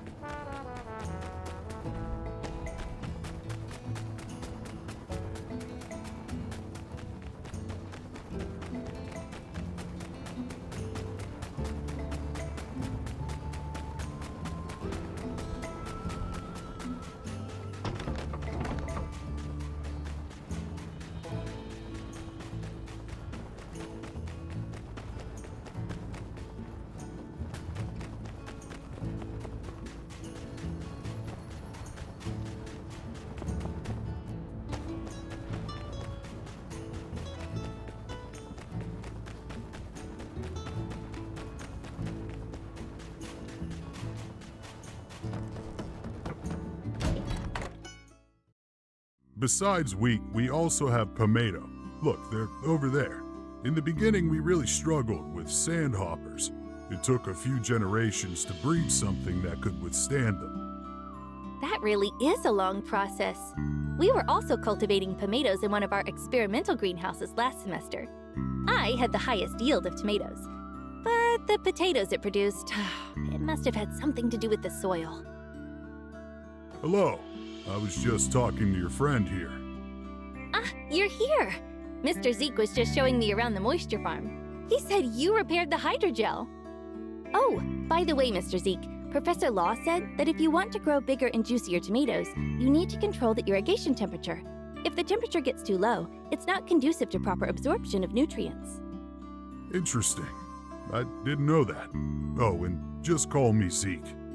I just remembered the little greenhouses you used to make me. I planted some banana berries there. They turned out delicious. So sweet. I'm sorry. My mind likes to jump around a lot. I just say what pops into my head. The builder used to call me Goldfish because of it. I understand. It's nice to find someone with a similar love of botany. What about you? Do you like planting here? All right, expert. Since you're so high and mighty, let's do a little test. First question. Which tool is necessary for planting in the desert? That's right. Next, what kind of produce can't be grown in the desert? That's right. It's really hard to grow lettuce in Sandrock. Lettuce and many other crops need sticky and moist soil. Although most of the free cities can grow them, it's a real struggle in Sandrock. But don't give up. I'm sure in the future, breakthroughs will be made, and we'll be enjoying Sandrock lettuce. Oh, I didn't trip you up at all. If I had known, I'd have prepared more difficult questions. You should see the questions on our tests.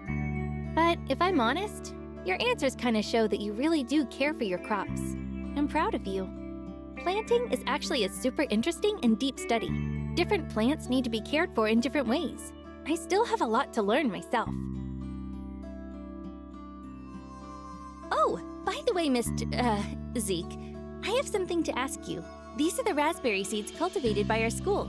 The school heard I was coming to Sandrock and asked me to give these seeds to you. The teachers are curious about how these seeds will grow in a desert greenhouse. If it all goes well, maybe you'll be eating raspberries soon. Thank you. I'll accept this on behalf of Sandrock. Let's grow this together.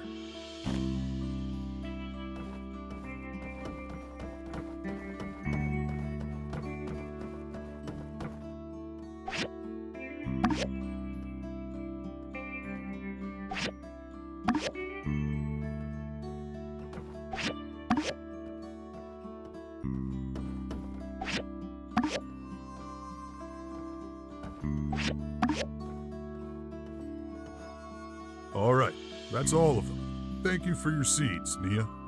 Thank you too, Zeke. I learned a lot today. Now, you two take care. I need to go take care of some crops. That was really great. I learned a lot. I need to go and write a report for school. Gosh, I have so many ideas right now. When I was hanging out with you, it really felt like I'd been here for years. If I'm honest, I kind of want to stay a little longer. No, of course not. Well, maybe a little. Well, thanks for coming with me today. I'm not gonna hold you up any longer. I'll see myself around town. I kind of want to see the sights. I'm leaving early tomorrow morning after all.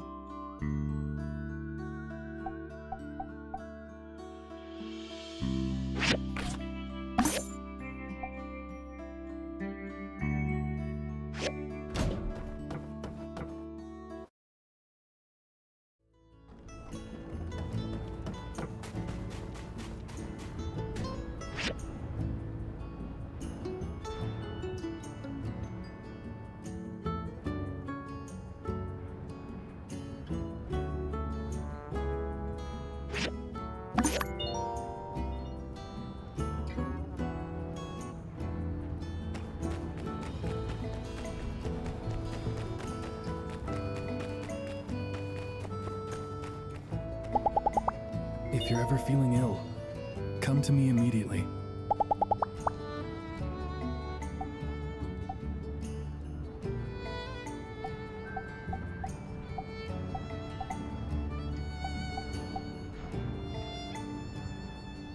Thank you.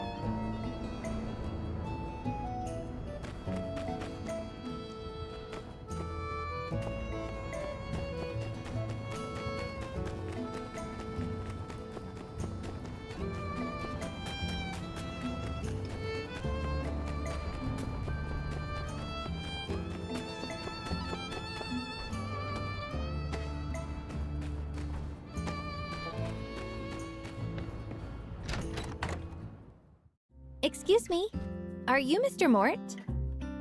Oh, Mr. Mort was my father. Please, just call me Mort. Mort? It's nice to meet you. Before I came here, I learned so much about you and Martle. You two are inspiring. Not only did you build a town in the desert, but you expanded the boundaries of human civilization. Even now, you're still fighting the sandstorms. You sing my praises too highly, I fear. We were simply young and stumbled on a beautiful oasis. But times have changed since then. I fear it is no longer the town we once found. Don't you worry, Mort. My friend will help rebuild this town, and in the future, loads of people are going to come. Ha! I hope to see that day.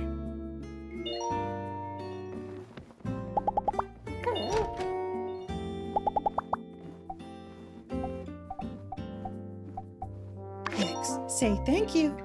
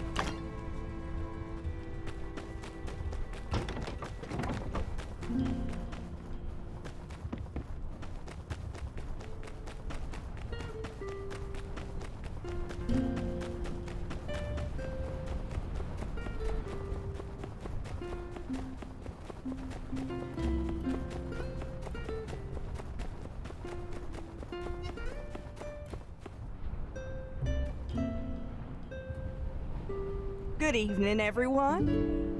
And would you look who I've brought with me today? Our very own Mayor Trudy, back from her arduous journey through the desert.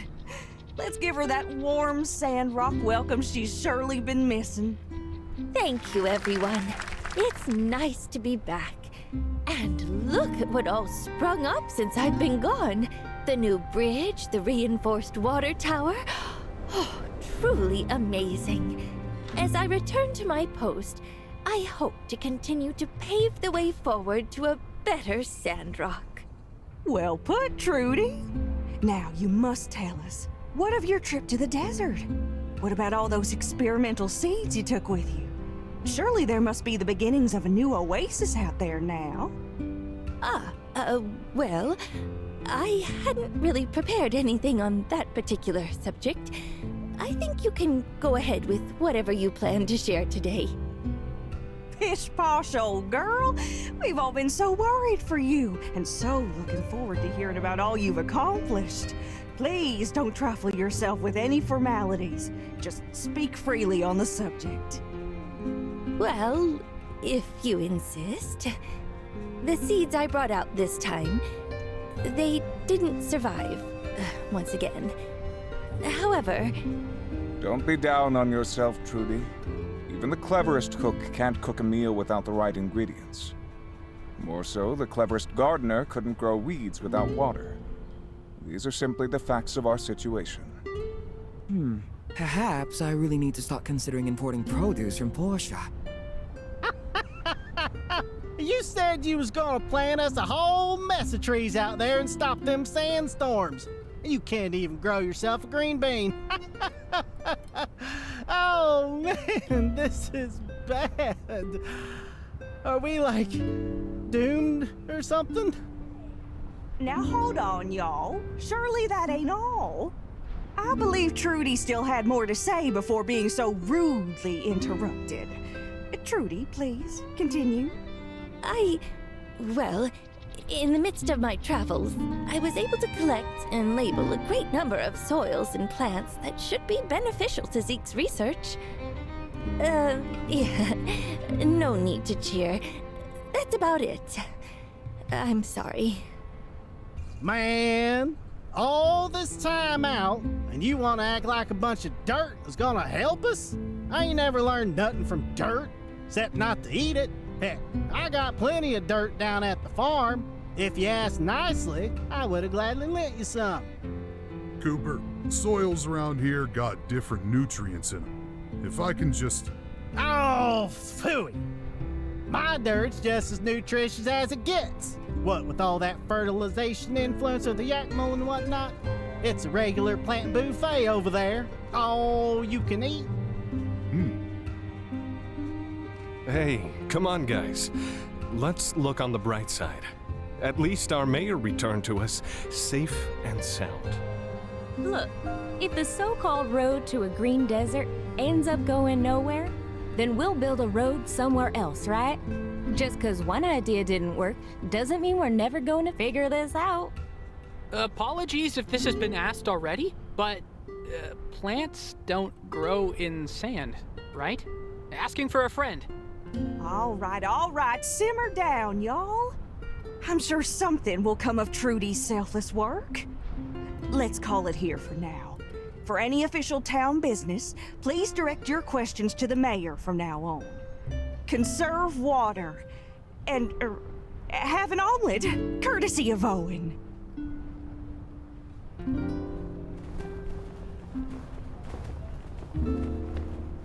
Hello. Be seeing you. Hello. Take care. Well, your speech was so good. See ya. Hey there! Howdy! Sweetie. See ya! I really missed you. Trudy, there's something to be had in those samples.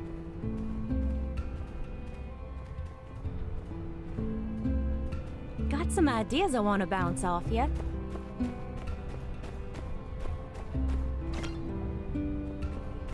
Omelets here. Get them while they're lukewarm.